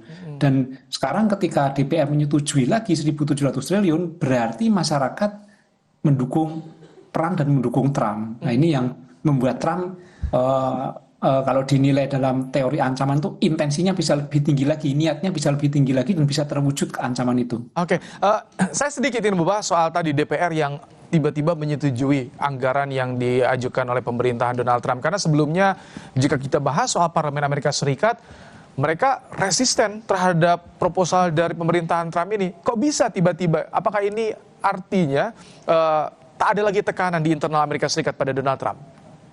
Ya, pasti ada mekanisme politik yang dijalankan oleh Trump supaya anggaran ini berjalan. Dan ini mekanisme politik ya itu di semua negara pasti ada. Di Indonesia pun juga seperti itu bisa terjadi kan. Apa yang kita duga tidak bisa ternyata bisa terjadi, atau yang tidak mungkin menjadi mungkin gitu. Tapi faktanya adalah secara politik Trump mendapatkan dukungan dari DPR Amerika untuk melakukan perang dengan tersedianya dana sebesar 1.700. Dan ini kan berarti semakin memperkuat niat Trump untuk melakukan aksi-aksi terhadap Iran. Faktanya memang sudah RUU itu disetujui, jadi tinggal disahkan saja, lalu Trump akan mendapatkan amunisi baru 1.700 triliun. Oke. Tapi di sisi lain, Iran juga proksi-proksinya sudah mulai terbangun nih, Mas Tanis. Jadi akan bagaimana solusi akhir dari perang di Timur Tengah ini menurut Anda?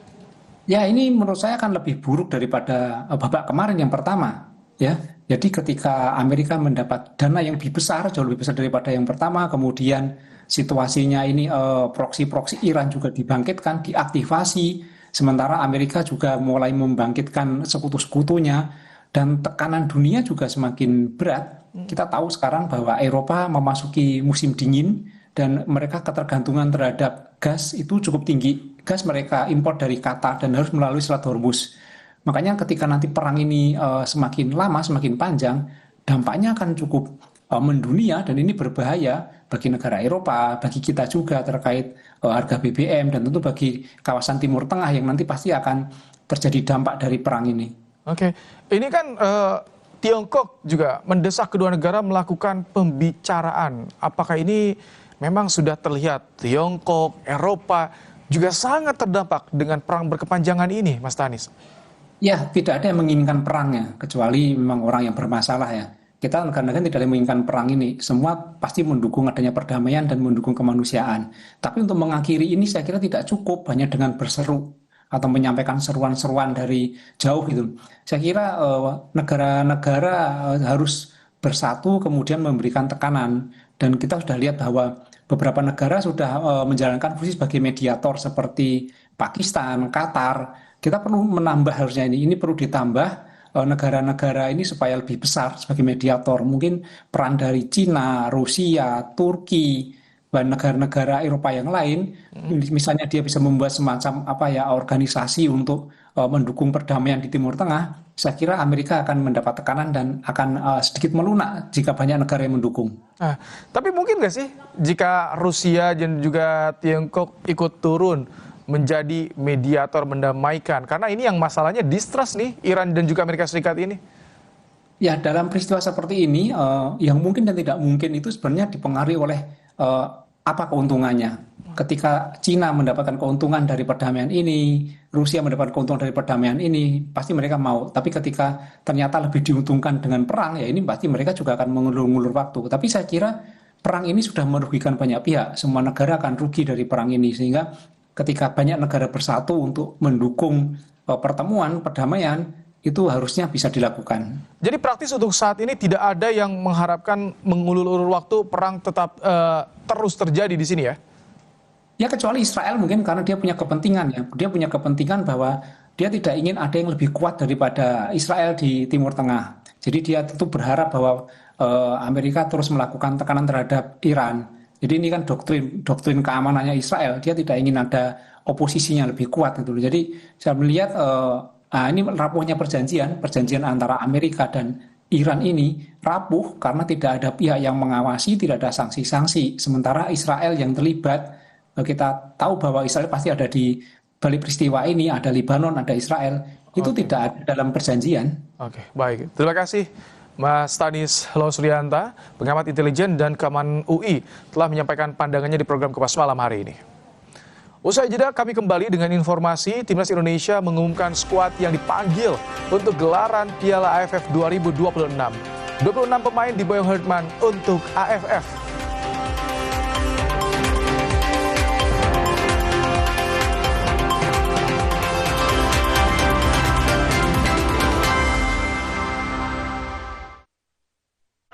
Saat sorak-sorai bergema dan adrenalin mulai terpacu, Anda tak sekadar menyaksikan, namun ikut merasakan setiap detiknya. Dari aksi di gelanggang nasional hingga pertarungan di level dunia, semua terangkum dalam berita olahraga yang cepat, tajam, dan penuh energi.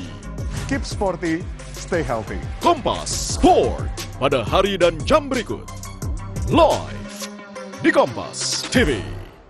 Kami telah menyiapkan berbagai informasi menarik hanya untuk Anda. Bersama saya Walacan, kita jelang Kilas Kompas selengkapnya. Tiada alasan untuk tertinggal berita.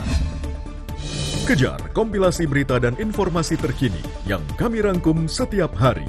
Suhu ekstrim mencapai 40 derajat Celcius juga melanda negara di Balkan Barat. Kilas Kompas, setiap hari pukul 11:30 malam, live di Kompas TV. Saat informasi datang tanpa henti. Berita utama akan menyajikan sejumlah informasi menarik. Pilih yang paling bernilai dan jadikan referensi utama. Dirangkum penuh integritas dan terpercaya. Berita-berita lain yang aktual untuk Anda simak. Berita utama setiap Senin sampai Jumat pukul 7:30 malam, serta Sabtu dan Minggu pukul 8 malam. Live di Kompas TV. Gudeg itu sebagai sebuah legenda, jangan sampai punah lah. Setiap masak itu pasti saya ingat ibu saya, otomatis kita berdoa untuk ibu ya. Ini kemungkinan berapa tahun lagi itu kelapa nggak ada, terus nangka juga nggak ada. Cerita Rasa, Sabtu 25 Juli, pukul 10:30 siang di Kompas TV. Saudara, Anda menyaksikan Jurnal Merah Putih. Kabinet Merah Putih di bawah komando Presiden Prabowo menjalankan roda pemerintahan demi kemajuan bangsa dan kesejahteraan rakyat Indonesia. Penerapan work from home bagi aparatur sipil negara sebagai langkah efisiensi kerja dan penghematan energi dampak konflik di Timur Tengah. Kawal terus kinerjanya dalam Jurnal Merah Putih. Senin sampai Jumat, pukul 3 sore. Live di Kompas TV. Tingkatkan kewaspadaan. Kenali ciri-ciri tindak kejahatan. 2 orang pengedar sabu seberat 58 kg divonis penjara seumur hidup. Amati polanya. Pastikan situasi aman, terkendali. 30 menit di Borgol membuktikan tidak ada kejahatan yang sempurna. Semua akan terungkap pada akhirnya. Tangkap informasi peristiwa kriminal dari seluruh pelosok negeri. Borgol setiap hari pada jam-jam berikut di Kompas TV. Beri makna pada siang hari Anda. Saatnya terhubung dengan informasi yang akurat dan terpercaya. Informasi terkini selengkapnya. Dari peristiwa penting di dalam negeri hingga dinamika global yang memengaruhi dunia. Berita yang aktual Kita ke sorotan pertama di redaksi kami, saudara. Kecelakaan beruntun melibatkan 5 kendaraan. Tajam dan mencerahkan. Kompas Siang. Setiap hari pukul 11 siang. Live di Kompas TV. Lolos seleksi perguruan tinggi negeri bukan akhir perjuangan. Bagi sebagian keluarga, tingginya uang kuliah tunggal UKT justru menjadi beban. Bagaimana mereka mencari jalan keluar agar mimpi kuliah tetap berjalan? Mikir dari mana uangnya, karena emang jujur belum pegang uang sama sekali. 60 menit special report. Mimpi kuliah tertahan tagihan UKT. Minggu 26 Juli, pukul 6 petang.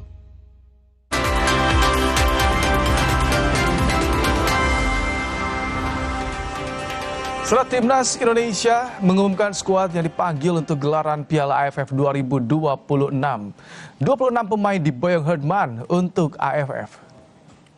Timnas Indonesia sudah mengumumkan 26 pemain yang dipanggil untuk gelaran Piala AFF 2026. Di penjaga gawang ada nama Nadio hingga Cahya Supriyadi. Di belakang ada Rizky Ridho dan juga Justin Yubner yang akhirnya dipanggil. Sementara lini depan ada nama baru Mitchell Baker hingga Jens Raven. Ya, ini dia. Di penjaga gawang, nama Nadio Argawinata nampaknya masih akan jadi pilihan utama seorang John Herdman.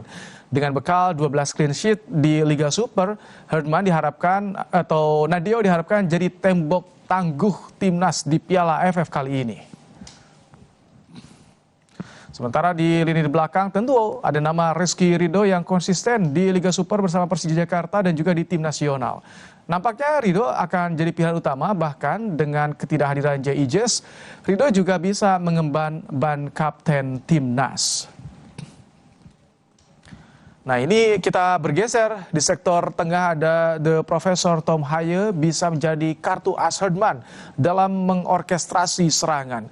Penampilan impresifnya bersama Persib Bandung jadi modal bagi Tom Haye untuk mengatur distribusi bola ke lini serang Timnas.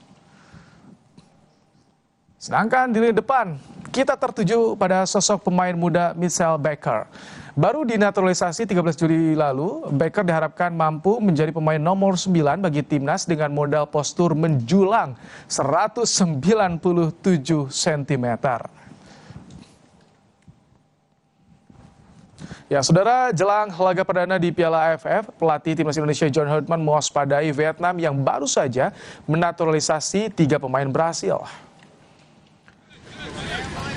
Vietnam jadi salah satu lawan skuad Garuda di Piala AFF Grup A bersama Kamboja, Singapura, dan Timor Leste. Herdman menyebut tambahan 3 pemain naturalisasi bakal menambah tenaga baru buat Vietnam.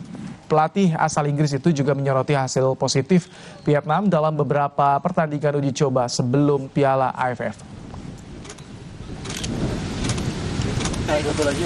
Kan di ini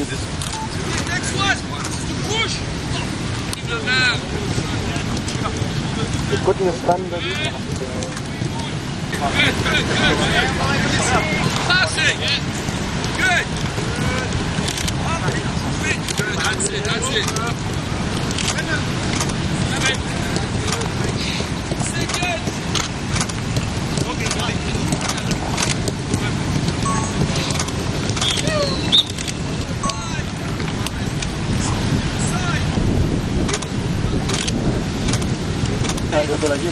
Kan di ini They've just naturalised 3 Brazilians.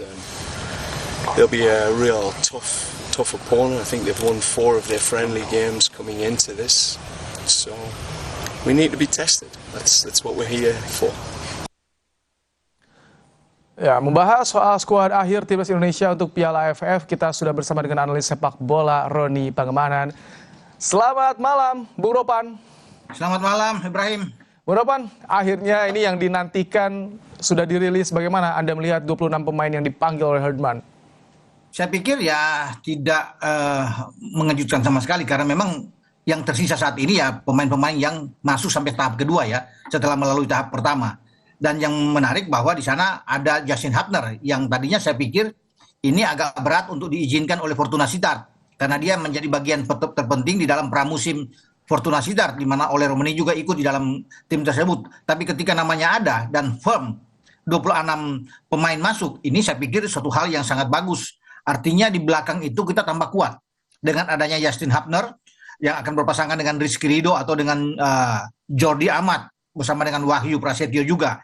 Jadi memang kedalaman skuad dijaga dengan benar dengan kehadiran Justin Hubner dan juga masuknya pemain yang baru akan mungkin pertama kali debut di tim senior yaitu Tim Hypens. Juga pemain belakang. Jadi di belakang itu saya lihat ini sangat tebal.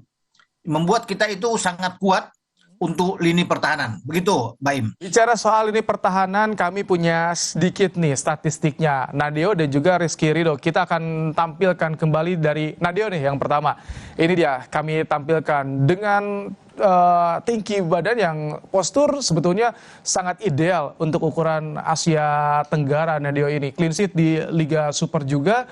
Kemudian juga 24 caps untuk tim nasional, 189 cm. Bagaimana Anda melihat sosok Nadeo ini? Iya, kalau bicara Nadeo, saya pikir dia pantas ya menjadi kiper utama untuk Piala AFF karena bermain di level senior untuk di FIFA Series ataupun di FIFA Matchday kemarin dengan Oman dan Mosambik, dia masuk di dalam 3 kiper pilihan John Herdman. Karena kita tahu di sana ada 2 kiper top kan, ada Martin Paz dengan Emil Audero. Nah, ketika dia masuk di level AFF, saya pikir dia pantas untuk bisa bermain karena dia menjadi salah satu kiper terbaik di Liga Super kemarin ya bersama dengan Teja Paku Alam dan dia pantas ya untuk bisa ada di bawah mistar timnas kita. Sekarang kan dia sudah dari Borneo menuju ke Persija. Okay. Jadi ini adalah suatu hal yang sangat baik bagi Nadeo untuk bisa membuktikan bahwa dia menjadi kiper terbaik setelah Emil dan juga dengan Martin Paz, begitu. Karena ini lawan gak kaleng-kaleng, lawannya Vietnam dan juga Kamboja untuk di grup A. Tapi bicara soal ini pertahanan yang akan diuji juga ada sosok Rizky Ridho nih yang kemungkinan akan menjadi mengemban ban kapten juga tampaknya ya, Bung Ropan. Kita lihat statistiknya.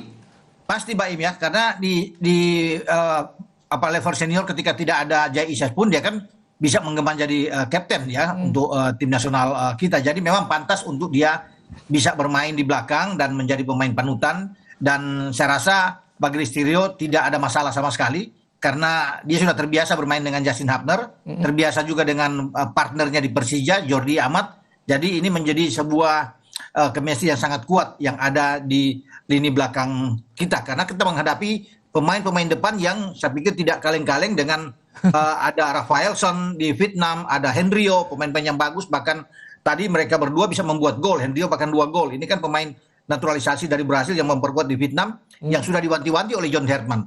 Belum lagi dengan Kamboja kan. Kamboja ada 5 bahkan. 7 gol tadi kita Vietnam. Wow, ini ngeri juga. Bicara soal lini tengah dan juga lini depan, kalau di lini tengah kita tentu memiliki ada nama Tom Haye juga. Ini menarik sekali. Lini depan ada Mitchell Baker. Bagaimana Anda melihat dua sosok ini? Kami tampilkan juga nanti statistiknya ini dia. Tom Haye. Ya, Tom Haye kan pemain yang berpengalaman 17 caps ya. Dia ada 2 kali assist dan 2 gol. Hal yang bagus karena memang kita butuh Tom Haye untuk bisa menjadi dirhen di tengah ya. Menjadi pembagi bola, distribusi bola ke depan. Ketika Haye tidak bermain di FIFA Matchday yang menghadapi Oman dan Mosambik karena harus bisa menjalani hukuman itu, sekarang kita butuh pemain seperti itu dan dia hadir di Piala AFF pada saat yang tepat karena memang kita perlu sosok yang punya pengalaman, punya ketenangan dengan visi bermain bola yang sangat baik dan itu ada pada diri Tom Haye. Dengan masuknya juga Ivar Jenner ini akan membuat lini tengah kita akan sangat kuat karena di sana juga ada Mark Klok. Jadi misalnya kalau bermain juga bukan dengan 3-4-3 misalnya Herdman bermain dengan 4-3-3 pun, saya pikir ini gelandang kita akan kuat jika dipadukan di antara Tom Haye, Ivar dan Mark Klok di tengah. Begitu. Di depan yang biasa kita bahas adalah pemain nomor 9. Oleh Romoni kita diharapkan menjadi nomor 9, tapi ini nampaknya bakal ada penerus ya, Mitchell Baker nih, Bung Ropan. Tingginya 197 cm, Bung Ropan. Ya, main sangat tinggi, hampir 2 meter ya. Dan ini menjadi ujian pertama, tantangan buat Mitchell Baker setelah dinaturalisasi pada 13 Juli yang lalu. Kemarin dalam uji coba melawan Bali United, dia menjadi salah satu pencetak gol di antara 3 gol kita ke gawang Bali United setelah Mark Klok dan Doni Tri Pamungkas saat itu. Jadi ini harapan buat dia, tantangan untuk bisa membuktikan kesempatan yang diberikan oleh John Herdman untuk pemain nomor 9 di depan. Ketika Ole Romani tidak ada, maka dia menjadi satu-satunya harapan yang ada di depan. Tentunya ini harus perlu bantuan, bukan hanya menggantungkan kepada Mitchell Baker, tapi bantuan itu datang dari Ragnar Oratmangun, dari Marcelino Ferdinand, yang bisa memberikan asis-asis terbaik buat seorang Mitchell Baker. Memang sayang kita tidak punya Luke Fikri yang tidak diizinkan oleh klub dia, MacArthur. ya Luke akan bermain di FIFA Asian Cup di September-Oktober, tapi tidak mengapa. Makanya ini menjadi tantangan besar, saya bilang sekali lagi, buat Michelle Becker untuk bisa membuktikan bahwa dia pantas bermain di tim nasional dengan usia yang masih sangat muda. Oke, sekarang bicara soal tim lawan. Tadi Anda sedikit menyinggung soal Vietnam, baru saja menaturalisasi 3 pemain Brasil, udah menggulung Timor Leste di pertandingan malam hari ini 7 gol. Bagaimana Anda? Ini juara bertahan yang tentu ada ambisi tersendiri biasanya ketika lawan Indonesia. Iya, ini kan pemanasan yang bagus buat Vietnam ya, sebagai juara bertahan ketemu dengan Timur Leste, bahkan bermain itu di Chonburi di Thailand. Dan ini menjadi peringatan buat kita karena kita akan berhadapan dengan Vietnam itu pada tanggal 3 Agustus. Tapi sebelum itu kita tanggal 31 menghadapi Timur Leste. Saya pikir kita tidak perlu untuk ke sana dulu. Yang ada di depan mata adalah Kamboja. Tanggal 27 itu yang paling dekat. Maka kita harus satu-satu untuk bisa melihat di sana bagaimana bisa mengatasi Kamboja, karena ini berbahaya buat saya. Kenapa bilang berbahaya? Kamboja juga adalah tim yang sangat baik ya, berbenah sangat bagus. Saat ini mereka bisa mengalahkan Bhutan 4-0, bahkan Hong Kong dikalahkan dengan 2-0. Jadi ini warning juga bagi John Herdman untuk tidak main-main ya melihat ini, tidak meremehkan Kamboja. Mereka mendatangkan ada beberapa pemain, sebenarnya ada 10 naturalisasi, tapi mereka mendatangkan sekitar 5 pemain naturalisasi yang ada di dalam tim ini, termasuk dengan Yudai Ogawa yang ada di sana, ada juga dengan pemain dari Misano ya, Hikaru Misano yang ada di belakang juga dari Jepang, ada Kolibali dari Pantai Gading, ada Mirzaev dari Uzbekistan, ada juga Iago Fernandes di sana, Bento Fernandes itu dari Brasil yang baru saja dinaturalisasi. Jadi 5 ini itu ada 1 di belakang, ada 3 di tengah, dan ada Kolibali di depan.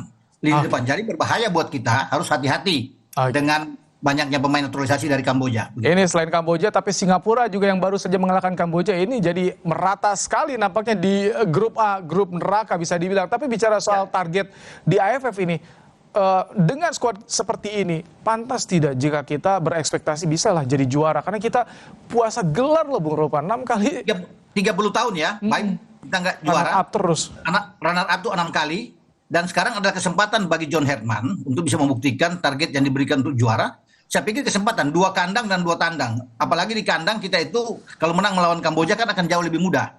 Karena kita akan ketemu dengan Timur Leste. Sebelum kita fokus benar-benar melawan Vietnam. Karena Vietnam sebagai juara bertahan, untungnya kita bermain di Pakansari dengan Vietnam. Jadi itu menjadi nilai tambah buat kita sebelum kita tanggal 7 Agustus ketemu dengan Singapura dalam pertandingan terakhir. Jadi memang ini kesempatan untuk dimanfaatkan dengan baik oleh Garuda kita di saat akan menghadapi lawan-lawan yang ada di dalam jadwal. Karena tidak mudah, semua lawan itu harus dihadapi dengan konsentrasi penuh. Walaupun Timur Leste kalah dengan 7 gol, tetapi tetap kita tidak boleh menganggap enteng. Ya, apalagi kita bermain di Chonburi ya. Walaupun secara kualitas kita ada di atas Timur Leste. Oke, baik. Terima kasih Bung Ropan untuk ulasannya di program Kompas Malam hari ini. Ya. Usai jeda kami kembali dengan informasi operasi SAR kapal motor Nurul Salsa yang tenggelam di perairan Kepulauan Selayar, Sulawesi Selatan resmi ditutup. Masih ada 14 korban belum ditemukan.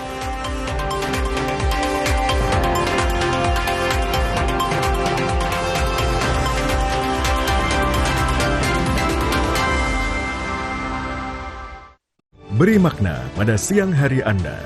Saatnya terhubung dengan informasi yang akurat dan terpercaya. Informasi terkini selengkapnya. Dari peristiwa penting di dalam negeri, hingga dinamika global yang memengaruhi dunia.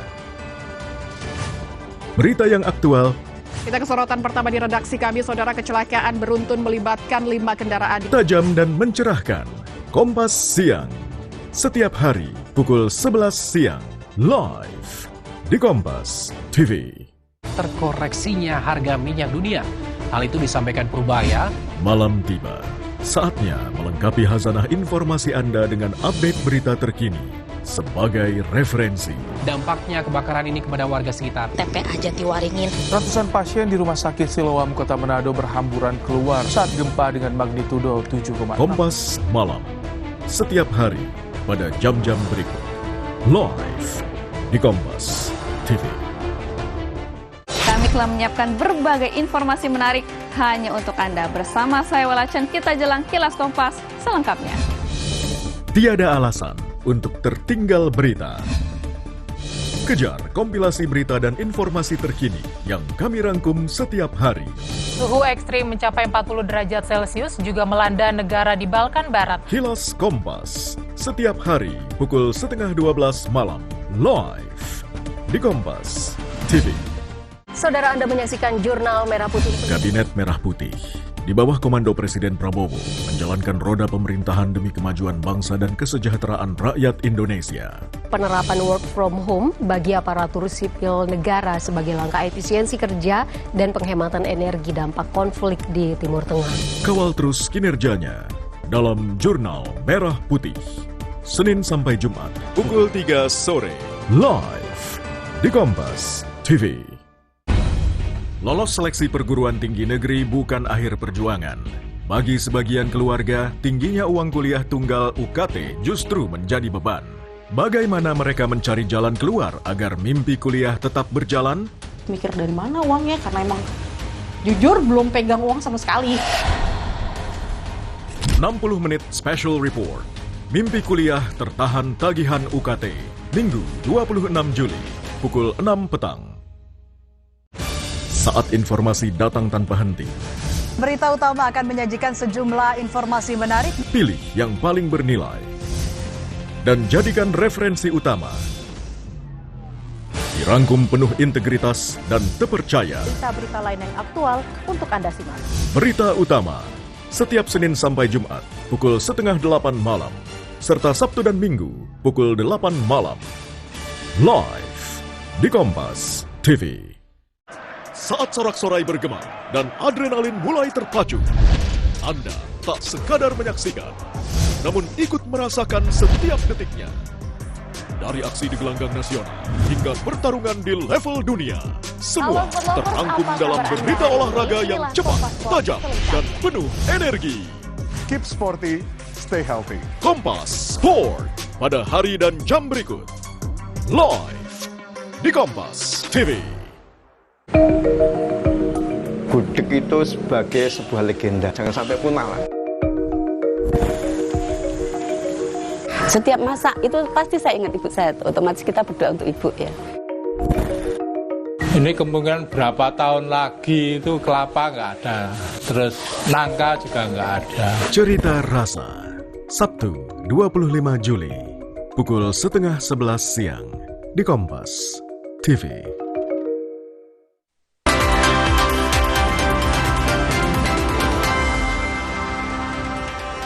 Basarnas Makassar menutup operasi SAR kapal motor Nurul Salsa yang tenggelam di perairan Kepulauan Selayar 15 Juli lalu. Dari 76 orang yang berada di kapal, 58 orang ditemukan selamat, 4 orang meninggal dunia dan 14 orang masih dicari.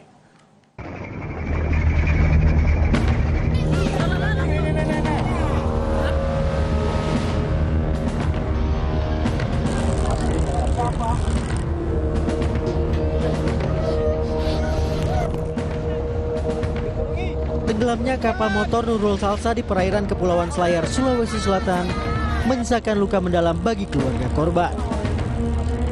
Operasi SAR dikerahkan untuk menyelamatkan 76 orang termasuk awak kapal. Para korban terombang-ambing di lautan selama berjam-jam berbekal baju pelampung yang mereka kenakan.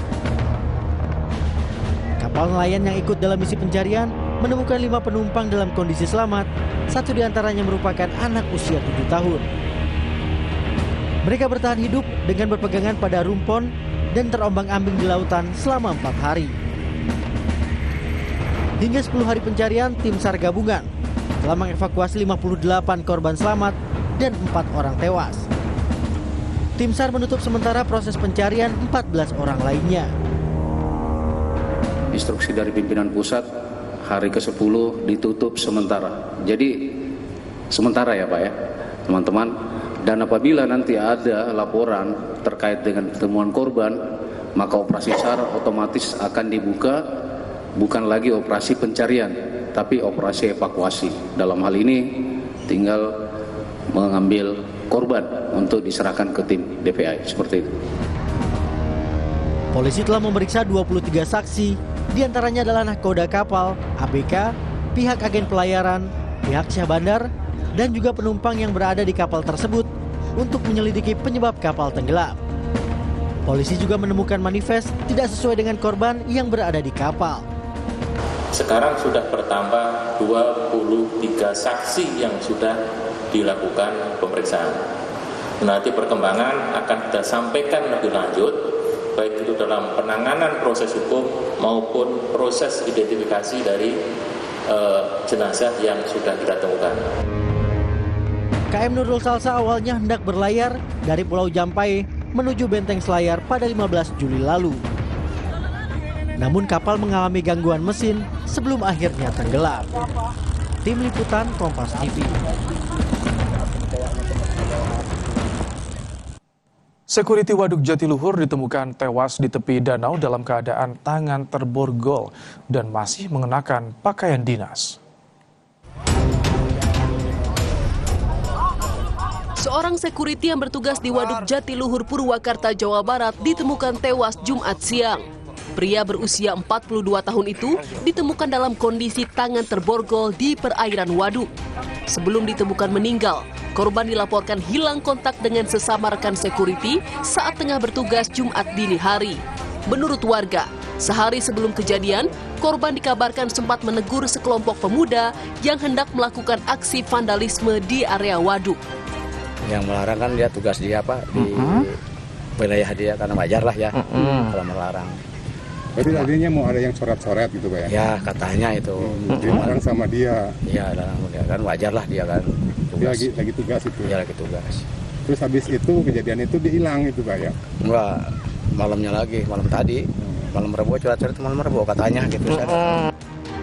Polisi yang datang ke lokasi langsung melakukan penyelidikan dengan menggelar olah TKP dan memeriksa sejumlah saksi. Polisi menyebut korban tewas dalam keadaan mengenakan seragam dinas. Kondisi korban dalam keadaan terborgol, sedang menggunakan seragamnya. Berarti sedang bertugas ya, Dan ya? Ya, diketahui sedang bertugas. Untuk luka kita masih melakukan visum di Rumah Sakit Bayu Asih. Kebetulan untuk hasil belum kami terima. Sementara jenazah masih dilakukan pemeriksaan di rumah sakit. Usai divisum, jenazah korban akan diotopsi di Rumah Sakit Sartika Asih Bandung guna kepentingan penyelidikan. Henry Irawan, Kompas TV, Purwakarta, Jawa Barat.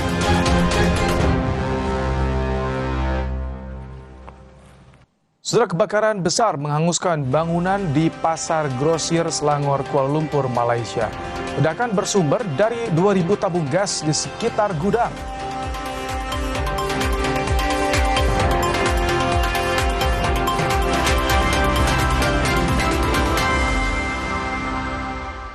Tingkatkan kewaspadaan. Kenali ciri-ciri tindak kejahatan. 2 orang pengedar sabu seberat 58 kg divonis penjara seumur hidup. Amati polanya. Pastikan situasi aman, terkendali. 30 menit di Borgol membuktikan tidak ada kejahatan yang sempurna. Semua akan terungkap pada akhirnya. Tangkap informasi peristiwa kriminal dari seluruh pelosok negeri. Borgol setiap hari pada jam-jam berikut di Kompas TV. Terkoreksinya harga minyak dunia. Hal itu disampaikan Purbaya. Malam tiba. Saatnya melengkapi khazanah informasi Anda dengan update berita terkini sebagai referensi. Dampaknya kebakaran ini kepada warga sekitar. TPA Jatiwaringin. Ratusan pasien di Rumah Sakit Siloam, Kota Manado berhamburan keluar saat gempa dengan magnitudo 7,6. Kompas Malam. Setiap hari pada jam-jam berikut. Live di Kompas TV. Tingkatkan kewaspadaan. Kenali ciri-ciri tindak kejahatan. 2 orang pengedar sabu seberat 58 kg divonis penjara seumur hidup. Amati polanya. Pastikan situasi aman, terkendali. 30 menit di Borgol membuktikan tidak ada kejahatan yang sempurna. Semua akan terungkap pada akhirnya. Tangkap informasi peristiwa kriminal dari seluruh pelosok negeri. Borgol setiap hari pada jam-jam berikut di Kompas TV. Saat informasi datang tanpa henti. Berita utama akan menyajikan sejumlah informasi menarik. Pilih yang paling bernilai dan jadikan referensi utama. Dirangkum penuh integritas dan terpercaya. Berita-berita lain yang aktual untuk Anda simak. Berita utama setiap Senin sampai Jumat pukul 7:30 malam serta Sabtu dan Minggu pukul 8 malam. Live di Kompas TV. Lolos seleksi perguruan tinggi negeri bukan akhir perjuangan. Bagi sebagian keluarga, tingginya uang kuliah tunggal UKT justru menjadi beban. Bagaimana mereka mencari jalan keluar agar mimpi kuliah tetap berjalan? Mikir dari mana uangnya, karena emang jujur belum pegang uang sama sekali. 60 menit special report. Mimpi kuliah tertahan tagihan UKT. Minggu 26 Juli, pukul 6 petang. Saudara, Anda menyaksikan Jurnal Merah Putih. Kabinet Merah Putih di bawah komando Presiden Prabowo menjalankan roda pemerintahan demi kemajuan bangsa dan kesejahteraan rakyat Indonesia. Penerapan work from home bagi aparatur sipil negara sebagai langkah efisiensi kerja dan penghematan energi dampak konflik di Timur Tengah. Kawal terus kinerjanya dalam Jurnal Merah Putih. Senin sampai Jumat, pukul 3 sore. Live di Kompas TV. Gudeg itu sebagai sebuah legenda, jangan sampai punah lah. Setiap masak itu pasti saya ingat ibu saya, otomatis kita berdoa untuk ibu ya. Ini kemungkinan berapa tahun lagi itu kelapa nggak ada, terus nangka juga nggak ada. Cerita Rasa, Sabtu 25 Juli, pukul 10:30 siang di Kompas TV. Kami telah menyiapkan berbagai informasi menarik hanya untuk Anda. Bersama saya Walacan, kita jelang Kilas Kompas selengkapnya. Tiada alasan untuk tertinggal berita. Kejar kompilasi berita dan informasi terkini yang kami rangkum setiap hari. Suhu ekstrim mencapai 40 derajat Celcius juga melanda negara di Balkan Barat. Kilas Kompas, setiap hari pukul 11:30 malam, live di Kompas TV.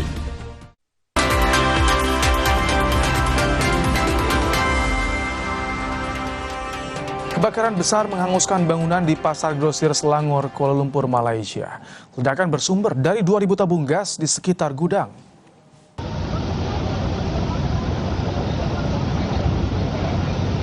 Serangkaian ledakan sempat terdengar dari lokasi kebakaran. Ledakan bersumber dari 2.000 tabung gas di sekitar gudang. Lebih dari 135 petugas dikerahkan untuk proses pemadaman. Kebakaran baru dapat dipadamkan pada Jumat dini hari. Penyebab kebakaran masih diinvestigasi.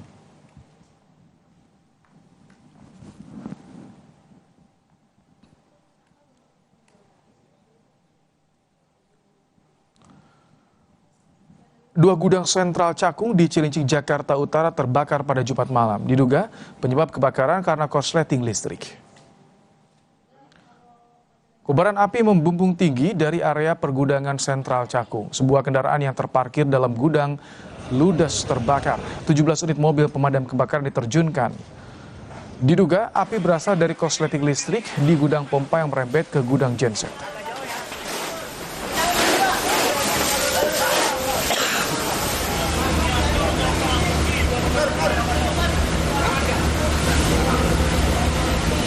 Asal api, titik api awalnya dari mana, Pak?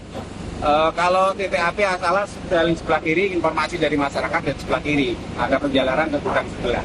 Oke. Untuk dugaan penyebab? Dugaan penyebab sementara informasi dari masyarakat juga listrik. Terima kasih Anda telah menyaksikan program Kompas malam hari ini. Perbarui terus informasi Anda di Kompas TV dengan 3 botol air mineral 700 ml yang setara 2 liter air untuk satu hari penuh kesejukan. Saya Rahmat Ibrahim. Sampai jumpa.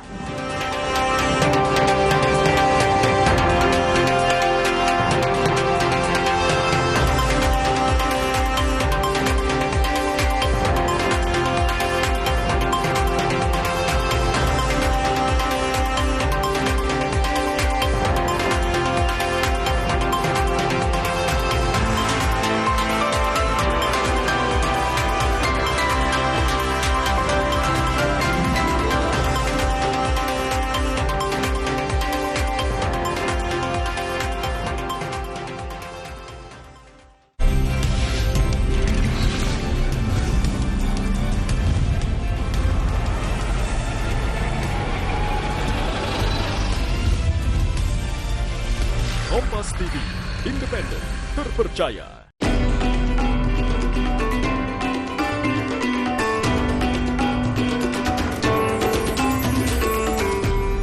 Dari Dari potongan gambar ini, ibu berjaket hitam duduk di bangku prioritas. Dan ia meletakkan bungkus makanan di bangku sebelahnya. Tak lama kemudian, petugas keamanan menegur ibu tersebut agar tidak meletakkan bungkus makanannya di atas bangku. Melihat ada wanita muda duduk di seberangnya, ia pun langsung memarahi dan menjambak wanita tersebut. Tidak ada alasan yang jelas terkait kejadian yang tidak menyenangkan ini. Assalamualaikum warahmatullahi wabarakatuh. Selamat pagi teman hati. Bagaimana kabarnya pagi ini? Alhamdulillahirrabbilalamin. Puji dan syukur kita aturkan kehadirat Allah Subhanahu wa taala karena di pagi hari ini kita bisa berjumpa lagi dalam program Religi Kompas TV di Kalam Hati. Insya Allah sampai ke hati. Teman hati yang ada di studio, gimana kabarnya? Alhamdulillah sehat ya, brother and sister. Nah, saya juga tidak sendiri tentunya karena kali ini masih ditemani oleh Kang Rasid. Assalamualaikum Kang Rasid. Waalaikumsalam. Sehat Kang? Berkah. Alhamdulillah. Tadi sama-sama telah kita buka dengan artikel yang menunjukkan bagaimana ada seorang ibu yang tidak ada alasan yang jelas memarahi sesama penumpang di KRL begitu Kang. Ini sama dengan tema kita pada pagi hari ini, yaitu bagaimana meredam amarah. Bahasanya sih sederhana, meredam amarah, tapi nampaknya pengaplikasiannya nih agak sulit nih Kang. Silahkan. Bismillahirrahmanirrahim. Assalamualaikum warahmatullahi wabarakatuh. Waalaikumsalam warahmatullahi wabarakatuh. Teman hati yang mulia, tadi kita mendengar artikel yang cukup miris di telinga ya. Betul. Kak Yasir itu marah, dia tumpahkan di public area ya. Jadi gini, marah itu kalau melihat wajahnya jadi tidak nyaman melihat wajahnya kalau marah itu. Kedua, akalnya dangkal. Maka sikapnya itu paranoid. Maka marah itu sumbernya nafsu. Sumbernya nafsu, maka mengakhirkan marah. Ujungnya jadi dolim ke orang. Maka marah itu saya teringat dengan ungkapan Kangjeng Nabi Muhammad SAW. Ada seorang putra khalifah namanya Abdullah bin Umar bin Khattab. Beliau berkata kepada Rasulullah, "Ya Rasulullah, ma yuba'iduni anil ghadabi rabbi." Apa yang bisa menjauhkan aku dari amarah Allah? Apa saja perbuatan yang bisa menjauhkan aku dari murkanya Allah? Rasul menjawab kepada Abdullah bin Umar, "Ya Umar, la taghdab." Jangan marah. Jadi jangan marah ini akan menjauhkan dari murka dari Allah. Kalau kita marah-marah, itu mendatangkan murka Allah. Pertama itu dari Allah Subhanahu wa taala. Yang kedua, marah itu mari kita lihat. Mukanya tidak nyaman dilihat, akalnya dangkal, sehingga yang keluar jadi dolim ke orang. Kalau boleh dianalisa Kak Yasir, marah itu kalau dalam bahasa Arab namanya godob. Godob. Godob itu dalam kitab Ibnu Faris, dalam kitab Maqayisul Lughah, diambil kalimat godob itu artinya ada dua. Pertama as-sohroh, yang kedua as-sulbah. As-sohroh itu batu yang keras. As-sulbah itu batu yang berurat. Biasanya batu yang berurat itu keras sekali, kayak granit gitu. Nah, batu yang keras itu masih mengeluarkan air. Fan fajarat min husnata asrata aina. Ketika Nabi Musa memungkulkan tongkat ke dalam batu, muncrat air 12 pintu mata air. Batu yang keras aja masih mengeluarkan air. Tapi kalau hati yang keras, dia tidak ngeluarin apa-apa kecuali marah, kecuali dendam dan sumpah serapah. Nah, termasuk sikap yang tak kontrol tadi yang di artikel itu. Sikap yang tak terkontrol. Maka oleh karena itu, tentang amarah ini itu berawal dari hati yang tidak nyaman, hati yang tidak tentram. Yang kedua, tentang marah ini, Nabi pernah memberikan arahan kepada seorang sahabat menyampaikan, "Ya Rasulullah, apakah ada jalan sampai ke surga?" Bahwa marah itu adalah kalau dikendalikan, itu pintu kita masuk ke surga. Tadi itu marah yang tidak terkendali, sehingga menjambak orang, caci orang, sehingga dia mengundang marah Allah kepada dia. Jadi kontrol itu tidak hanya dari luar, kontrol tapi dari dalam. Mari kita lihat sabda Nabi, "La taghdab walakal jannah." Jika engkau mampu mengendalikan amarahmu, jika engkau mampu mengendalikan marahmu, walakal jannah, maka surga sudah nanti untukmu.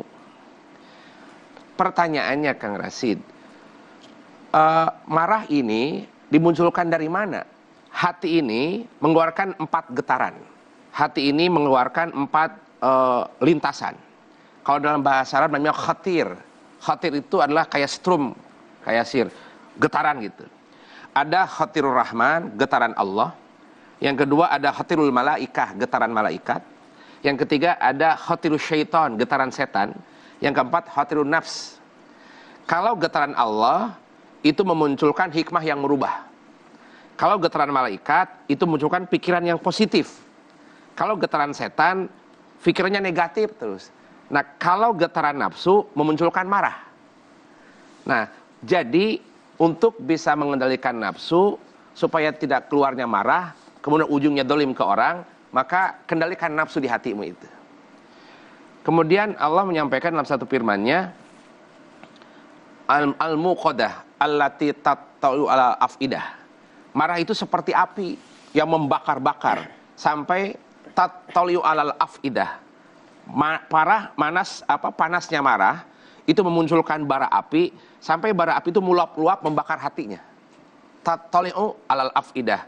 Api amarah dan dendam, murka, itu sampai membakar hatinya.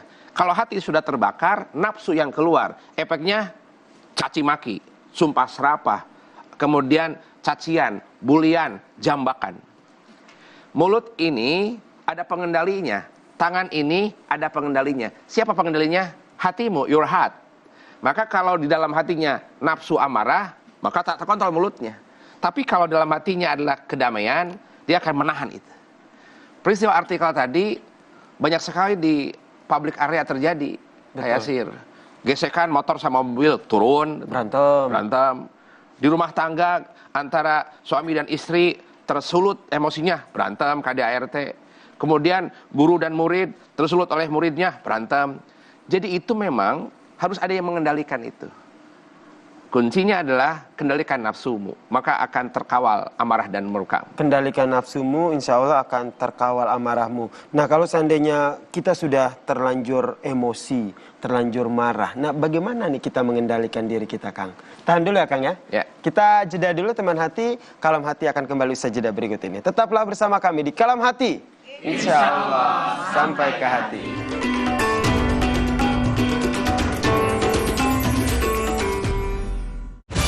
Saat informasi datang tanpa henti. Berita utama akan menyajikan sejumlah informasi menarik. Pilih yang paling bernilai. Dan jadikan referensi utama. Dirangkum penuh integritas dan terpercaya. Berita-berita lain yang aktual untuk Anda simak. Berita utama. Setiap Senin sampai Jumat, pukul 7:30 malam. Serta Sabtu dan Minggu, pukul 8 malam. Live di Kompas TV. Saudara, Anda menyaksikan Jurnal Merah Putih. Kabinet Merah Putih di bawah komando Presiden Prabowo menjalankan roda pemerintahan demi kemajuan bangsa dan kesejahteraan rakyat Indonesia. Penerapan work from home bagi aparatur sipil negara sebagai langkah efisiensi kerja dan penghematan energi dampak konflik di Timur Tengah. Kawal terus kinerjanya dalam Jurnal Merah Putih. Senin sampai Jumat, pukul 3 sore. Live di Kompas TV. Gudeg itu sebagai sebuah legenda, jangan sampai punah lah. Setiap masak itu pasti saya ingat ibu saya, otomatis kita berdoa untuk ibu ya. Ini kemungkinan berapa tahun lagi itu kelapa nggak ada, terus nangka juga nggak ada. Cerita Rasa, Sabtu 25 Juli, pukul 10:30 siang di Kompas TV.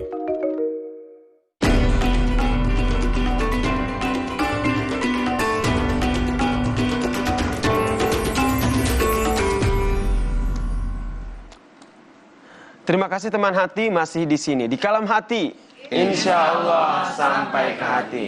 Tadi telah sama-sama kita dengarkan tausiah yang disampaikan oleh Kang Rasid soal bagaimana amarah itu. Pertanyaan selanjutnya, kalau kita sudah terlanjur amarah, sudah terlanjur emosi, sebenarnya bagaimana sih cara mengendalikan ataupun Islam sendiri mengajarkan seperti apa kita mengendalikan amarah kita? Ya, Teman hati yang dirahmati Allah, marah itu harus dilihat. Marah itu karena Allah kah atau karena ulah kah? Karena Allah kah atau karena ulah kah? Kalau ulah kan karena manusia, sikapnya tak kontrol. Kalau karena Allah itu menjadi kebaikan. Seorang orang tua marah ke anaknya karena anaknya tidak sholat. Pada saat itu marahnya karena Allah, supaya keluarga ini sampai ketemu dengan Allah yaumul qiyamah nanti. Kalau orang tua membiarkan anak tidak sholat, pada dia sudah balik, Allah murka kepada orang tuanya. Nah, marah di situ adalah karena Allah. Jadi tidak apa-apa ya, Kang? Tidak apa-apa. Nah, marah itu adalah solusi terakhir. Kalau bisa dengan kebaikan, nah, ayo dong sholat, nah, kamu kan sudah balik, nah. Tidak didengar. Kedua, ayo dong, nah, agak tinggi suaranya. Tidak dengar juga, nah, baru pakai intonasi. Woi, sholat, woi. Itu dia. Nah, marah seperti itu karena Allah. Karena Allah. Kalau yang selain karena Allah namanya karena ulah. Karena ulahnya dirinya, dia menjadi marah, terbakar. Gini, orang marah itu pikirannya pengen puas. Orang yang marah itu pikirannya pengen puas. Dia bukan mencari kebenaran, tapi mencari pembenaran. Oke. Orang marah itu. Kalau toh dia menggunakan dalil, ada dalil A, dalil B, fakta A, fakta B, itu dia untuk membenarkan perbuatan dirinya. Bukan mencari kebenaran, tapi mencari pembenaran untuk dirinya. Itu marah juga.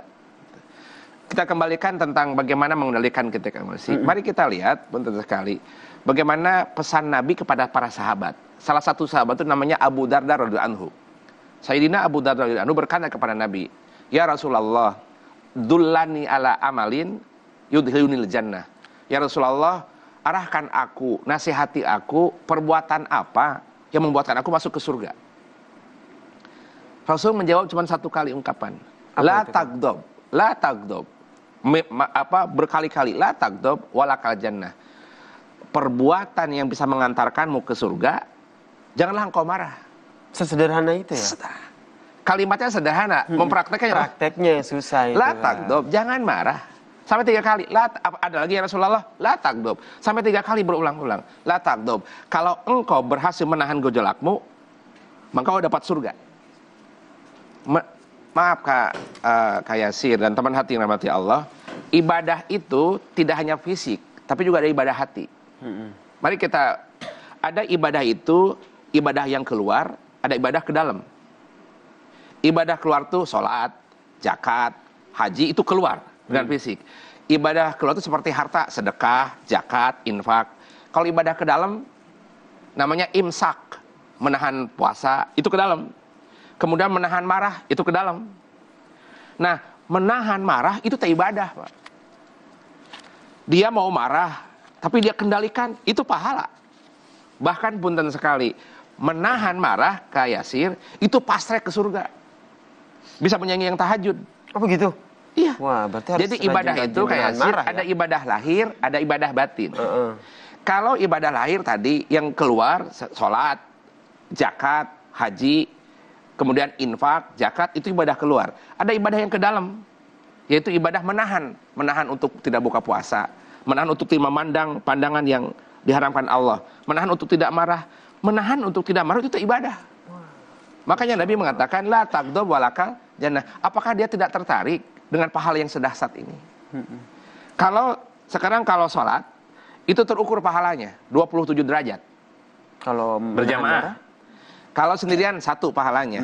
Kalau sholat di Masjidil Haram 100.000 pahalanya per rakaat. Kalau di Masjid Nabawi 10.000. Kalau di Masjidil Aqsa 1.000, ya. Nah, pertanyaannya, kalau sedekah Allah in return-kan ke kita 10, 100 atau 700. Tapi kalau menahan marah unlimited pahalanya. Wah, unlimited. Berarti ini bisa menahan jadi marah, salah satu ini ya, Kang? Ya, maka dengan ungkapan ini menahan marah itu pahala besar. Sampai Nabi katakan, hanya itu ya Rasulullah, la tagdob. Hanya itu, la tagdob. Menahan marah itu sebuah energi kan. Dia punya power, dia punya kedudukan, dia punya kekuasaan. Kalau mau memphk orang, bisa saja. Tapi jangan dulu, dia punya anak. Menahan itu pakai tenaga kan, tidak pakai. Coba nahan marah, efeknya wajah cemberut, merah, tangan mengepal. Tapi ini pahala. Pahala ini besar. Berarti kalau kita ingin menahan marah, tadi ingat yang disampaikan bahwa menahan marah itu adalah salah satu ibadah. Kalau sudah terlanjur marah nih Kang? Kalau sudah terlanjur marah, benar sekali.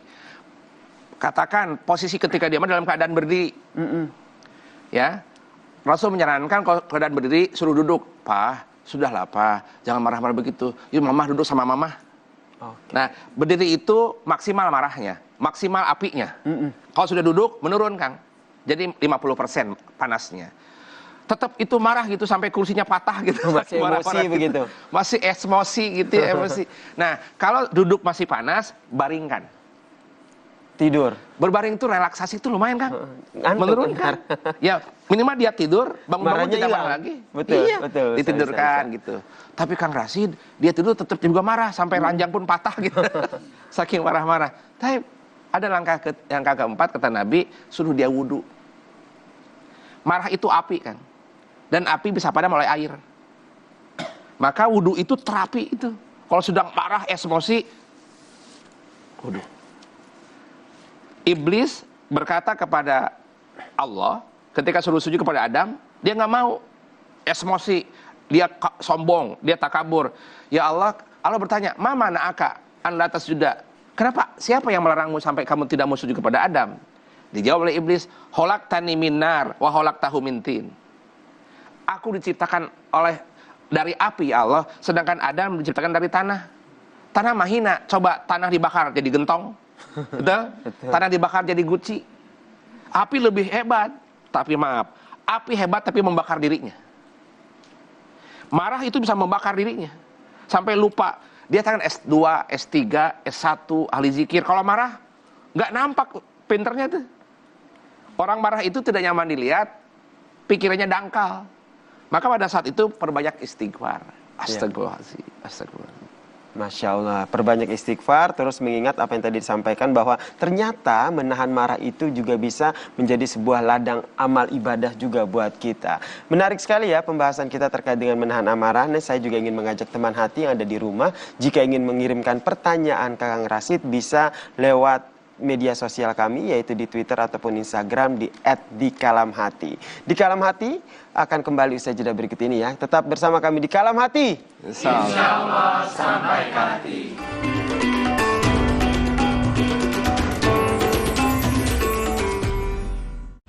Saat informasi datang tanpa henti. Berita utama akan menyajikan sejumlah informasi menarik. Pilih yang paling bernilai. Dan jadikan referensi utama. Dirangkum penuh integritas dan terpercaya. Berita-berita lain yang aktual untuk Anda simak. Berita utama, setiap Senin sampai Jumat, pukul 7:30 malam. Serta Sabtu dan Minggu, pukul 8 malam. Live di Kompas TV. Saudara, Anda menyaksikan Jurnal Merah Putih. Kabinet Merah Putih, di bawah komando Presiden Prabowo, menjalankan roda pemerintahan demi kemajuan bangsa dan kesejahteraan rakyat Indonesia.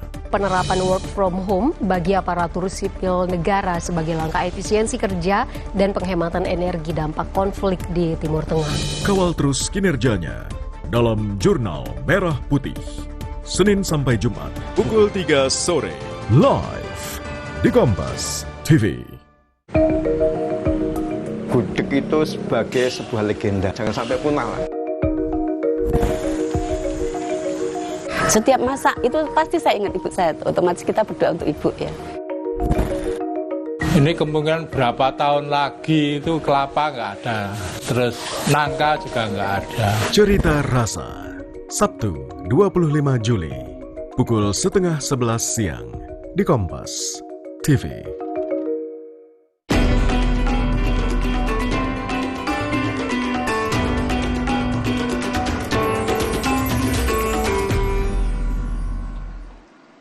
Terima kasih tetap di sini di Kalam Hati. Insya Allah sampai ke hati. Teman hati yang dirahmati Allah Subhanahu Wa Taala, tadi sama-sama telah kita membahas bagaimana cara untuk meredam hati, meredam amarah. Nah, tadi disampaikan oleh Kang Rasid, salah satunya adalah mengingat bahwa ternyata meredam amarah itu adalah sebuah ladang pahala buat kita. Nah, selanjutnya nih Kang, kalau kita menghadapi orang yang tengah emosi, tengah marah, apa yang harus kita lakukan? Dia sedang marah, kita harus jadi air. Apapun memang agak menyakitkan. Dengerin dulu, kalau tidak kuat menjauh. Tapi pelan-pelan. Kalau dia marah ke kawan terus menjauh, nanti tambah emosi lagi gitu ya. Iya. Itu memang. Mana kamu pergi? Jadi prinsipnya adalah marah itu api. Api hanya padam oleh air. Air itu bisa menatap dengan kelembutan, sudahlah Pak. Itu air.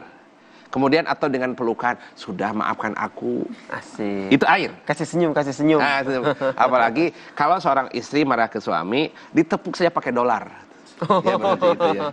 Diam langsung bahagia gitu ya. Nah, maka penting sekali marah itu rumusnya, marah itu api itu akan padam kalau oleh air. Kalau dia intonasinya tinggi, itu panas. Kita merendah aja dulu sampai selesai. Kalau selesai, nah baru ketika tentram, ketika tenang, baru tadi itu kenapa sih? Jangan ngajak ketika sedang emosi dinasihatin atau tambah marah gitu. Makin marah. Gitu. Berarti sesederhana itu ya, kalau kita menghadapi orang yang marah, kita diilustrasikan seperti Kang Rasid tadi ya, kalau amarah itu api, kita harus sebagai airnya. Kalau mau lebih, selanjutnya kita mau ngasih nambah pahala lagi, doakan dia, ya Allah tenteramkan hatinya, ya Allah tenteramkan hatinya, ya Allah. Al-Fatihah gitu. Al-Fatihah. Insya Allah kuasa Allah akan membuat amarahnya meredam. Ya, itu tadi jawaban dari Kang Rasid. Ada teman hati yang ingin bertanya dari studio? Malu-malu ini nanya. Yang brother ada yang mau bertanya? Woi, satu doang. Di sini, karena di sini lebih banyak, kita kasih ke teman-teman sister aja nih. Nih yang di depan saya yang kacamata, silakan. Assalamualaikum warahmatullahi wabarakatuh. Waalaikumsalam warahmatullahi wabarakatuh. Ya, Pak Ustadz, saya izin bertanya, apa keutamaan dari meredam amarah? Terima kasih. Wassalamualaikum warahmatullahi wabarakatuh. Waalaikumsalam warahmatullahi wabarakatuh. Keutamaan meredam amarah selain mendapatkan pahala tadi, Kang. Masya Allah. Pertama, pertanyaannya bagus sekali. Bagaimana keutamaan meredam amarah? Orang yang meredam amarah, dia berarti orang itu kuat. Rasul menyampaikan, orang perkasa itu bukan yang ototnya baja, otot walung besi gitu ya. Nah, orang yang perkasa itu alladzi yamliku nafsahu indal ghadab, kata Nabi. Orang yang perkasa itu bukan yang menampakkan amarahnya, bukan yang badannya six pack gitu ya, bukan dengan pukulan yang kuat, itu bukan perkasa. Tapi dia itu dikalahkan oleh nafsunya sebetulnya. Dia tidak mengendalikan nafsunya, dia dikendalikan oleh nafsunya. Maka dia tidak perkasa. Nah, orang yang menahan marah itu orang yang perkasa. Wih, jadi brother bisa nih jadi perkasa ya? Cukup dengan menahan marah. Menahan marah. Okay. Dia jadi terlatih jiwanya, jadi kuat pola pikirnya. Nabi menyampaikan alladzi yamliku nafsahu indal ghadab. Maka keutamaan menahan marah itu dia menjadi perkasa. Pikirnya berpikir jernih, hatinya tentram. Kalau hati tentram, bisa berpikir yang jelas itu. Bisa berpikir, bisa nyari solusi, bahkan punya teman banyak. Coba orang berteman dengan orang pemarah, nggak suka. Diomelin mulu. Siapa yang ini ya? Nggak mau. Maka orang yang mengendalikan emosinya, itu banyak temannya. Banyak teman, dicintai orang, disukai orang tua. Karena dia bisa menahan emosinya. Itu keutamannya. Keutamaan yang lebih tinggi lagi, dapat surga. La taqdab walakal jannah. Fast track ke surga. Fast track itu. Ada Abdullah bin Umar, beliau radhiyallahu anhu pada saat sedang halaqah bersama Rasulullah. Ada sekonyong-konyong datang seorang pemuda. Sebelum tiba Nabi berkata, wahai sahabatku, akan datang calon penghuni surga. Nabi mengatakan pada sahabat, akan datang calon penghuni surga. Kepada sahabatnya. Sahabat, penghuni surga itu wajahnya udah terbayang gitu, wajahnya, perbuatannya, sikap lakunya, wah pasti hebat, istimewa gitu. Pas datang, wajahnya biasa, kemudian duduknya biasa, kemudian cara tutur katanya biasa. Tapi kenapa Nabi ngomong dia adalah calon penghuni surga? Yang kepo itu apa ya? Ya kepo, yang pengen tahu. Yang pengen tahu itu, yang sangat pengen tahu, pudul gitu. Nanya. Itu Abdullah bin Umar, putra Khalifah Umar. Dia ketika selesai halaqah bersama Rasulullah, dia berdekati orang tersebut. Bro gitu mungkin mas gitu ya. Saya boleh nggak silaturahim ke rumah? Tahu nggak tujuan dia? Dia pingin tahu amalan dia. Kok sampai Nabi mengatakan dia calon penghuni surga? Datanglah ke rumahnya 1 hari 2 hari, pingin lihat bagaimana ibadahnya, bagaimana menjamu tamunya, bagaimana kesehariannya, sampai sebelum dia meninggal sudah dikasih berita calon penghuni surga. Hari pertama biasa-biasa aja. Hari kedua biasa-biasa aja, gak ada yang istimewa. Hari ketiga sampai give up, ini apa keistimewaan dia jadi calon penghuni surga? Sampai dia mau pamitan udah 3 hari. Maaf saya mau pamit. Sebetulnya maaf saya mau bertanya, saya 3 hari di situ. Mau bertanya sebetulnya, apa sih amalan engkau sampai Nabi berkomentar bahwa kamu adalah calon penghuni surga? Mau tahu kayak jawabannya? Mau dong. Kata beliau, amalan saya biasa-biasa aja. Cuma satu amalan saya. Saya ketika tidur tidak bawa dendam. Masya Allah. Jadi kalau mau tidur tuh ada amarah, ada dendam, itu sudah dihapus tuh. Masya Allah, Kang. Itu pahala. Dia tahajud, hatam Quran juga biasa-biasa aja. Tapi yang paling istimewa ini, dia bisa menahan hatinya. Maka istimewa banget orang yang bisa mengendalikan nafsunya.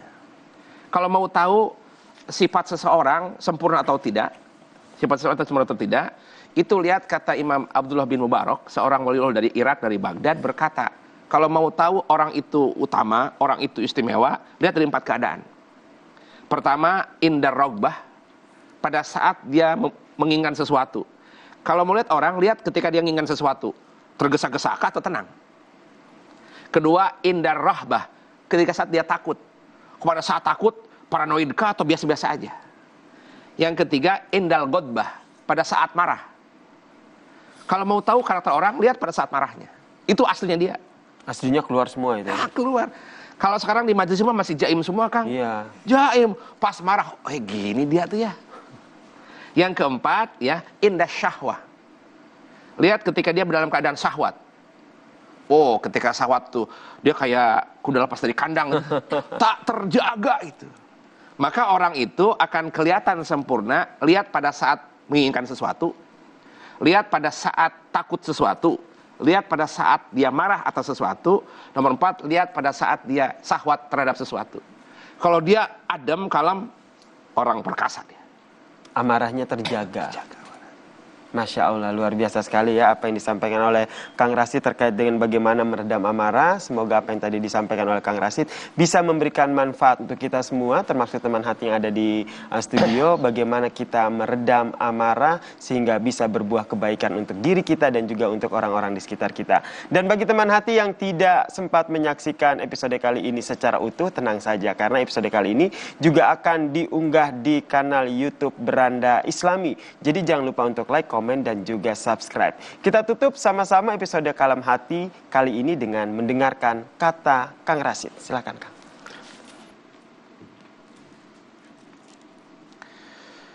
Bismillahirrahmanirrahim.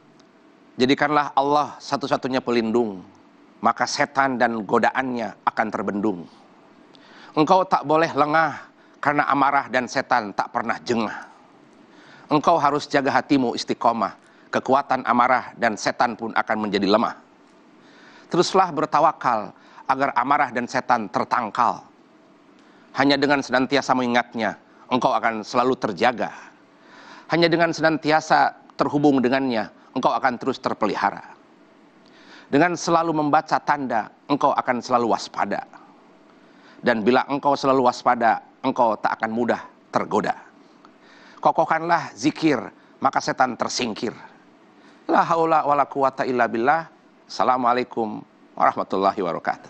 Waalaikumsalam warahmatullahi wabarakatuh.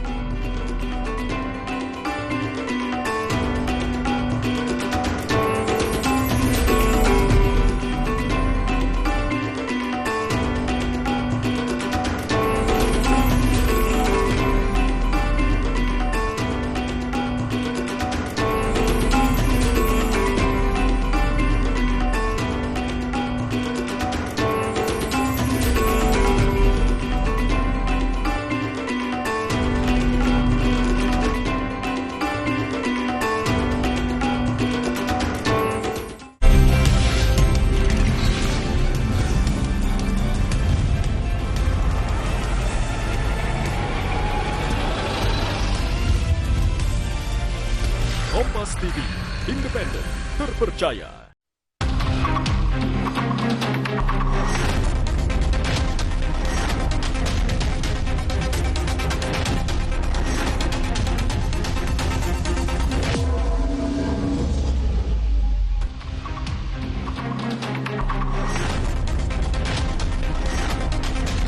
Salam waspada, saudara. Pelaku begal di Kota Bandung mungkin bakal ketar-ketir saat ini. Warga yang berhasil menangkap begal bakal diberi imbalan hingga 50 juta rupiah. Bahkan Kapolda Jawa Barat mendukung sayembara yang digagas Gubernur Jawa Barat Deddy Mulyadi ini. Apa syaratnya? Ikuti berita ini dan juga sejumlah kasus kriminal lainnya dalam program Borgol. Bersama saya Maido Elfrina.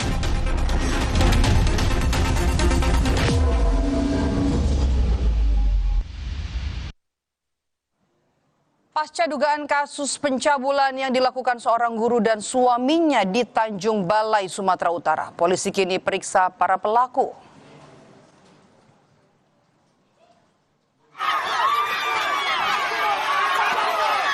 Guru perempuan yang ditangkap statusnya masih sebagai saksi, sementara suaminya sudah ditetapkan sebagai tersangka. Keduanya diduga telah melakukan aksi keji kepada seorang pelajar. Modus pelaku adalah dengan memberi ponsel kepada korban, kemudian melecehkannya. Komisi Perlindungan Anak Kabupaten Asahan mengawal korban untuk mendapat perlindungan hukum dan menjaga mental korban. Untuk saat ini masih pemeriksaan daripada penyidik. Jadi untuk sejauh ini terhadap terlapor A sudah diamankan pihak Polres Tanjung Balai. Saksi-saksi sudah diperiksa dari pihak korban 2 orang, pihak terlapor 2 orang, ditambah lagi dengan saksi 1 orang dari saksi ahli psikologi.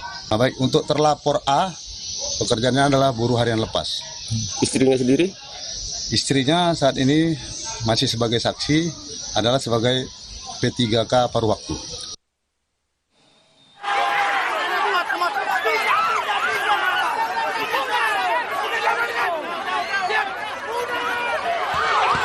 Sebelumnya warga mengepung rumah kedua pelaku yang merupakan pasangan suami istri.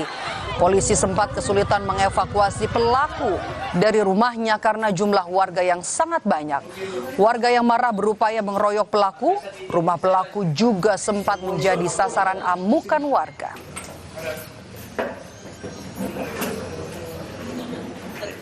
Aksi ini mungkin boleh jadi dipicu ada beberapa warga yang datang ke rumah, mungkin ada perlawanan pembicaraan sehingga terjadi pemicu ramainya atau datangnya massa.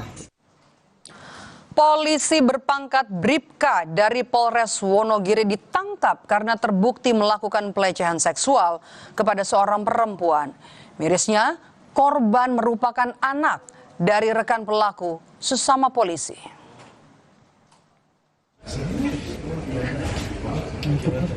Polisi bilang pelaku sering mengirimkan foto asusila kepada korban. Tak hanya itu, pelaku juga pernah mencoba melakukan panggilan telepon terhadap korban. Pelaku dikenal sebagai rekan ayah korban sesama polisi. Kasih Propam Polres Wonogiri bilang, pelaku terbukti telah melakukan pelanggaran dan terancam sanksi etika dan administratif. Kasus yang terkait anggota itu seperti apa? Baik Mas, jadi kita menerima laporan. Awalnya kita menerima laporan terkait dugaan adanya pelecehan seksual yang dilakukan oleh oknum anggota Polres Wonogiri, di mana korban ini adalah juga anak daripada salah satu anggota Polres Wonogiri juga. Kemudian kita langsung melakukan serangkaian penyidikan, kemudian kita melakukan langkah penegakan hukum terhadap yang bersangkutan. Bagi Anda emak-emak, waspadalah, tergiur harga miring. Sejumlah ibu rumah tangga di Kota Bekasi, Jawa Barat tertipu pemesanan sembako murah. Rata-rata korban tertipu dengan nilai hingga 200 juta rupiah. Sejumlah ibu rumah tangga dari berbagai daerah di Pengasinan, Kota Bekasi, Jawa Barat melaporkan kasus dugaan penipuan modus penjualan sembako murah ke Mapolres Metro Bekasi Kota. Para korban tertipu dengan kerugian mulai dari 50 hingga 200 juta rupiah. Mereka tertipu dengan pembelian sembako dengan metode pre-order Selain minyak, terduga pelaku yang merupakan pasangan suami istri ini juga menjanjikan beras premium murah. Transaksi terakhirnya, kalau terakhirnya malah sedikit 400.000 sisa di ATM saya kirimkan. Jadi totalnya saya 208.973.000. Bu, selain minyak dia apalagi yang mereka pelaku jual ini, Bu? Beras premium. Jadi beras yang ada di itu di minimarket itu. Itu juga sama harganya lebih. Iya, jauh lebih murah. Jadi bisa kita jual lagi gitu. Aksi jambret kini kian meresahkan. Belakangan aksi penjambretan menyasar warga yang tengah asyik memainkan ponsel saat berada di jalan. Hal ini membuat masyarakat harus lebih hati-hati saat menggunakan ponsel di jalan raya. Dari rekaman CCTV terlihat 2 orang pelaku yang menggunakan sepeda motor sempat melintas di depan korban di kawasan Cakung, Jakarta Timur. Saat itu korban sedang berkomunikasi dengan pengemudi ojek online yang sedang dipesannya, lantaran korban ingin berangkat kerja. Tiba-tiba 2 pelaku berputar arah dan langsung menjambret telepon genggam korban. Korban yang kaget sempat berusaha mengejar, namun 2 pelaku yang menggunakan sepeda motor akhirnya berhasil melarikan diri. Korban telah melaporkan kasus penjambretan tersebut ke Polsek Cakung. Aku mau berangkat kerja. Sebenarnya nunggu di dalam tadinya sambil pakai sepatu kan, memang udah pesen. Terus karena memang lihat maps-nya di Grab supirnya udah sampai, saya keluar. Ternyata dia belum nyampe. Jadi pas yang di video itu titiknya harusnya di situ. Ternyata dia sampai ke dalam karena Grab-nya itu benar-benar udah tua banget, udah kakek-kakek banget. Kayaknya susah baca maps, terus dia juga nggak aware sama pesan yang kita sama-sama kirim di telepon juga nggak bisa. Akhirnya mau nggak mau saya tetap stay di depan. Ada kurang lebih 15 menitan lah untuk stay di depan nungguin dia. Ketika terakhir saya telepon nggak diangkat, terus saya chat, saya bilang Pak saya udah telat gitu. Itu si pelaku udah lewatin saya ternyata pas CCTV, terus dia putar balik lagi baru diambil. Di Jalan Jenderal Sudirman, Tanah Abang, Jakarta Pusat, seorang pejalan kaki menjadi korban penjambretan telepon genggam. Di saat korban sibuk membaca pesan singkat, pelaku langsung beraksi merampas ponsel dari genggaman korban. Korban bersama rekannya sempat mengejar pelaku yang melarikan diri ke jalan arteri. Polisi telah mengidentifikasi pelaku. Memohon doanya untuk rekan-rekan sekalian, untuk kami bisa menyelidiki serta menangkap pelakunya sendiri. Pelaku diduga berapa orang? Pelaku diduga sekitar 2 orang yang memang banyak yang menginformasikan kepada kita kalau memang itu merupakan sudah beberapa kali melakukan penjambretan di daerah Tanah Abang dan daerah-daerah lainnya. Ya, kami juga memohon doanya, kami juga sudah melakukan identifikasi secara menyeluruh, kami mohon doanya agar kami bisa melakukan pengungkapan kasus ini dengan cepat. Polisi mengimbau kepada masyarakat agar tidak menggunakan ponsel di tempat umum demi menghindari aksi kejahatan di jalanan. Tim Liputan, Kompas TV. Kapolda Jawa Barat mendukung sayembara tangkap begal berhadiah uang 50 juta rupiah dari Gubernur Jawa Barat. Syaratnya, pelaku yang ditangkap harus diserahkan dalam kondisi hidup dan tidak babak belur. Informasinya kami hadirkan usai jeda di Borgo.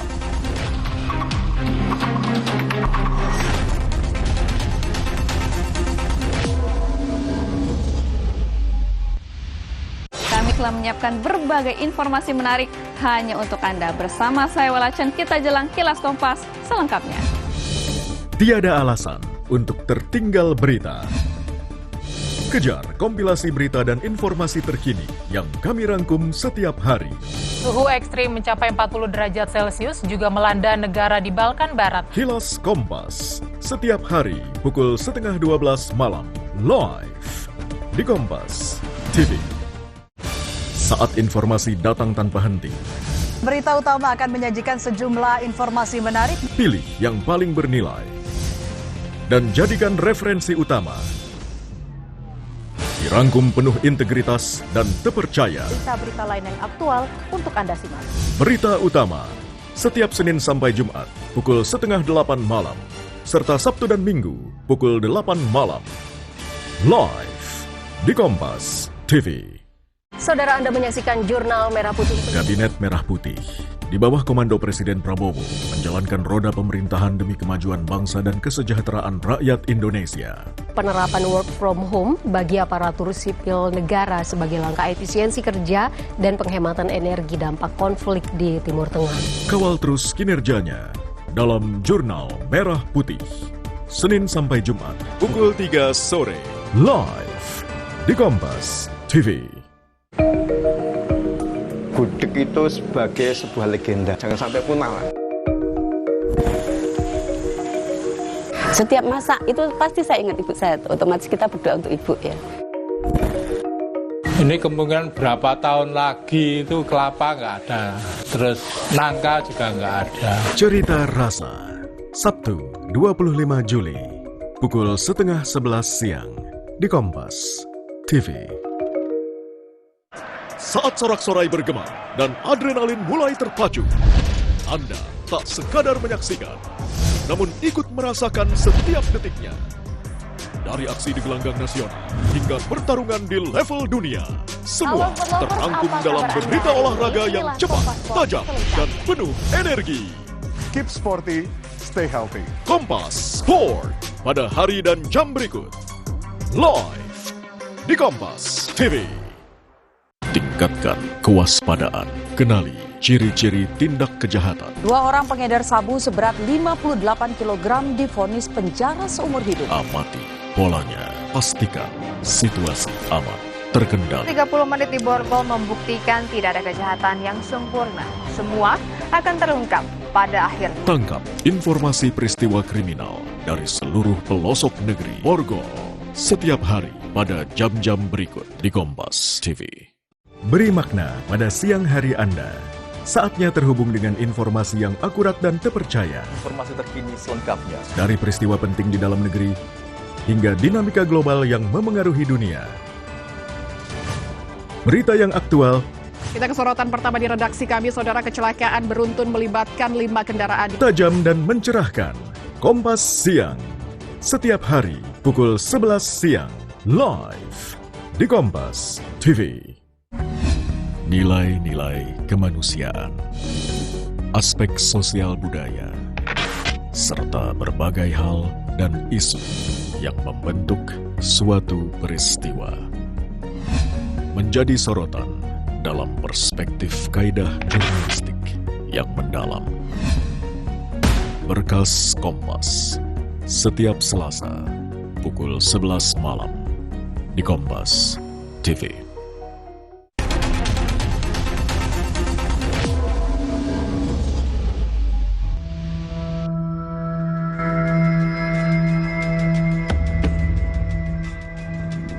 Keberadaan atlet golf perempuan Jesslyn Wijaya masih menjadi misteri. Jesslyn dilaporkan diculik di sebuah restoran di kawasan Mangga Besar, Sawah Besar, Jakarta Pusat. Mencari keberadaan Jesslyn, sejumlah petunjuk bermunculan. Mulai dari kesaksian orang-orang di lokasi hingga dugaan perjalanan Jesslyn ke Malaysia dan Thailand. Dugaan ini diperkuat dengan rekaman CCTV yang diperoleh polisi di Bandara Ahmad Yani Semarang. Dalam rekaman, Jesslyn terlihat bersama 2 orang saat hendak meninggalkan tanah air. Kita temukan lagi fakta terbarunya adalah bahwa dari Semarang ke Malaysia, kemudian dari Malaysia Jesslyn ini sudah berpindah lagi menuju Bangkok, Thailand dengan nomor penerbangan TG 418. Jadi saat ini kita duga yang bersangkutan berada di wilayah Thailand. Nah, berdasarkan CCTV yang kita temukan di Bandara Ahmad Yani, di sini bisa kita lihat bahwa Jesslyn ini hadir atau tiba di bandara dengan menggunakan 3 kendaraan, kemudian turun seorang wanita yang mungkin ini adalah bibinya, kita duga bibinya, kemudian kita duga ibunya, baru Jesslyn. Nah, kemudian didampingi oleh beberapa laki-laki, 4 orang laki-laki yang mendampingi sampai dengan proses check-in. Nah, kemudian setelah check-in, itu dilanjutkan perjalanan hanya bertiga, yaitu Jesslyn, bibinya, dan ibunya. Hingga kini, polisi belum bisa menyimpulkan kasus yang dialami atlet golf ini merupakan kasus tindak pidana penculikan atau salah paham keluarga. Iksan Apriansyah, Kompas TV, Jakarta. Polisi berhasil menggagalkan peredaran narkotika yang akan diedarkan di wilayah Bandung Raya. Polisi kini memburu pemasok sabu yang telah ditetapkan dalam daftar pencarian orang.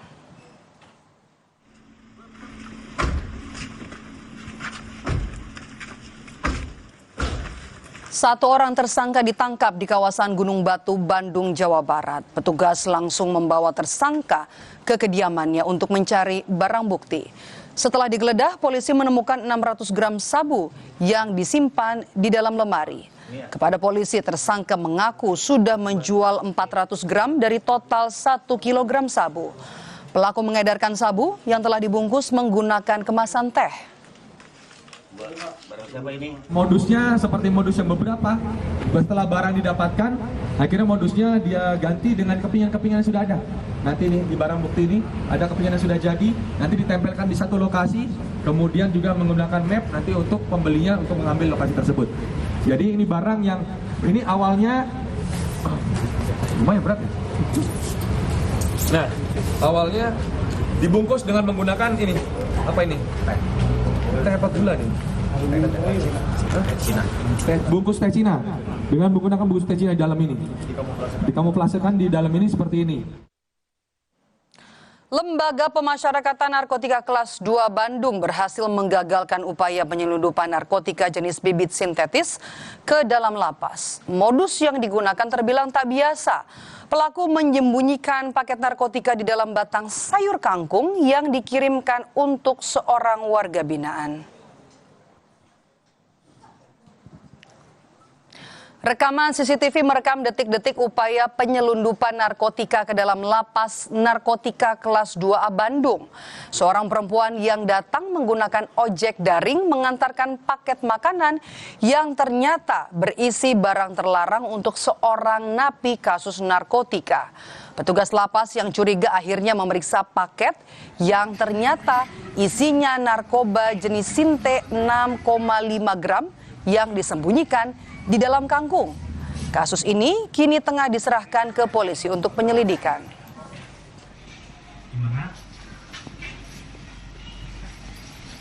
Kurang lebih jam 11 tadi ketika memeriksa salah satu pengunjung perempuan berinisial N, kami menemukan di sayur kangkung yang kami duga kuat itu narkotika. Kami langsung mengamankan dan kami langsung berkoordinasi dengan pihak Polres. Alhamdulillah ketika kami buka bersama-sama barang bukti tersebut, memang betul barang tersebut adalah narkotika jenis Sinte dan di dalam sayur kangkung tersebut terdapat 10 paket dengan jumlah bruto kurang lebih 6,5 gram. Di tengah maraknya aksi begal di Kota Bandung, Gubernur Jawa Barat Deddy Mulyadi menggelar sayembara dengan hadiah 5 hingga 50 juta rupiah. Sayembara akan diberikan pada warga yang berhasil menangkap pelaku begal.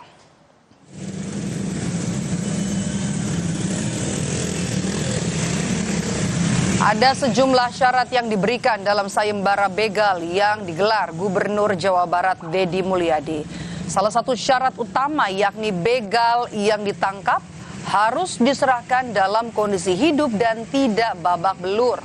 Kapolda Jawa Barat mendukung kebijakan ini.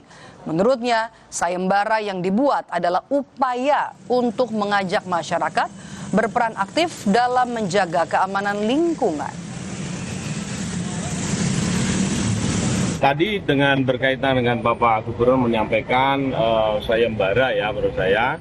Ini adalah wujud pemberian semangat, ya, motivasi kepada semua pihak, ya, kecuali pihak kepolisian. Karena pihak kepolisian ini kan menurut saya adalah tanggung jawab dan itu memang sudah tugasnya. Wajib melakukan penegakan hukum terhadap seperti begal.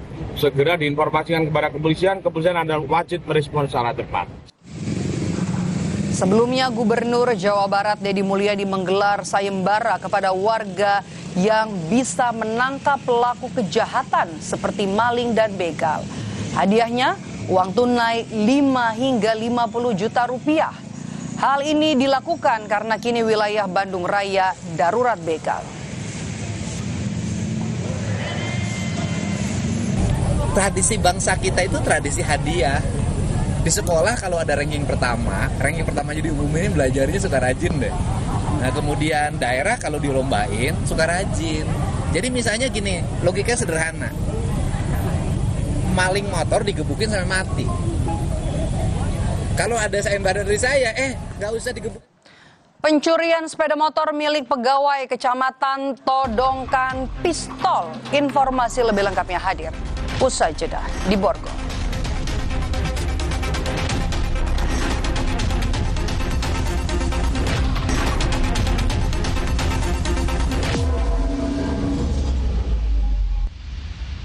Kami telah menyiapkan berbagai informasi menarik hanya untuk Anda. Bersama saya Walachen, kita jelang Kilas Kompas selengkapnya. Tiada alasan untuk tertinggal berita. Kejar kompilasi berita dan informasi terkini yang kami rangkum setiap hari. Suhu ekstrim mencapai 40 derajat Celcius juga melanda negara di Balkan Barat. Kilas Kompas, setiap hari pukul 11:30 malam, live di Kompas TV.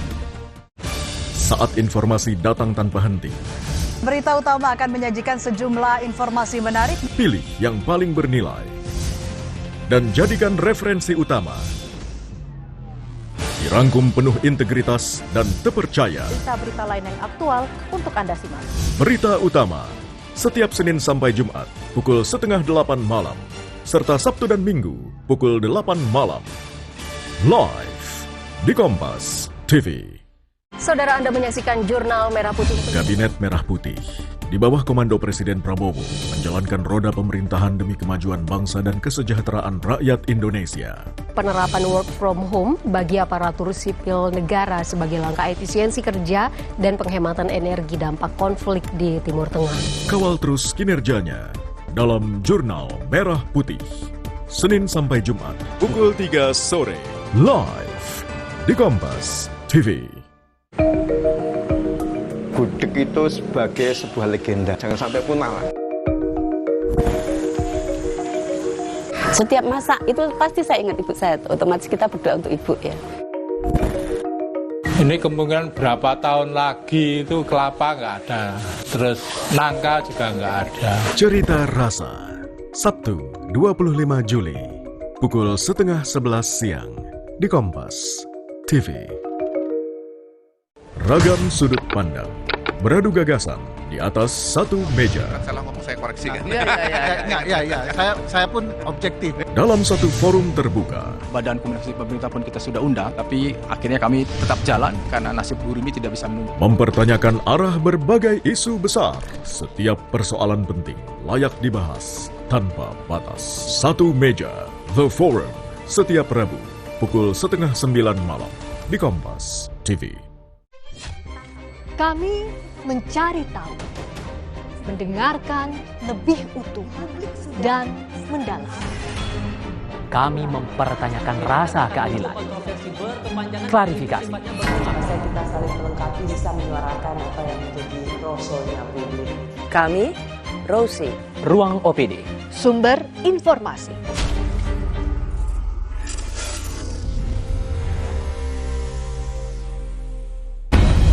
Lolos seleksi perguruan tinggi negeri bukan akhir perjuangan. Bagi sebagian keluarga, tingginya uang kuliah tunggal UKT justru menjadi beban. Bagaimana mereka mencari jalan keluar agar mimpi kuliah tetap berjalan? Mikir dari mana uangnya, karena emang jujur belum pegang uang sama sekali. 60 menit special report.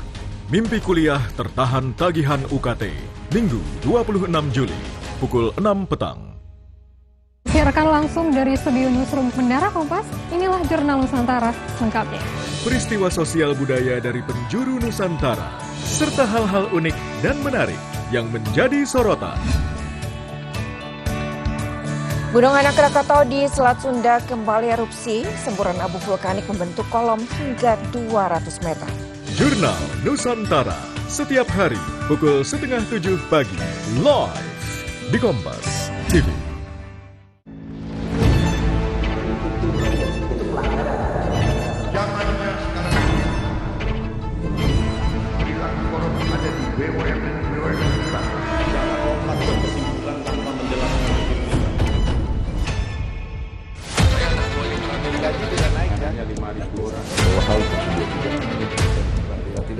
Bola Liar, setiap Jumat pukul 8:30 malam, live di Kompas TV.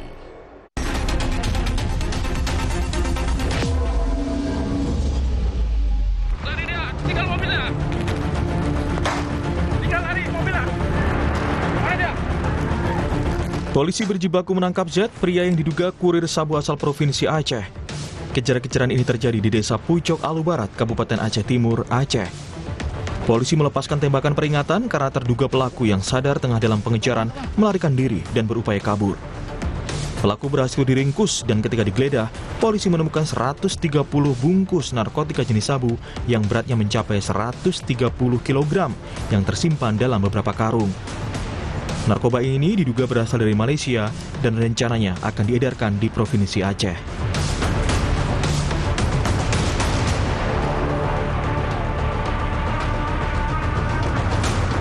Dua pria terekam kamera pengawas saat mencuri sebuah kotak amal di Masjid Al-Jihad Cilodong, Kota Depok, Jawa Barat. Pelaku menggunakan sarung untuk menyamarkan keberadaan kotak amal. Dari rekaman CCTV terlihat, kedua pelaku tampak mengenakan jaket beratribut ojek online untuk mengelabui warga sekitar. Mereka kemudian membungkus kotak amal ukuran besar menggunakan kain sarung lalu kabur dengan menggunakan sepeda motor.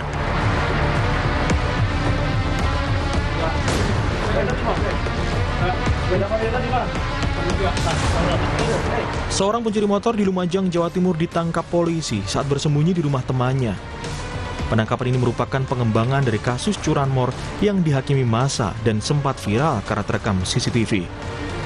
Saat ditangkap, pelaku tidak sempat melakukan perlawanan. Polisi menemukan satu senjata tajam yang biasa dibawa pelaku dalam melakukan aksinya serta motor pelaku. Kasus ini terungkap setelah polisi menemukan pelaku mencuri motor milik karyawan toko kosmetik.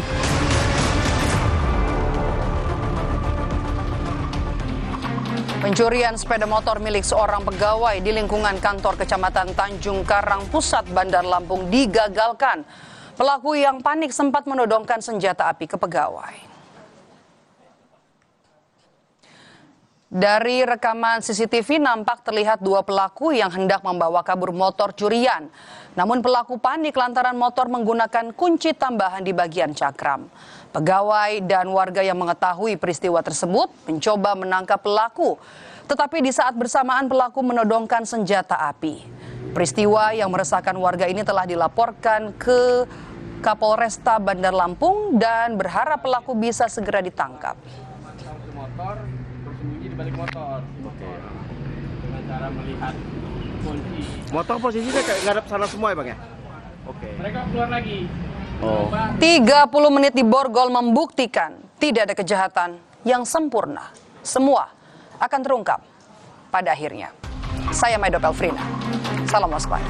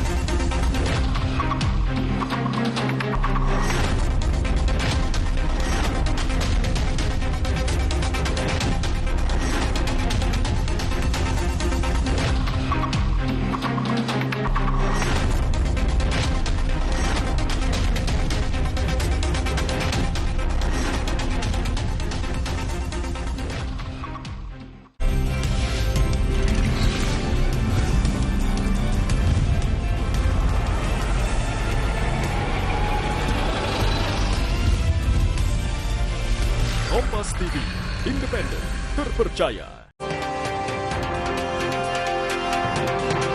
Usai diperiksa selama 10 jam, ex-Jampitsus Febri Adriansyah resmi ditahan di rutan KPK.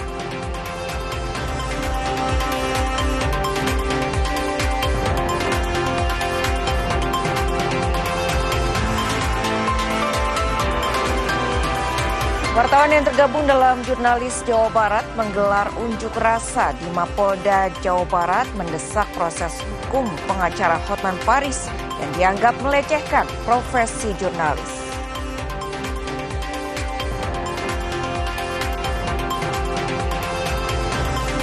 Basarnas Makassar menutup operasi SAR kapal motor Nurul Salsa yang tenggelam di perairan Kepulauan Selayar 15 Juli lalu. 14 orang masih hilang.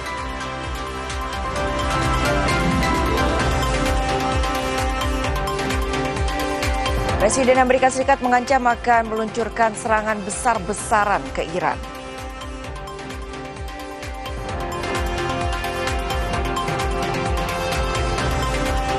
Timnas Indonesia mengumumkan skuad yang dipanggil untuk gelaran Piala AFF 2026.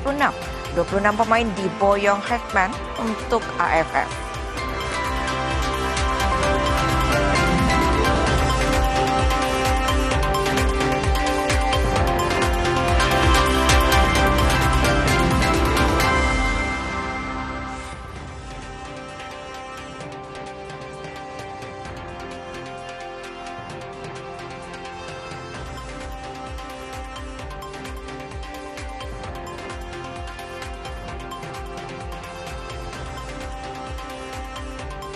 Halo saudara, Kompas Pagi kembali hadir dengan sejumlah informasi menarik untuk mengawali hari Anda. Di mana berita lainnya selain berita utama yang tadi sudah dibacakan saudara, ada pula berita tim Korps TNI HBMA mengevakuasi 2 jenazah warga sipil yang tewas ditembak kelompok kriminal bersenjata di Yahukimo, Papua Pegunungan.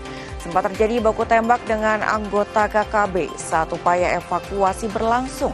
Selengkapnya bersama saya, Claudia Carla. Inilah Kompas Pagi di Kompas TV Independen Terpercaya.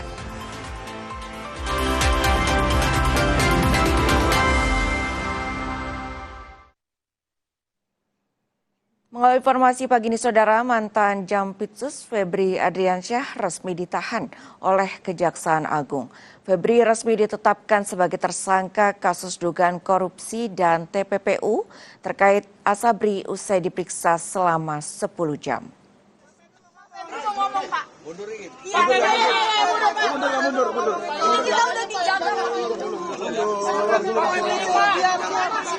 Jumat pukul 7 malam, penyidik Kejaksaan Agung menginformasikan status ex-Jampitsus semula sebagai saksi berubah menjadi tersangka. Tim Jaksa Khusus juga memberikan 2 dokumen, yaitu 1 penetapan 2 tersangka dan 2 dokumen penahanan. Selain penetapan status tersangka saudara, mantan Jampitsus ini ditahan selama 20 hari ke depan di rutan KPK.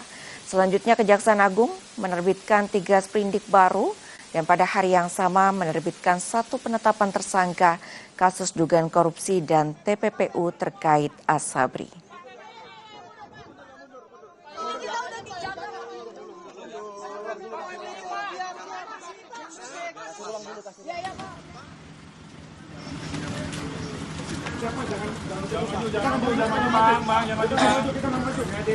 Usai ditetapkan penahanan saudara ex-Jampitsus Kejaksaan Agung Febri Adriansyah tiba di rumah tahanan KPK. Febri terlihat dikawal dan belum memakai rompi tahanan. Ex-Jampitsus ini ditahan selama 20 hari ke depan di rutan KPK.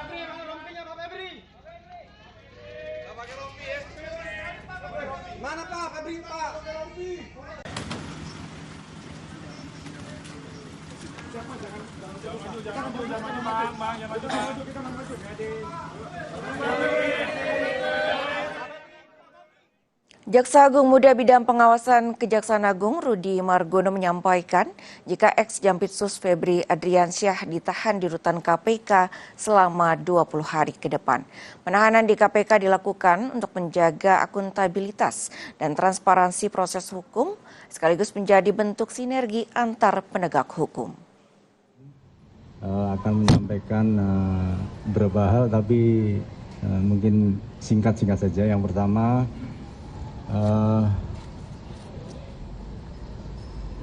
Saudara FA telah ditetapkan tersangka dan dilakukan penahanan 20 hari ke depan sampai tanggal 24 kalau nggak salah. Tanggal berapa? 20 hari ke depan pokoknya dari hari ini di rutan KPK Jakarta Cabang Jakarta Timur yang barusan kita menyaksikan. Terus yang kedua, sebagai bentuk akuntabilitas, saya sangat menghormati teman-teman wartawan juga. Tetapi yang lebih penting juga, kita harus membangun peradaban pembangunan hukum yang saling menghargai, utamanya dalam proses penyidikan masih praduga tak bersalah. Oleh karenanya kita saling menghormati proses ini. Semoga kedepannya tim 9 tetap melaksanakan tugas sebaik-baiknya. Oleh karena nanti progresnya akan kita sampaikan lebih lanjut. Juru bicara KPK Budi Prasetyo mengatakan KPK akan mendukung proses penahanan ex-Jampitsus Febri Adriansyah. Dukungan ini sebagai bentuk koordinasi dan supervisi yang dilakukan antara KPK dan Kejaksaan Agung. Namun, penanganan tersangka selama penahanan sepenuhnya menjadi wewenang penyidik dari Kejaksaan Agung. KPK memberikan dukungan dan perbantuan terkait dengan penitipan penahanan untuk tersangka saudara FA terkait dengan tindak pidana pencucian uang yang penyidikannya dilakukan di Kejaksaan Agung. Adapun perbantuan penitipan penahanan ini berdasarkan dari surat Kejaksaan Agung yang kemudian diterima oleh Komisi Pemberantasan Korupsi. Sehingga terhadap tersangka saudara FA dilakukan penahanan untuk 20 hari ke depan di rutan Gedung Merah Putih KPK. Adapun terkait dengan penahanan terhadap tersangka saudara FA merupakan sepenuhnya kewenangan penyidik di Kejaksaan Agung yang tentunya berdasarkan pada kebutuhan penyidikan perkara tersebut. Perlu kami sampaikan juga bahwa sebelumnya KPK melalui fungsi koordinasi dan supervisi secara intens telah melakukan komunikasi dan koordinasi dengan Kejaksaan Agung, baik dalam hal pemantauan ataupun permintaan informasi berkaitan dengan perkembangan penanganan perkara ini. Karena memang dalam kerangka koordinasi dan supervisi, KPK tentunya terbuka untuk memberikan dukungan, untuk memberikan bantuan dalam proses-proses penyidikan perkara ini. Sehingga secara keseluruhan penanganan perkara ini agar dapat berjalan secara efektif. Anggota Komisi 3 DPR RI fraksi Partai Nasdem Ahmad Sahroni mengapresiasi langkah tegas Kejaksaan Agung yang menetapkan ex-Jampitsus Febri Adriansyah sebagai tersangka. Sahroni menilai penetapan ini bukan integritas tim 9 Kejagung. Dalam masa reses mendatang, saudara, DPR rencananya akan memanggil Kejagung dan Kortas Tipikor untuk meminta penjelasan proses hukum tersebut. Kalau untuk Bang Sahroni, gimana tanggapannya nih Bang? Walaupun sudah 2 minggu gitu ya untuk kasus ini terus berjalan dan akhirnya dilakukan penetapan, akhirnya berani dilakukan. Bagaimana Bang tanggapannya? Tidak ada yang terlambat. Nah, ini bukti bahwa tim 9 yang dibentuk oleh Kejaksaan memiliki integritas yang cukup baik ya. Dan nggak kaget kalau malam ini yang bersangkutan akhirnya ditahan. Karena ya memang seharusnya untuk dilakukan, karena hal-hal terkait dengan apa yang telah ditemukan itu kan menjadi bukti, permulaan bukti yang sudah di depan mata.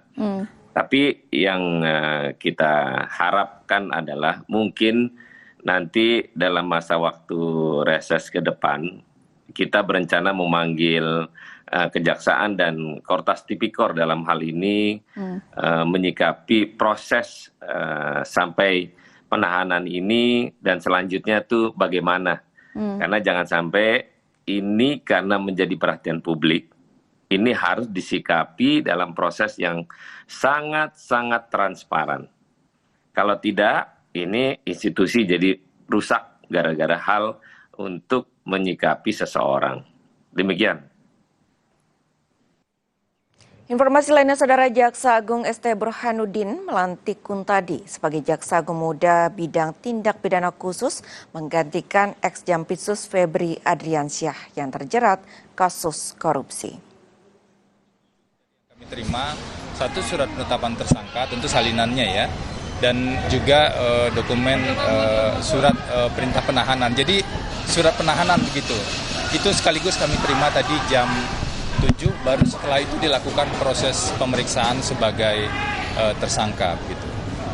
Dan tentu saja di proses penahanan itu tercantum di sana penahanan dilakukan 20 hari ke depan. Pertimbangan ditahan di mana, itu kenapa ditahan saat ini, itu tentu di luar kompetensi kami, di luar kewenangan kami, itu kompetensi dan kewenangan dari penyidik atau teman-teman di Kejaksaan Agung. Jaksa Agung ST Burhanuddin melantik Kuntadi sebagai Jaksa Agung Muda bidang tindak pidana khusus menggantikan ex-Jampitsus Febri Adriansyah yang terjerat kasus korupsi. Kuntadi dilantik di Gedung Utama Kejaksaan Agung Jakarta Selatan. Pelantikan ini merupakan bagian dari penataan jabatan strategis di Korps Adiaksa. Dengan pelantikan ini, Saudara, posisi Jampitsus yang sebelumnya lowong pasca pengunduran diri Febri sekarang resmi diisi oleh Kuntadi.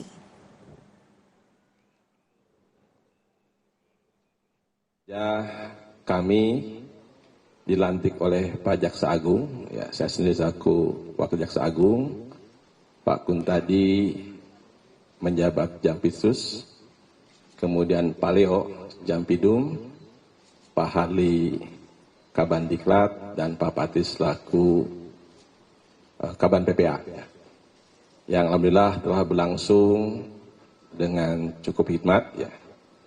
Dan tentu saja ini membawa banyak hal, ya, terutama bagi kami pejabat baru dilantik, ya, untuk melaksanakan, ya, berbagai arah kebijakan yang ditetapkan oleh Jaksa Agung, ya.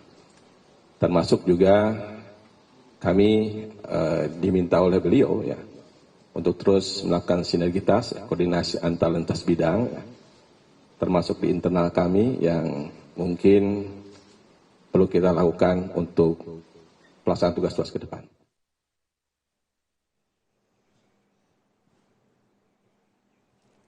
Dalam perjalanan karirnya, Saudara, Kuntadi pernah menjabat sebagai Direktur Penyidikan Jampitsus pada tahun 2022 hingga 2024. Kuntadi juga sempat mengemban tugas sebagai Kepala Kejaksaan Tinggi Lampung dan Jawa Timur. Sebelum dilantik sebagai Jampitsus, Kuntadi sempat mengemban tugas sebagai Kepala Badan Pemulihan Aset Kejaksaan Agung.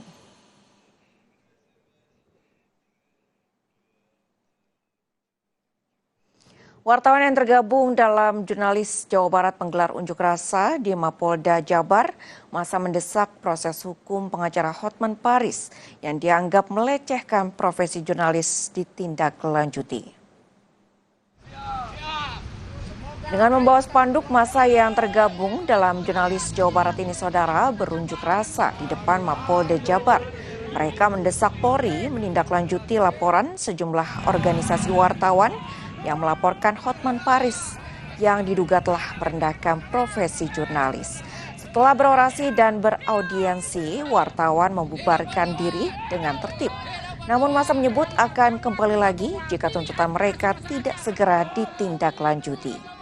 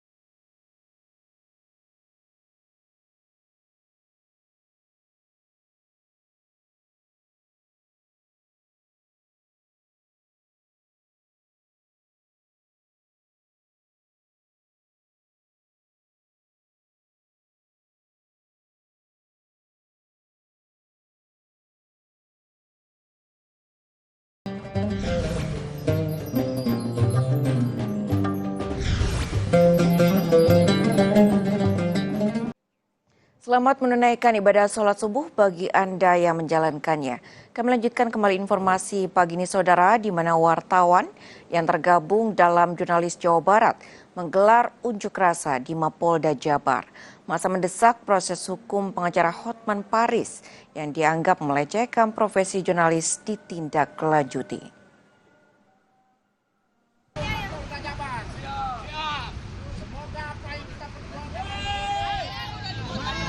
Dengan membawa spanduk massa yang tergabung dalam Jurnalis Jawa Barat ini berunjuk rasa di depan Mapolda Jabar.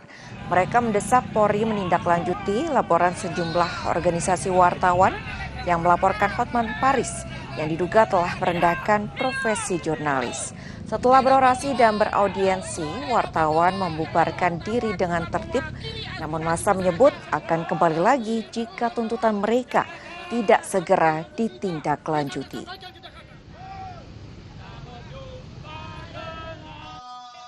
Melalui Polda Jabar ini kita berharap aspirasi kita bisa tersampaikan. Dan alhamdulillah kita yang datang itu dari berbagai pokja yang ada, wartawan yang ada di Kota Bandung maupun Jawa Barat. Hotman Paris menegaskan dirinya akan hadir jika dipanggil kepolisian terkait kasus dugaan penghinaan wartawan. Hotman memastikan dirinya akan mengikuti proses hukum kendati berencana berobat di Singapura.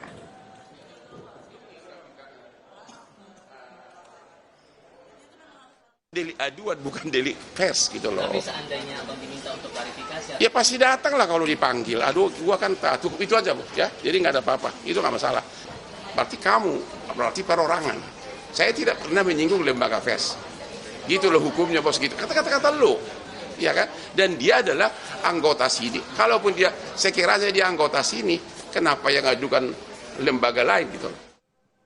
Informasi lain, saudara, sebuah toserba di Karawang, Jawa Barat terbakar pada Jumat malam. Proses pemadaman berlangsung sulit.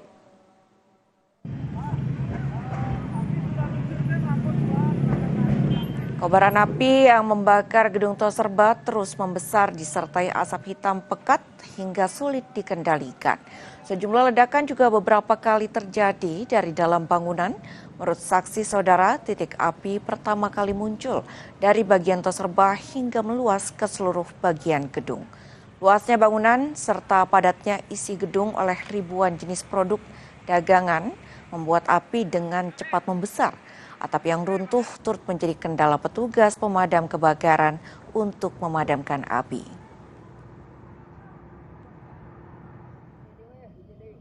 Kendalanya karena memang banyak barang-barang yang terbakar ya. Terus dari atap itu udah pada roboh ke bawah. Jadi ya memang kendalanya ya kendala sikon dari atap roboh yang ke bawah. 7 lapak pedagang makanan di kawasan Sawo Jajar, Kota Malang hangus terbakar pada Jumat malam. Api pertama kali muncul dari salah satu warung lalapan yang sudah tutup dan dengan cepat merembet ke lapak lainnya.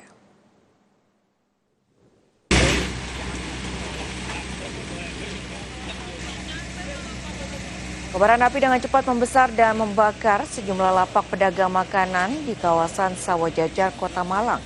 Api pertama kali muncul dari warung lalapan yang sudah kosong dan terkunci sehingga warga kesulitan memadamkan api. Tidak ada korban jiwa, namun kerugian ditaksir mencapai puluhan juta rupiah. 5 unit mobil pemadam kebakaran berhasil memadamkan api selama 30 menit.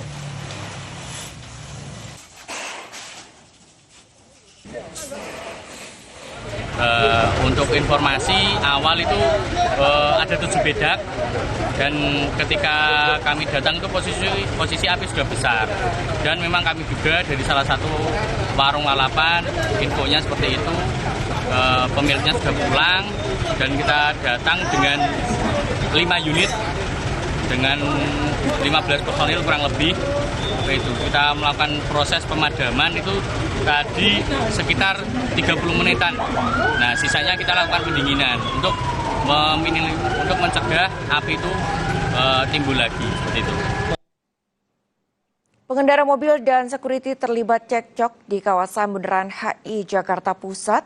Keributan terjadi setelah mobil yang dikendarai sang sopir menerobos lampu merah di zebra cross halte Bundaran HI.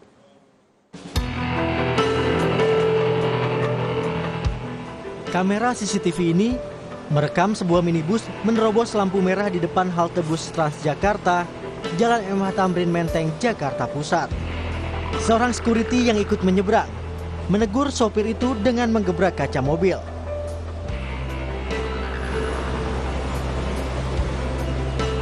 Tak terima ditegur, sopir bersama rekannya turun dari mobil hingga berujung cekcok. Polisi mengklaim pihaknya memfasilitasi mediasi dan persoalan diselesaikan secara kekeluargaan. Polisi membantah adanya aksi kekerasan yang dialami petugas security saat proses mediasi. Apabila ada hal yang kurang berkenan atau yang belum merasa puas dari pihak manapun, kami silakan untuk membuat laporan. Untuk proses pada saat itu tidak ada dilakukan atau kekerasan yang dialami oleh yang bersangkutan. Tidak ada pemukulan atau tindakan kekerasan, tidak ada. Kalau sampai diminta sujud itu benar nggak, Pak?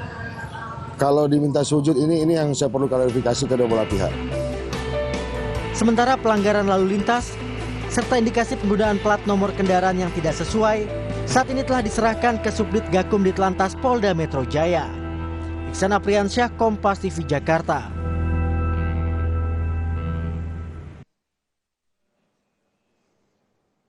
Basarnas Makassar menutup operasi SAR kapal motor Nurul Salsa yang tenggelam di perairan Kepulauan Selayar 15 Juli lalu. Dari 76 orang yang berada di kapal, saudara, 58 orang ditemukan selamat, 4 orang meninggal dunia dan 14 orang masih dicari.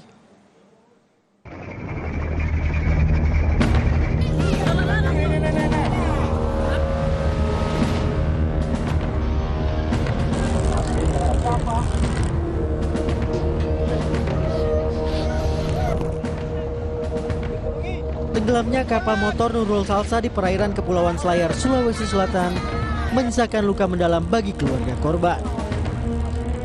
Operasi SAR dikerahkan untuk menyelamatkan 76 orang termasuk awak kapal.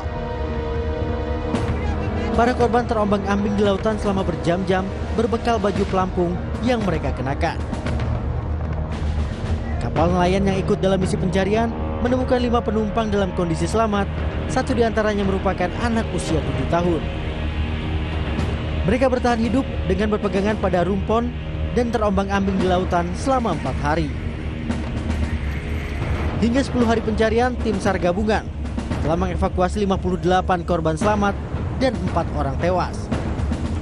Tim SAR menutup sementara proses pencarian 14 orang lainnya. Instruksi dari pimpinan pusat, hari ke-10 ditutup sementara. Jadi sementara ya Pak ya, teman-teman. Dan apabila nanti ada laporan terkait dengan pertemuan korban, maka operasi SAR otomatis akan dibuka, bukan lagi operasi pencarian, tapi operasi evakuasi. Dalam hal ini tinggal mengambil korban untuk diserahkan ke tim DPI, seperti itu.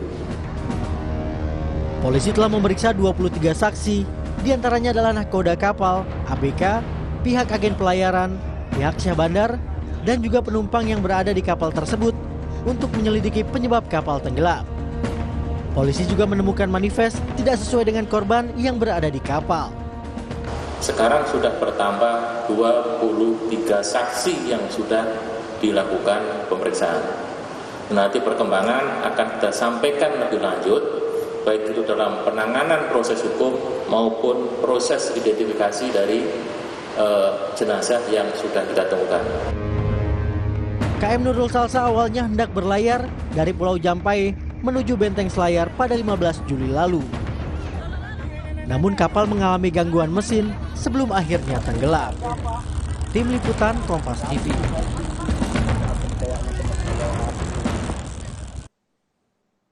Saudara, sejenak kami akan kembali dengan informasi lainnya.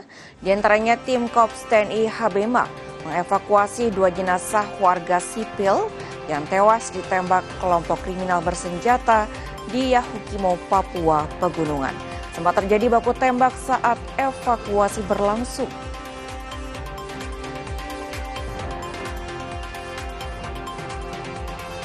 Ada pula informasi lainnya, saudara, di mana 5 ruangan di SD Negeri Kebayoran Lama 09 dalam kondisi rusak berat sejak 2 tahun lalu.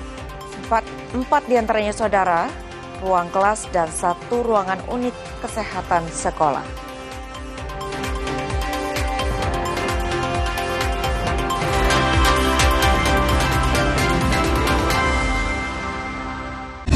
Nilai-nilai kemanusiaan, aspek sosial budaya, serta berbagai hal dan isu yang membentuk suatu peristiwa menjadi sorotan dalam perspektif kaidah jurnalistik yang mendalam. Berkas Kompas, setiap Selasa pukul 11 malam di Kompas TV. Cukupi hari Anda dengan informasi terpercaya dari berbagai peristiwa di penjuru Nusantara dan dunia. Saudara, inilah Sapa Indonesia Malam. Mengulas isu-isu terkini, tajam, 10 tahun penjara, mendalam, dan komprehensif. Bukan sekadar berita, tetapi ruang untuk memahami setiap peristiwa lebih dekat. kita jelang Sapa Indonesia Malam selengkapnya. Sapa Indonesia Malam, ikuti pada hari dan jam berikut, live di Kompas TV. Terkoreksinya harga minyak dunia Hal itu disampaikan Purbaya. Malam tiba, saatnya melengkapi khazanah informasi Anda dengan update berita terkini sebagai referensi. Dampaknya kebakaran ini kepada warga sekitar. TPA Jatiwaringin. Ratusan pasien di Rumah Sakit Siloam, Kota Manado berhamburan keluar saat gempa dengan magnitudo 7,6. Kompas Malam, setiap hari pada jam-jam berikut. Live di Kompas TV. Ragam sudut pandang, beradu gagasan di atas satu meja. Salah ngomong saya koreksi kan? Iya. Saya pun objektif. Dalam satu forum terbuka. Badan Komunikasi Pemerintah pun kita sudah undang, tapi akhirnya kami tetap jalan karena nasib guru ini tidak bisa menunggu. Mempertanyakan arah berbagai isu besar. Setiap persoalan penting layak dibahas tanpa batas. Satu meja, The Forum, setiap Rabu pukul 8:30 malam di Kompas TV. Kebakaran TPA Jatiwaringin di Kabupaten Tangerang, Banten masih belum padam. Ulasan peristiwa penting terkini. Suryo menghadirkan sejumlah saksi. Anggota DPRD TTU yang diduga melakukan intimidasi tengah diperiksa. Menjadi informasi dari seluruh tanah air saat ini. Sebenarnya apa sih yang menjadi fokus Dr. Tifa? Almarhumah Dr. Ica ini mengalami stres berat begitu. Nanti bukti ini apakah nanti akan Kompas dikaitkan Petang, juga? setiap hari pukul 4 sore, live di Kompas TV. Saat informasi datang tanpa henti. Berita utama akan menyajikan sejumlah informasi menarik. Pilih yang paling bernilai dan jadikan referensi utama. Dirangkum penuh integritas dan terpercaya. Berita-berita lain yang aktual untuk Anda simak. Berita utama setiap Senin sampai Jumat pukul 7:30 malam serta Sabtu dan Minggu pukul 8 malam. Live di Kompas TV. Kami mencari tahu, mendengarkan lebih utuh, dan mendalam. Kami mempertanyakan rasa keadilan. Klarifikasi. Kita saling melengkapi, bisa menyuarakan apa yang menjadi rosonya publik. Kami, Rosi. Ruang OPD. Sumber informasi.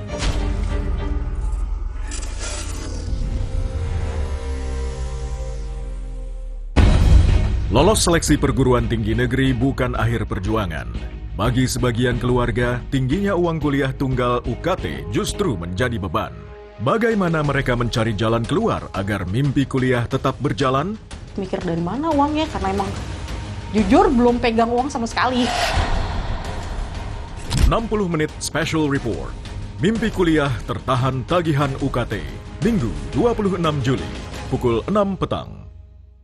Siarkan langsung dari studio Newsroom Menara Kompas, inilah Jurnal Nusantara lengkapnya. Peristiwa sosial budaya dari penjuru Nusantara, serta hal-hal unik dan menarik yang menjadi sorotan. Gunung Anak Krakatau di Selat Sunda kembali erupsi, semburan abu vulkanik membentuk kolom hingga 200 meter. Jurnal Nusantara, setiap hari pukul 6:30 pagi, live di Kompas TV. Kebakaran TPA Jatiwaringin di Kabupaten Tangerang, Banten masih belum padam. Ulasan peristiwa penting terkini. Suryo menghadirkan sejumlah saksi. Anggota DPRD TTU yang diduga melakukan intimidasi tengah diperiksa. Menjadi informasi dari seluruh tanah air saat ini. Sebenarnya apa sih yang menjadi fokus Dr. Tifa? Almarhumah Dr. Ica ini mengalami stres berat begitu. Nanti bukti ini apakah nanti akan Kompas dikaitkan Petang, juga? setiap hari pukul 4 sore, live di Kompas TV.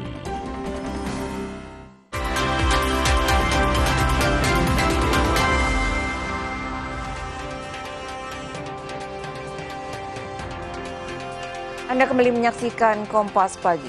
Saudara, tim Korps TNI HBMA mengevakuasi 2 jenazah warga sipil yang tewas ditembak kelompok kriminal bersenjata di Yahukimo, Papua Pegunungan. Sempat terjadi baku tembak dengan anggota KKB saat upaya evakuasi berlangsung.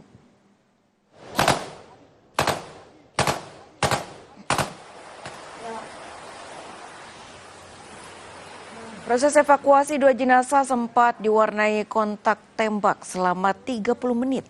Jenazah pasangan suami istri atas nama Yentinus Kogoya dan Pam Wendakwe ditemukan dengan kondisi mengenaskan di bawah jembatan di Jalan Trans Papua Distrik Saradala, Yahukimo. 2 tim Korps TNI HBMA pun membawa kedua jenazah ke RSUD DKI.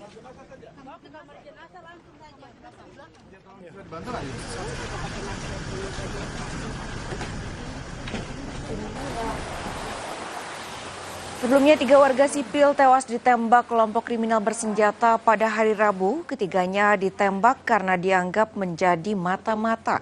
2 dari 3 korban telah ditemukan dan dievakuasi tim Korps TNI Habema.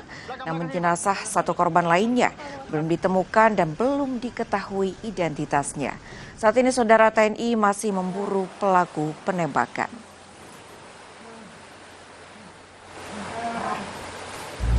Kita laksanakan evakuasi di mana jarak dari lokasi kejadian dengan Kabupaten distrik Yaukimo itu ke Seradala itu sekitar 65 km, cukup jauh. Sorotan lain saudara, 5 ruangan di SD Negeri Kebayoran Lama 09 dalam kondisi rusak berat sejak 2 tahun lalu. 4 diantaranya ruang kelas dan 1 ruangan unit kesehatan sekolah. Ruangan yang ambruk masih dibiarkan terbengkalai hingga menunggu jadwal pembangunan kembali gedung sekolah oleh Pemprov DKI Jakarta. Pembangunan akan dilakukan dengan konsep gedung vertikal dan menggabungkan SDN Kebayoran Lama 09 dan SDN Kebayoran Lama 11 ke dalam satu kawasan.